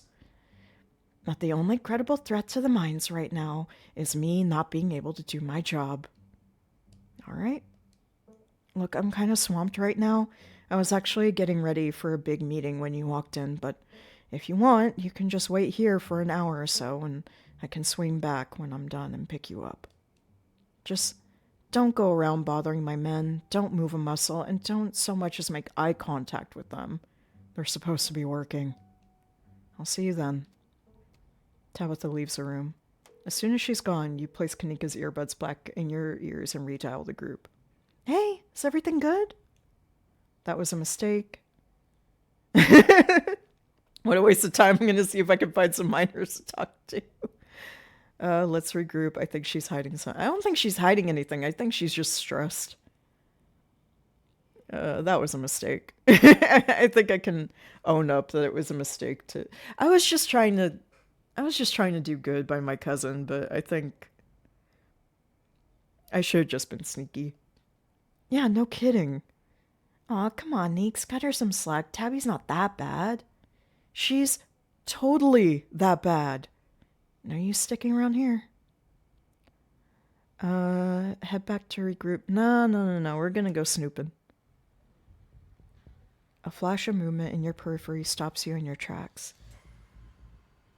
There's something lurking in the shadows to your right. Against your better judgment, you turn to face it. Where? Oh my god. What is it? Oh, hi, Wayne. You shouldn't have come here. It's dangerous. Attack him? No. Stop stalking me. Why are you following me? Do you need help? Ghost! Yeah, do you need help, dude? You seem not okay. It looks like you're hurt. So you aren't afraid of me. Good. Protect yourself before worrying over others, Ale. I am the only person in this town who truly cares about your safety. Don't forget that. That's a little manipulative, Wayne. I don't like that. I don't like that kind of manipulation. Doesn't speak well of you. Even if it's already too late to stop what's going to happen. You know what? I'm not going to be afraid of this guy. We're going to chat. And we're going to find out what your deal is. Where were you while I was in the woods? Where were you while I was being attacked by that mountain lion?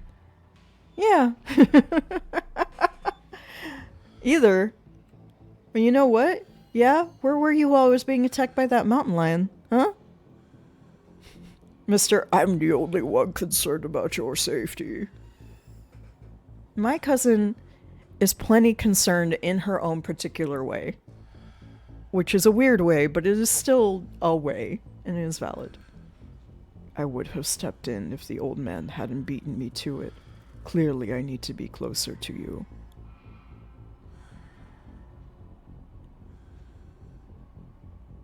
Prince just gave a side eye.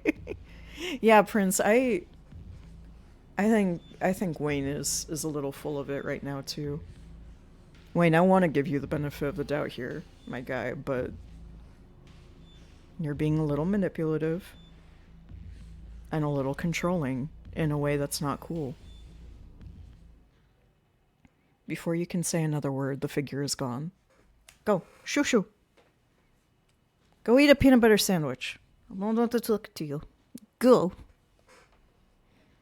Hey, Ale, are you still there? We've just been getting static from you. Concerning. Wayne got the jump on me. Oh, don't mind me. Our new friend just stopped by to say hello. Whoa. I thought I saw you talking to someone down there. Are you okay?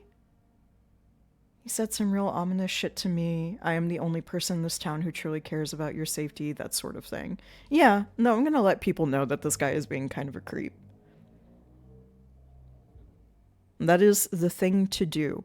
If someone is being a creep to you, you let people know. And if someone is being fucked up to you or threatening your safety or well-being, you let other people know.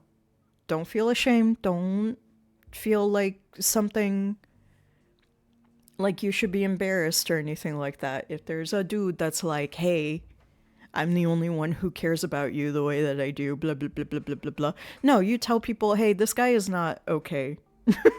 And people should be aware. There you go. Ale says. A little soapbox. What the hell is that supposed to mean? The plot thickens. Stella. This means we're on the right track and I'm not about to back down. Wayne trying to make me leave just means we're on the right track. Whoa, so brave. Thank you. Heck yeah, like, we've got your back. Yeah, we got this. Wait a minute. Child. Child? What are you doing here? Mining sites are no place for children. What the fuck are you doing? As you leave Tabitha's office, you take a moment to get your bearings, only to be interrupted by a sudden movement out of the corner of your eye. A girl carrying a bundle of snacks pops through a hole in the fence and disappears over the crest of a hill. No, children, I said that you could take care of yourselves. You're being a dumb. This is bad decision making, children. Good night, Rosie. Yeah. You are good. You are a very, very good bean. Take care, Rosie. Take care, take care, take care. And get a good sleep. Thank you for being here. Hey, I think I just saw Rosalina. Wait, really? What is she doing here? Clearly she's doing a delinquency. You know what? We should call Oscar. Let's handle that after we catch up with her. I don't know. I think we could catch up with her. We have the technology to catch up with her and call her dad, who has been really worried about her at the same time. We could do both. Oh, no. Oh, children. Don't tell me you're going into a fucking abandoned mine. That's the stupidest. You grew up in a mining town. They didn't tell you how deadly those shafts are? So here's the thing, right? Urban exploring, stuff like that, that's all well and good. Don't go exploring boarded up mines. If a mine is boarded up, it's for very good reason, which is either or possibly a bullet list of structural integrity. That thing is going to collapse at any moment. The air is bad. There are toxic fumes or carbon monoxide, all sorts of things that have happened in there, and that's why it's boarded up and people don't go in it anymore. All of the above. Other things. They're very dangerous. Don't do it. That's not where you go spelunking. I don't have to tell any of you this, but if I did have to tell any of you this, don't go in a mine. Don't go in a mine. Have a good sleep, Ezra. Thank you for being here. Also, look who's here. Look who's here. Our little weird bald monkey. I don't think that's a bald monkey. It could be. And lots of footprints. Okay. I'm mad at these children for Oscar. Your father isn't here to yell at you, fictional children. I'm here to yell at you. You rush over the hill and get your bearings, the sounds of active mining fading into the distance. Rosalina is nowhere to be found, but dusty footprints point to a nearby mine. She didn't. I guess the old Maxwell place just doesn't cut it as a secret hangout spot these days. But the Shaw mine? That place was shut down like 100 years ago, after a collapse that killed over 100 people. And here I thought Stella was going to be the one to drag me into an old abandoned coal mine. Have teens always been like this? I feel like I really missed out on my risk-taking years. Wait outside. No, we should get her out of there. Yep. Let's head in before someone gets hurt. Yeah. That's no place for a kid. Whoa, you sure you want to tag along, Neeks? Ollie and I can handle this on our own. Yeah, I'm sure. As much as I hate confined spaces, I'm not about to let Rosalina get hurt in there. Aw, Kanika. Even if it means I have to go underground. Poor Kanika. Kanika is like, I think, my favorite character in the game so far. I really, really like her.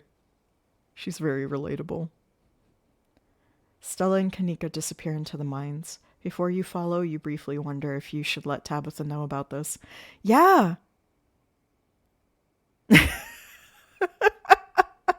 That's a huge liability for her.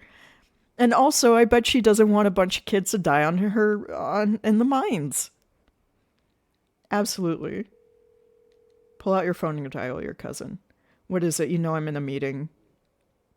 No, a kid just snuck into the Shaw mine. I feel like she would panic as much as we did. I figured you should know. What? Are you serious? Why do things keep happening to me? Ugh, whatever. I'll head there as soon as I can. Just stay where you are and wait for me, all right? God, I don't even know why I'm trying to reason with you. It's not like you'll listen. I called you as a courtesy, but I'm not going to wait around for you. Yeah. I will happily wait. I do not want to go in there. No need to get snarky. I'll wait. Or lie and say no need to get snarky. I'll wait. No, I called you as a courtesy, but I'm not going to wait. We got to get those kids out of there.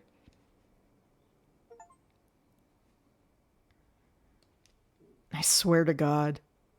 I'm sorry, but my mind's made up. You take a deep breath and follow your new friends into the mine. The inside of the mine is warmer than you'd expected. The air thick and wet. The ceiling hangs much lower than you are tall, forcing you and your companions to hunch over. Your legs bent in a painful squat as you begin to navigate its maze of corridors. Hey, you made it. I told you they would. For a second there, Kanika thought you were making a beeline for Tabby. I called her before coming in. Are you kidding me? I thought you learned your lesson about that woman. Tabitha is not your friend. She's family. What can I do, Kanika? Well, what matters is that the gang's all here. We'll find Rosalina in no time.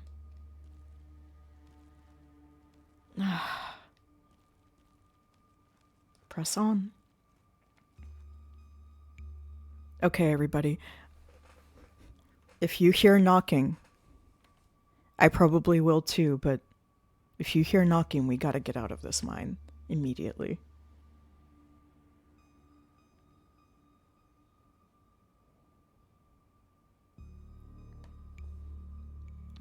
The deeper you progress into the mine, the heavier the air becomes. Coal dust hangs in the thick clouds around you, even though this place was abandoned over a century ago. Jesus, it's cramped down here. Does anyone else's chest feel tight? That might be a panic attack, Kanika. Yeah, abandoned mines are way more claustrophobic than people expect them to be, and this one's real bad, because of the child miners, or should I say, The miners. Kanika visibly shudders. Stella, that was not helpful. That was not helpful. Okay, I'm not superstitious, but if there's one way to make sure you get haunted, it's cracking jokes about dead child laborers while we're walking on their graves. What can I say? I do my best to tempt the spirits wherever I go.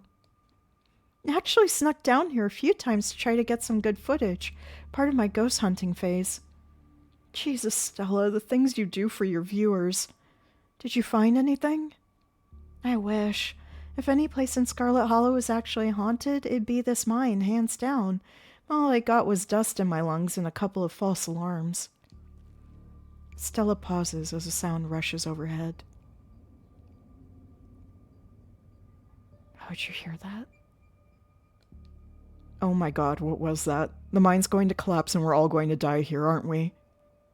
Stella sighs longingly. That's just how wind sounds down here. You sound so disappointed. It just brings back memories of my last foray into these depths. Every time I thought I'd finally found a spooky ghost, there wound up being a very unghostly explanation. Like local wildlife, for instance. Stella turns her flashlight up towards an alcove overhead. Little bats! I like how one of them is like, eh! Like, why'd you shine the light? Eh! Eh! I love bats. Those guys got me really good the last time I was here alone. Oh my god, there are bats down here? I'm going to get rabies, aren't I? I'm going to get rabies and die in a mine collapse. Now, to be fair, Kanika, if you died in a mine collapse today, you won't have to worry about the rabies. You holding up okay, Neeks? She is not. Yeah, sorry, I'm just a little on edge. Kanika is stopped mid-sentence by a thunderous knock echoing from deeper in the mine. Oh no. Okay, what was that? That was... I have no idea what that was. Did that sound like knocking to you guys?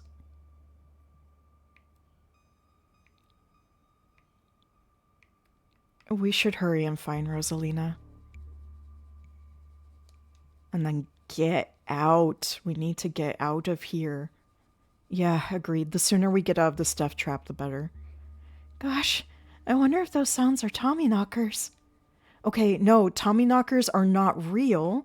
They're not allowed to be real. Are you trying to give me a panic attack? I'd love to spend some extra time poking around down here. Maybe it's got something to do with the mystery. Stella?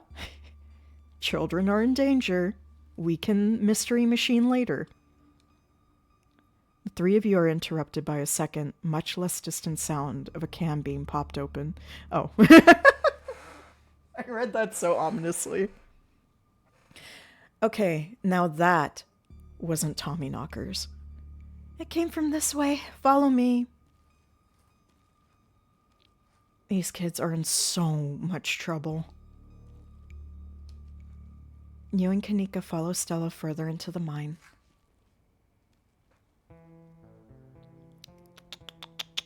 Naughty, naughty, children. Naughty, naughty. You could die down here. Like, actually, I know you just want to be cool kids, but you could actually die down here. You breathe a sigh of relief as the tight passageway gives way to a small cavern. A group of teens turns and stares at you with annoyance. What the hell are you all doing in here? What the hell are you doing in here? You creeps? Are you stalking us? Yeah, creeps. I just said that, Alexis. If I wanted an echo, I'd yell into the Grand Canyon. If I wanted an echo, I'd yell into the Grand Canyon. What are you, 5? There's... Your dad's looking for you, Rosalina. Chill out, Kanika. No. I'm gonna tell the person, like, that was the stupidest comeback ever. What are you, 5? I'm 15, you loser. says the person with 5-year-old insults. Rosalina, your dad is worried sick about you. And if you ask me, he was right to worry. Why the hell would you think hanging out in an old mine would be a good idea? Is the Maxwell place not dangerous enough? Because no one usually comes in here, duh. Everyone knows we hang out at the Maxwell place now, so we had to find a new hideout. Which you instantly found, so I guess we have to find an even more secluded place where we can just be ourselves. I can't believe your dad sent people to follow you, Rosalina. That's messed up. I think that qualifies as harassment. God. We all knew a Becca growing up. And I wish for all of the Beccas that we knew growing up that they got better. That they became better people. You're right, Becca. It is messed up. I don't need him telling me where I can be. You could at least check in so he knows you're not dead. He loves you and worries about you. He's really not asking for much. Don't you kids have school tomorrow anyways? It's fall break. And we're not kids. Yeah, you are. You absolutely are. You are for like another 10 years. Hush. Beanie Boy.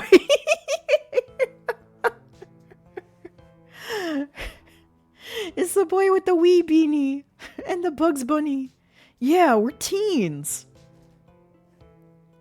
Are those canned strawberry margaritas? Where did you even get those? The teens avoid eye contact. Miles tries to melt into the cavern wall. Miles! Oh no, I know that isn't you, Miles. It had better not be you. You know, whatever, it's me. What are you even doing here? Becca's right. Sounds to me like you're stalking, harassing, and all that. Like his little side eye, like... Oh, man. You're supposed to be minding the store. It's not like anyone even comes in on Tuesdays. Mom's there, so it's fine. Eyes dart uncomfortably around the cavern as Kanika tears into her brother. It's not fine. It's extremely not fine. Why do I always have to be the responsible one? Do you know what I would give to be as carefree as you? I left school so you would have a chance to live your life, and this is what you're doing with it? What would Dad think if he could see this? Oh, jeez. Okay. Kanika has a point. I do feel a little bad for Miles. I do love the writing of this game so much of like, there's no like person in the right or in the wrong. It's just all very, very human. Stealing booze from the family store to dick around in an abandoned mine? Dad's dead, Kanika. If he were here, he'd be as disappointed you wound up being such a bossy jerk. Who cares if we're having canned margaritas somewhere nobody's supposed to bother us?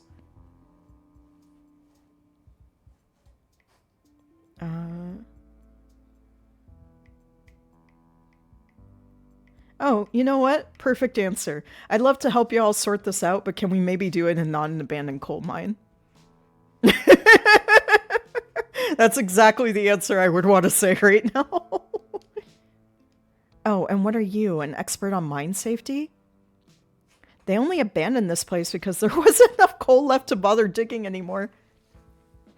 There was a collapse that killed over 100 people. You horrible thing. My dad told me, and he's an actual foreman at the continuous mining facility, so he knows what he's talking about. Wait, I thought your dad was a charge hand? No, Alexis, he got promoted last month, and he says this place is totally safe, and we can hang out here anytime we want. Your dad is either a liar, or you're a liar, or maybe you both are. Correction! Your father was a foreman at the continuous mining facility. We'll see if he even has a job tomorrow morning. What? Oh, shit. Oh, hey, Tabby. Kanika sighs. It's probably for the best that she's here. Yeah! I got the scariest motherfucker in town to come out and get these kids from the mine. 'Cause it's not safe in here. That Charlie Brown sweater does not match the other outfits.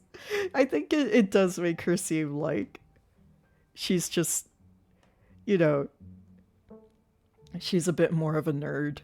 She's kind of a little bit of an odd fit with the rest of the kids here.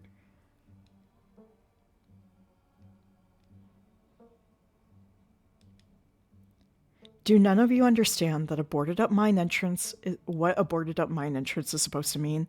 It means it's closed, condemned, not fit for human use. Oh, come on, this place is way sturdy. Check it out. Oh my god. Oh my god, don't do that. The teen with the beanie jumps up and slaps a strut on the ceiling. Oh, was that the knocking we were hearing earlier? Oh my god, Zane, cut it out. You're embarrassing us. I'm sorry for Zane's behavior. I don't think he realizes how extremely 8th grade it is to jump up and hit things. No offense, Rosalina. None taken. The other 8th graders are totally immature. Not like you, Rosalina. You're chill and smart, too. Enough. The damage is already done. Now leave. I'm tired of people in this town dragging my cousin headlong into danger. I can't believe I actually agree with Tabitha about anything, but this is the worst place I've ever been in my entire life, and I would like to see the sun again before I die. Aw, come on, you guys. Maybe it's not a big deal. We used to do dangerous things all the time, and I still do dangerous things now. Who are we to tell them where they can hang out? Stella, I love you, but you are incorrect.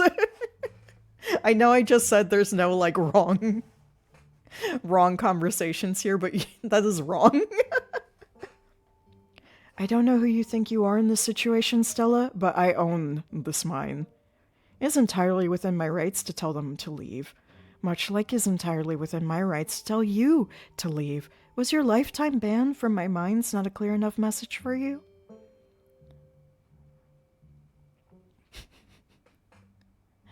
Hell yeah, Tabitha. Tear the sad 20-something to shreds. God damn it, Becca. Hey, I'm defending you, and I'm not sad. Where'd you get that idea? Running a clickbaity YouTube channel where you run around in the woods chasing nothing is extremely sad. God, Becca sucks. Let's leave her in the mine. No, that's not right. We need to save all of the children, even Becca. So she's sad. So what? Give it a few years and you'll be sad too. The passage of time is inescapable.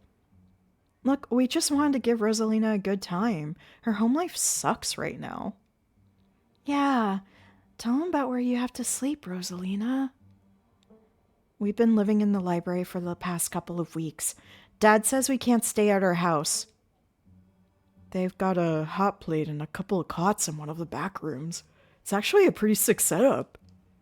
No, it's not, Zane. Rosalina deserves better. I don't care about your home life. If you're going to do your underage drinking, go do it in the woods. Just get off my property. Tabitha. Look, Rosalina, I'm sure Oscar has a good reason for all that. He's a good guy and cares about you. He thinks our house is haunted. Oh. Wait, what? And I should care because it's such a bullshit excuse. Okay. Yeah, that's... You know what? A broken clock is right twice a day, Becca. That's as much as I'm giving you. I bet he couldn't afford it anymore and is lying to you to save face. What a coward. Becca, I don't think you can, like, say that about other people's families. Isn't that, like, bullying or something? Shut up, Zane. Becca, he says it's haunted? I can't believe he didn't mention it to me. I could investigate. There's no ghost, Stella. It would be cool if there was, but Becca's right. I just wish he would be honest with me and tell me what's really going on. It's like he doesn't think I can handle it. Like I'm still a little kid. Ugh, you're all children, and none of you realize how good you have it. Back in the day, each and every one of you would be pulling 12-hour shifts in this exact mine. If it weren't for child labor laws, 5 of you might still have some actual character. Tabitha.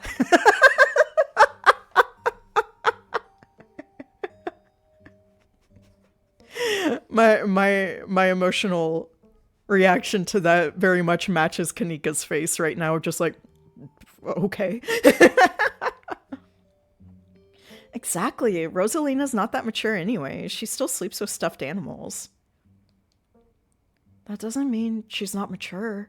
I still have pork chop, you know. I rest my case.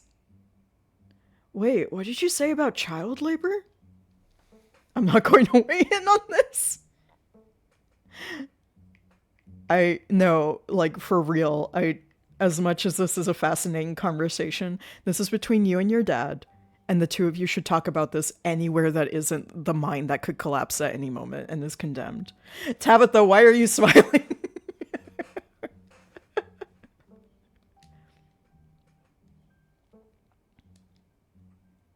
I couldn't agree more.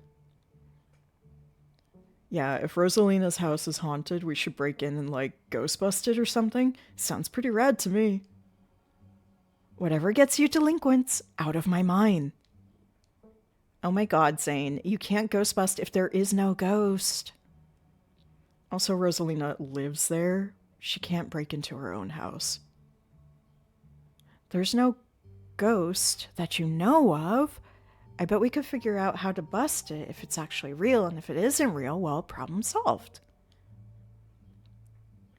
You know, Rosalina, you could always stay over at my house until Stella ghostbusts your place. We have a finished basement with a pull-out couch. Why are we talking about this like it's a thing? It's not a thing. There is no ghost. I don't care. And I can't believe I've wasted this much time trying to argue with children. I'm washing my hands of this and calling the cops. Feel free to leave before they show up. You hear that, Miles? We're leaving. I suggest the rest of you kids leave this empty mine before someone gets black lung or gets crushed by rocks or meets any of the many horrible fates people tend to meet in abandoned mines. Uh-oh. You all hear the knocking, too. Kanika is interrupted by a pair of thunderous knocks.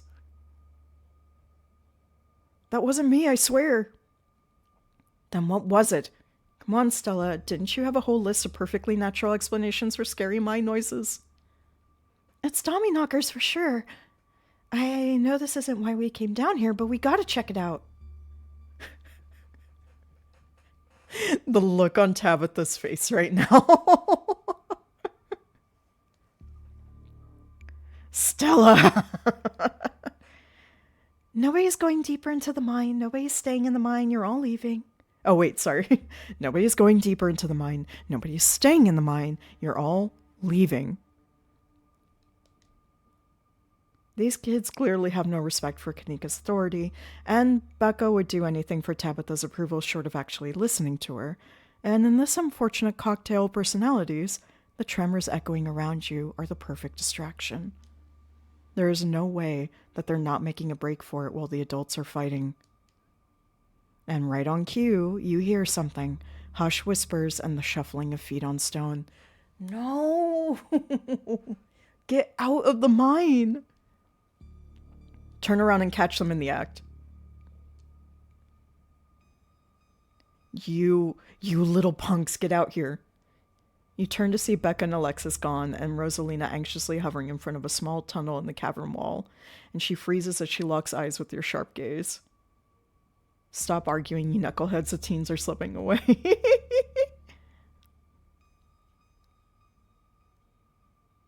I'm not sure you thought this through, Rosalina. Do you want to pretend you weren't about to go in that hole?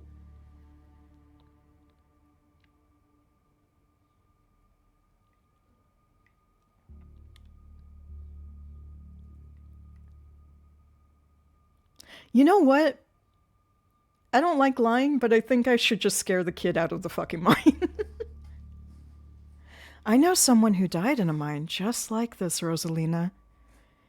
It was right after she crawled into a tiny hole that she couldn't get out of. I hear she was stuck down there for days before it was over. Really? Sorry guys, I'm gonna hang back. Ah! Like the little face. I knew you weren't cool enough to hang out with us, Rosalina. Come on, Alexis. We'll have more fun without her. Oh. Alright. Are you kidding me? Rosalina, what were you thinking? What were they thinking? I don't know. I'm so sorry. Unbelievable. Wow. Kanika, maybe if you weren't still scared of the dark or whatever, you would have noticed them sneak off. I noticed them sneak off, and like, I've been zoning out the whole time we've been here. They must have squeezed through that child-sized tunnel. Yeah. Dang, I've always wondered where that goes. I've never been able to get these hips through there. Stella, stop sneaking into my minds. Please, I am literally begging you. Okay. Hear me out. I think Tabitha cares a lot about Stella, and it's just really shitty in how they show it. Tabitha has a bunch of issues, but I think she does care about Stella and doesn't just want her not in the mines because she doesn't want her in there. But like, she doesn't, the same way that she's like really aggressive with us about not going into the woods at night, she just doesn't want Stella to get hurt either. That would be my argument because of this expression. And not one of her angry ones. If only all the tunnels down here were wide enough for adults, we could already be done with this little mess, but no, there just have to be remnants from a bygone era. Didn't you just talk about how child labor was the good old days a minute ago? I was trying to get you to leave my mine. Becca shouts back from the further end of the tunnel. We are not about to let you come in here and ruin our good time. The mine is safe. I've been here a million times. Yeah, if Becca says we're safe, then we're totally safe. Also, sorry, Rosalina. I'll see you tomorrow. Whatever, come on. Alexis, I know a cool spot this way.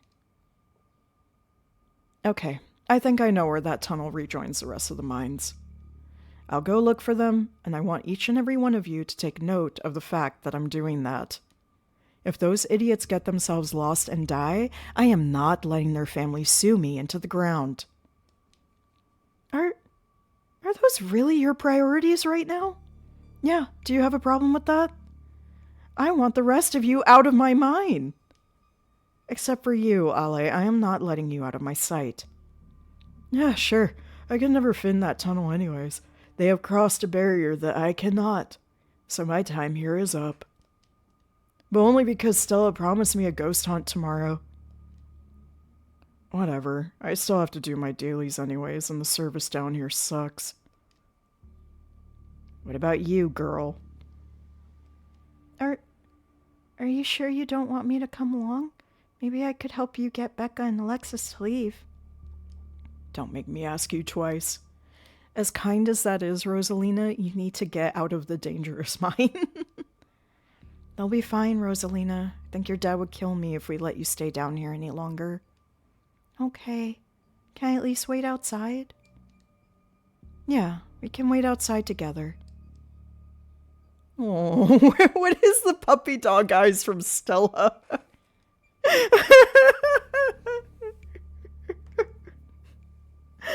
And the dailies. Oh my god, Miles, shut up. Alright. Ooh, we've been going for 5 hours. That went by fast. So, ads are about to start. And then I think that's gonna... The period of no ads is probably gonna take us through the rest of this chapter. Yes, buy this game. This dev team is so cool. Please buy this game, because there's a million things you can do differently. They make a claim that you will only see like a fifth of the story through any playthrough, and I fully believe it. It remembers so much. It's so in-depth. fully recommend it. But let's do a quick 3-minute ad break so that we don't have any more interruptions. And yeah, we'll come back and finish this chapter, and then we'll call it a day from there. Thank you, y'all.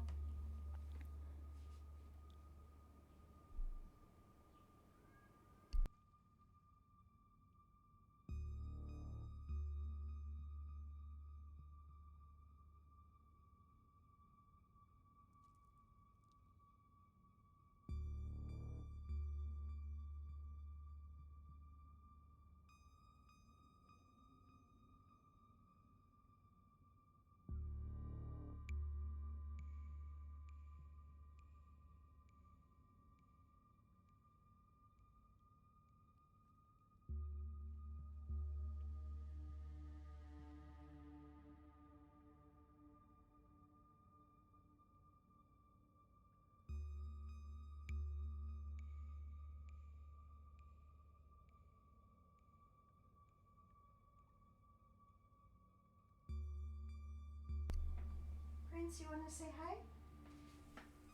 How's your day? No? You're going to stop meowing just as I turn the mic back on? Okay. Hi. Oh! Hi.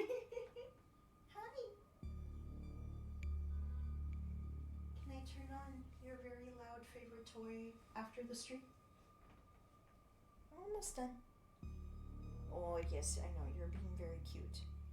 You're being very cute. I will give you and Seatbelt many treats when we're done. Yeah. Where's Seatbelt? Oh, hi. Hi, Seatbelt. You're under the desk. For those that can hear me through the ads, Prince is wanting her favorite toy, but it makes a lot of noise. So we're gonna wait on that for a little bit. She has 5 million other toys, so she's okay. And then Seatbelt is hanging out underneath the streaming desk.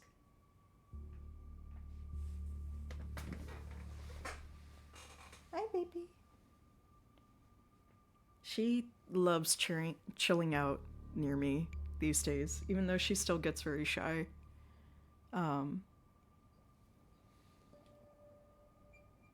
She just every single day she just seems to be more and more wanting to hang out near me. Not necessarily always be pet, but she does want to hang out near me. Hi, sweetie. Aw, that's a nice blink. Hi. Hi. And she does chat sometimes, but it's not as often as Prince. Prince chats every day. Seatbelt chats every now and again. Prince is doing a very dramatic flop next to her toy. And I'll have you know, she has like 3 other toys within reach right next to her. So she's fine. All right. Let's see where this chapter goes, because I feel like we're probably in the last hour now. I opened the dryer and all the clothes smell faintly of skunk. Oh no, Roa, I'm so sorry. Oh. I hope you're able to get the skunk smell out. Alright, we've had enough Stella's puppy dog appreciation. That is such big puppy dog eyes, oh my god. No, you are not about to weasel your way into this, Stella. Aw, come on, Tabby. I've been down here a ton. I could totally help out. Tabitha sighs. Ugh, there's no getting rid of you, is there? Fine. I won't waste my time arguing. I like the little wink, like da da da da da da, ching. What's the point of going after them? We could just all leave. Stella, don't put in Tabitha. I'm not getting in the middle of this. Yeah, let's Let's just do it. Let's just get these kids out. All right, let's do this. Sure. Let's not linger any longer than we have to, shall we? I'll see you on the other side, hopefully soon. For sure, we won't be long. Cool. Can't wait to bust some ghosts tomorrow. Tell Alexis I'm sorry. Kanika, Miles, Zane, and Rosalina head towards the entrance of the mines, leaving you, Tabitha, and Stella to find the remaining teens. Alright, no dawdling. We should be able to catch up with them if we go this way. Let's go. We're gonna rescue the teens from the dangerous mine. Let's go. As the three of you move deeper into the mine, you hear echoes of conversation bounce across the walls. Becca, why are we doing this again? I thought you thought Tabitha was, like, really cool. Why are you trying to get her all mad? We're doing this because Tabitha is really cool. She doesn't let anyone boss her around, so we can't just, like, let her boss us around. The logic is, these are super well-written teens.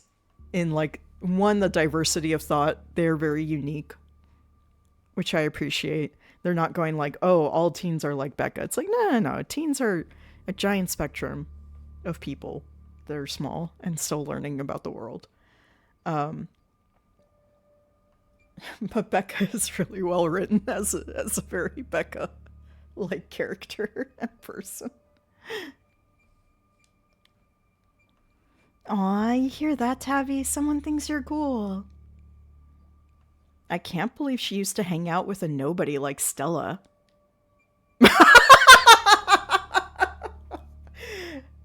Tabitha, that can't be your most sincere smile. That's so mean. Hey. I don't know. I think Stella's kind of cool. I like that River Runner video. Oh, come on. She doesn't even have a sponsor. What kind of YouTuber doesn't have a sponsor?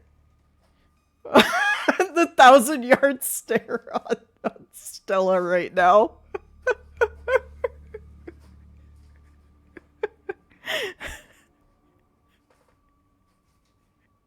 It's like you can imagine Stella just like shuddering at the thought of trying to do an ad read for Raid Shadow Legends. I'm gonna think that like it isn't that Stella didn't get an offer, because there's plenty of scummy like sponsors out there that will give you offers like immediately. There are sponsorships out the wazoo if you want them for whatever reason you may want them, you know? I would want to think that she doesn't have a sponsor because she hasn't found one that meets her level of like ethics. Yeah. It's like I wouldn't. Have I ever taken on a sponsor? I've never taken on a sponsor. I'll never be sponsored. I've had people gift games that I was like, oh yeah, that's a game that I would be super into. Hell yeah, let's work together on that. But that's different. That's more like, yeah, I'll show off your game. Your game's cool. I love it. And that's also very rare. Sorry, I love the expressions. But yeah, like, you're not gonna see me selling like gamer subs or anything like that anytime soon. Or ever.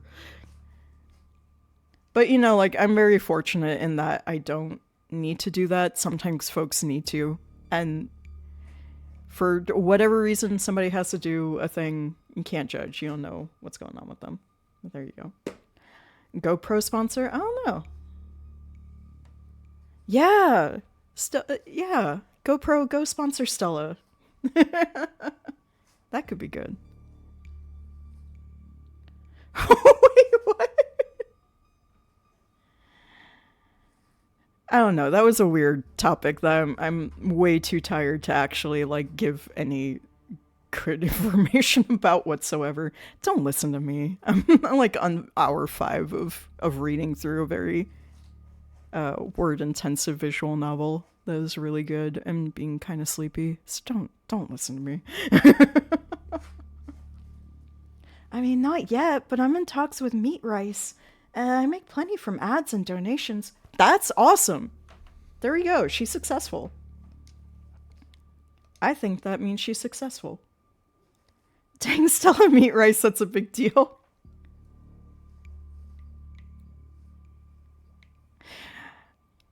You know what? I have nothing to contribute to this conversation. I'm pressing on. You quietly press on. I'm just like... Uh-oh. Another knock closer interrupts your thoughts, followed by another, followed by another. That's very bad. Is it just me, or is that knocking coming from the same direction as those kids? It's not just you.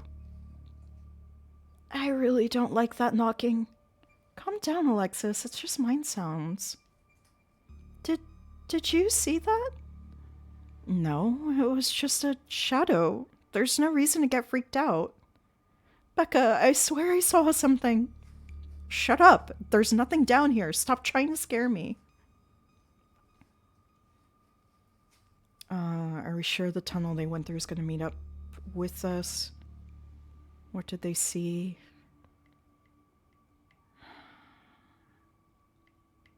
We're getting closer. Let's keep moving. Let's go. We gotta save the kids. As you progress deeper into the mine, the knocking grows more frequent. It's still distant, but it's much louder than before. Yeah, that's bad. That's really bad. Can the kids die? I don't know if the kids can die or not. The tunnel ends abruptly in front of you. A century-old ladder is the only way forward. In the darkness beyond, you can still hear the echoes of terrified teens, their panicked arguing bouncing down the pitch-black corridors. Becca, we need to leave. This isn't fun anymore. This is plenty fun. I bet you're only saying that because you want to hang out with that dorky crush of yours. She's just an 8th grader. Becca, this isn't about Rosalina. I know you can hear that knocking. And here we are. The tunnel they crawled through passes through the chamber below, and it sounds like they're still down there. I've never been this far in. Congratulations, Stella. You got what you wanted. God, I would not trust a 100-year-old ladder. I guess there's not really a choice. Tabitha crawls up to the ladder and disappears over its edge. Alright, let's do this. Stella hoists herself over the edge and begins to climb down. Let's go. You walk to the ladder and climb down.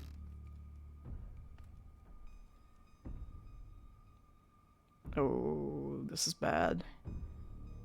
Hey, kids. Oh, great. The adults are here. Thanks, Alexis. Really nice.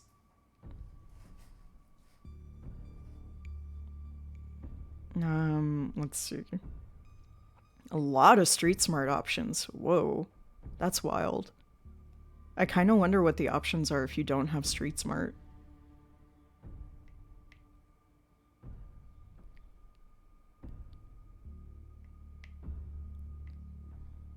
You don't need to say anything. Becca has already lost control of the situation. She has. Yeah.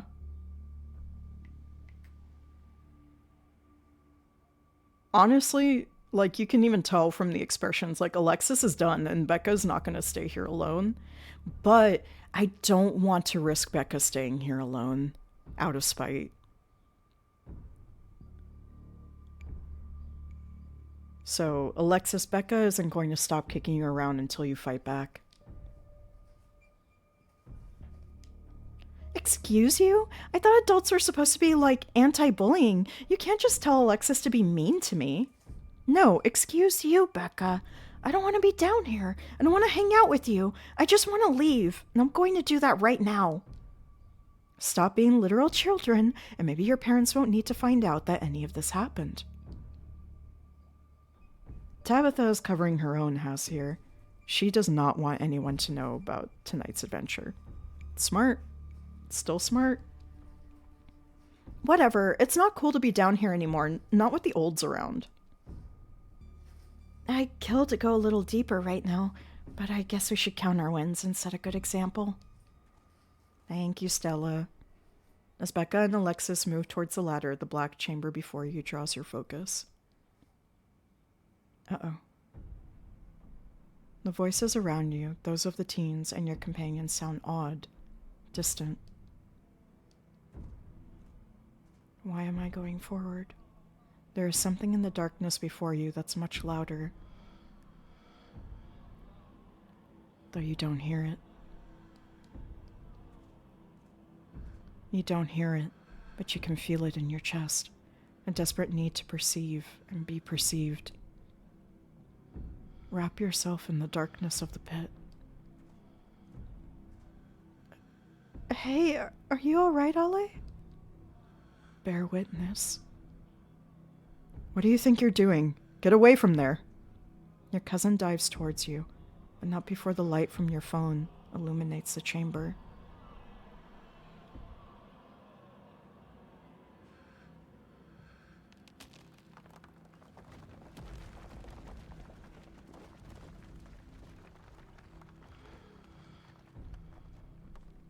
Uh-oh.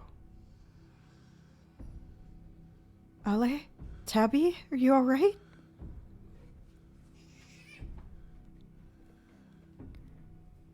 Oh, thank God you're alive. It looked like you had a seizure or something, and then you and Tabby just conked out. I'm fine. Ugh. You can barely open your eyes. You're not fine. Neither of you move a muscle. I don't want you straining yourselves while you're still recovering from whatever that was. I'm getting the kids out of here, and then I'm going to get you both some help. I'll be back soon, I promise. You fade back out of consciousness as your companion clambers out of the pit, intent on your rescue. You raise up on your elbows, head still swimming from the visions, your surroundings coming back into focus. Your head throbs as the knocking continues, now magnitudes more intense than ever. You can't help but notice the timber struts around you trembling, as if they were being struck by invisible blows with each knock. They're all that stand between you and the many tons of rock over your head, and they suddenly seem terribly fragile. God, that knocking is not helping my headache. What the hell just happened?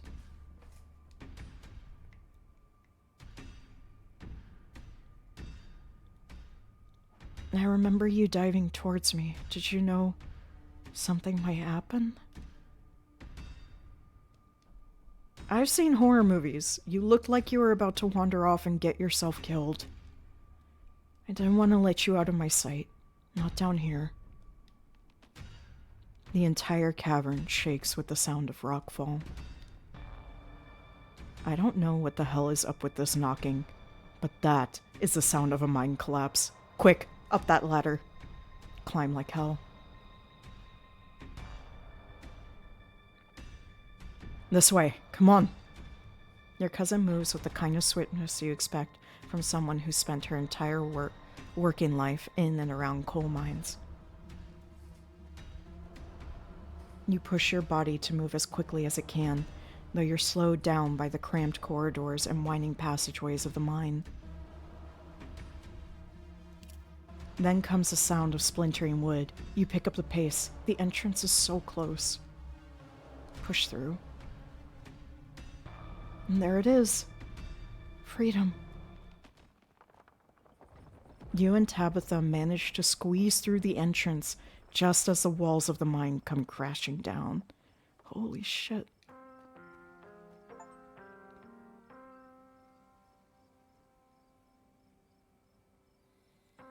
Pro babysitter, stop Rosalina from slipping off into the mines. Could Rosalina have died? Oh my god, that's terrifying. Holy shit, you're okay. Thank God. And everyone's accounted for. That was a surprisingly close call. We could have all died in there. What did you weirdos do? Everything was fine until you adults showed up. Becca, shut up. What did you just say to me? I said you should shut up. I'm sick of your two-faced bullshit. They didn't almost get us killed down there. You did. And now you're trying to pass it off on whoever else you can. And it's just a cherry on top of this whole shit show of a friendship. I'm really not in a good headspace for this conversation. I could have died in there. Why are you doing this to me? No. Enough. No playing the victim this time. Stop being friends with Rosalina. It's like being friends with Rosalina has made me realize how horrible you are to me. Friends aren't supposed to be mean to each other. Friends shouldn't be scared of each other. I never wanted to go into that stupid mine. It was your idea and we could have died. If these grown-ups hadn't shown up, we could have been buried alive in that stupid little tunnel drinking stupid strawberry margaritas in a can. Screw all of you!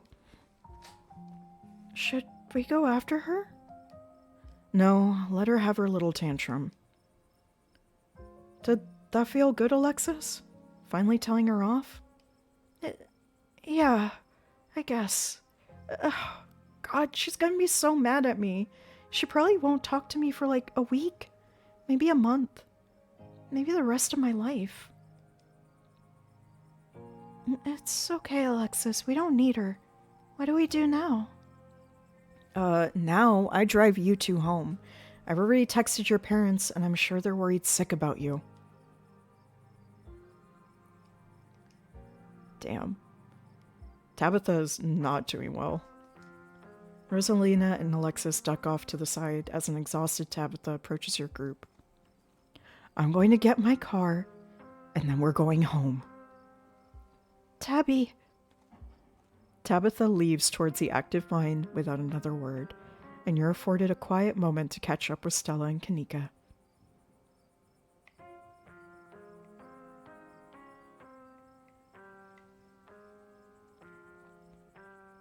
Honestly, as much as I want to tell them about like the vision and stuff like that, I think I'm just going to remain silent. It looks like Tabitha's back. I better drive these kids home. Come on, let's get back to the estate. It's been a long day and I need it to be over. I'll see you tomorrow, okay, Ale? Please stop trying to get my cousin killed, Stella. Come on, let's go. Tabitha starts walking to her car, pulling you by your arm.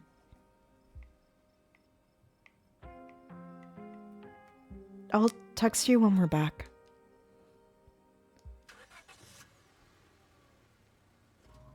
Tabitha doesn't say a word as the car cuts along the darkened road. You try to keep an eye on the surrounding wilderness as she drives, wary of what may lurk behind the tree line.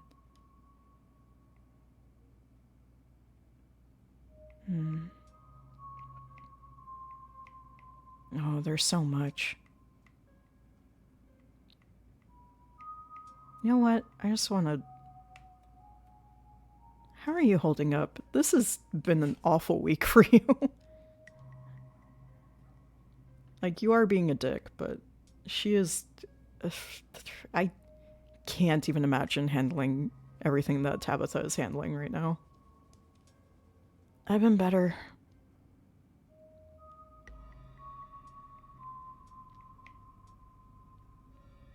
Hey, at least everyone's okay.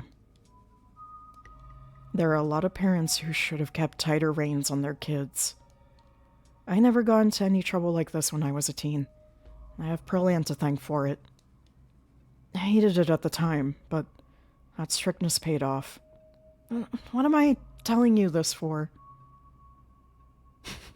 Whoa, are we bonding?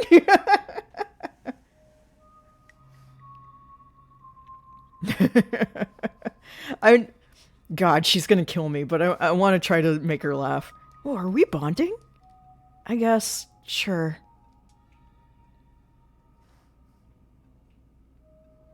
I don't think it's cut or dry of, like, the parents aren't to blame, because I don't know the parents. I don't know what they're like. I don't know anything about them. Maybe they are to blame. Who knows? And maybe they aren't. It's the same way of like, I don't know if they are or they aren't. I don't know anything about them. So I will remain silent. You don't always have to have an opinion about things. And I really like that this game is very supportive of like, you don't have, even if you're the protagonist of this game, you don't have to voice up about everything. And in fact, sometimes it's better not to. And I appreciate that so much as someone who takes this route sometimes in conversations where I'm like, there's nothing valuable to add to this right now. You remain silent. I've got to focus on the road. Ride in silence. I want to ask about Stella and Kanika, but these two ways to ask are like super confrontational. And I don't want to do that. That's also a thing I appreciate about this game too, is that it doesn't reward exploring every option. Like they really, really reward you just being human and treating the characters like other humans. And that's really hard to pull off in a visual novel and still keep story progression and player interest and things like that. The reason why it's not in like every single visual novel, right, is because it's really hard.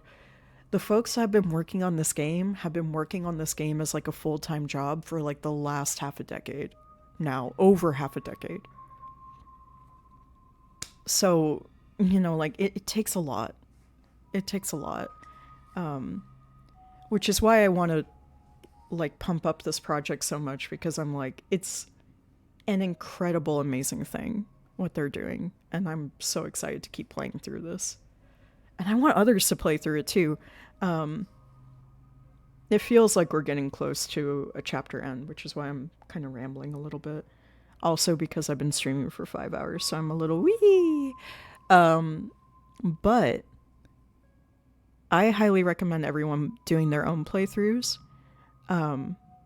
And talk about it in the Discord. You can talk about it in the conversation pit over in the Discord, which is all of the stuff for the Cat Baron Cafe. And just spoiler tag your stuff. So especially if you find different routes and things like that, and you find things that are unique to your own playthroughs, I would love to hear it. And I would love to see it. I would love to learn about your playthroughs. Just spoiler tag it so that people can choose to spoil themselves as they will. So yeah, I hope you all play the game too. But let's ride in silence. Your eyes wander back to the tree line as you and Tabitha sink back into silence.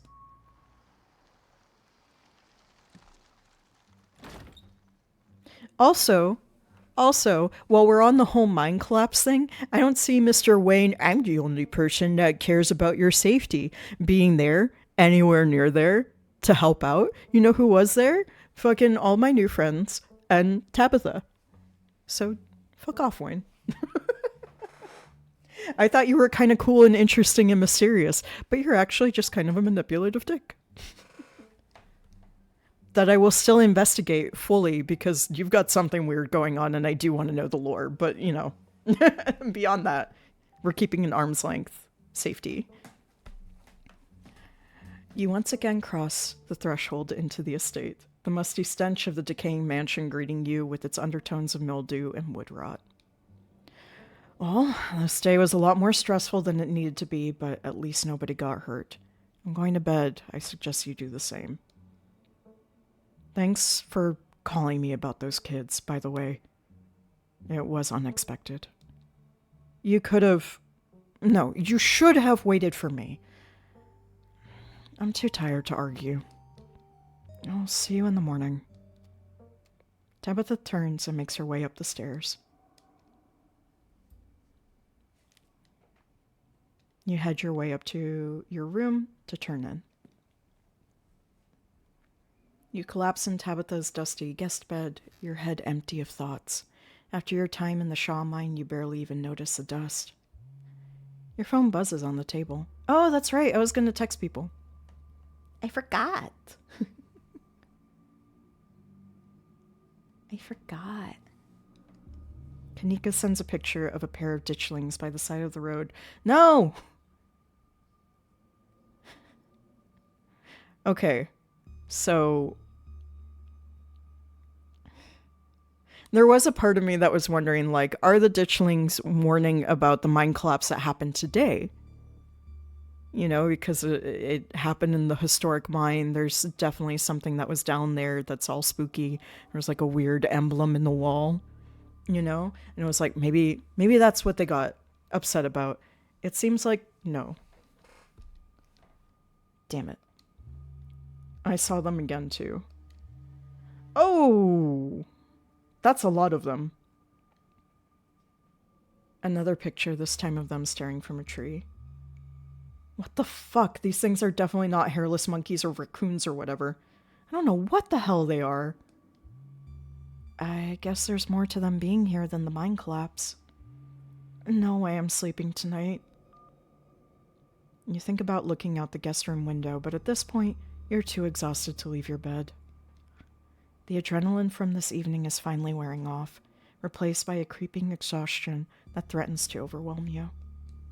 Your limbs feel heavy, your eyelids slipping down over your eyes even as you stare down at the ominous pictures on your phone. If it weren't for the pit of dread balling in your stomach, you would almost feel comfortable as you settle in between the covers, your tired bones sinking into the decrepit mattress. Whoa. So me not pausing to look at the art was because the game didn't let me. So I'm really glad that's letting me look back at this. Holy shit.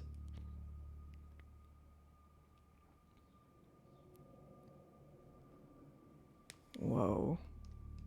I do not think that Stella saw any of that. You see the shadowy figures that gathered behind Stella in the mines. Your thoughts are drawn to the carving on the wall and to the visions it imparted on you. Oh? There is something so creepy about a door opening up into darkness, isn't there? That gave me more chills than anything else in the episode so far. Your eyes shoot back open, your heart pounding as the door to your room swings open. Oh my gosh, it's the best possible outcome. Maybe because we didn't bother Frou Frou too much, they're like, okay, I will befriend you. Just the cat. It's always just the cat. It's nice to see another living being, even one as unfriendly as Tabitha's cat. Tabitha's cat rules. I love her. The comfort of her presence sets your mind at ease, and you finally slip into a deep sleep. Oh.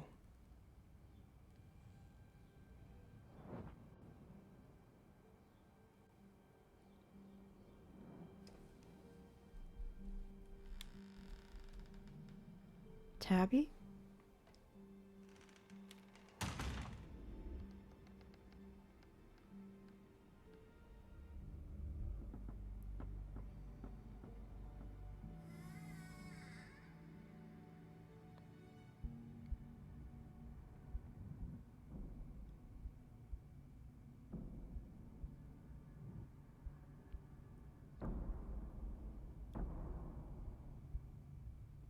What does that mean?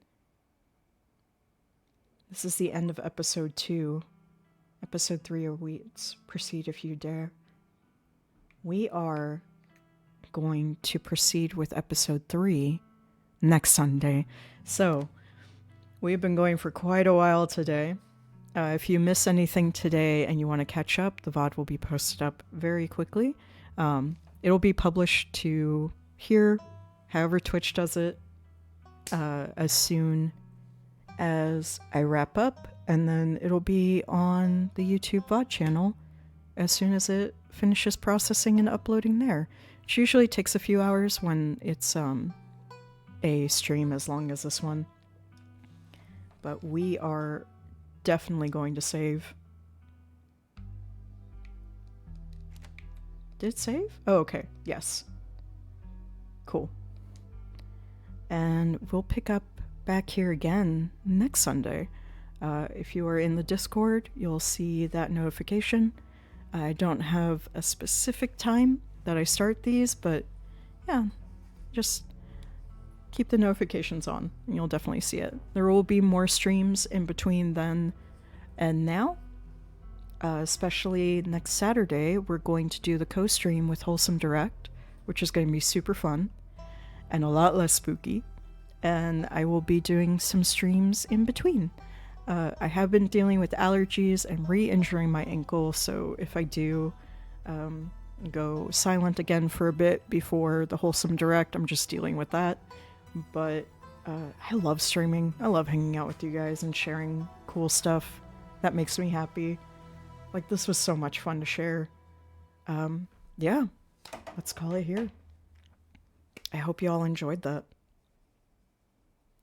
Hi, Jay Dimson. Thank you and good night. Thank you. I just have really wild luck with getting injured and sick this year. So that's been... I mean, at this point, I'm just laughing at my luck with it all. Oh man, there's so many choices. There's so many choices. I'm finding a chill place to dump y'all off at. Let's see. And there's a lot of choices. There's a lot of good choices. I will send you over to Steven, who was here a little earlier. And one of the fellow server mates at the Discord. So yeah, let's send you all over there. And then I will decompress pretty much immediately because I need some pain meds for my ankle, to be honest. So send Steven my love, and I will see you all next time. All right. Goodbye. Have fun.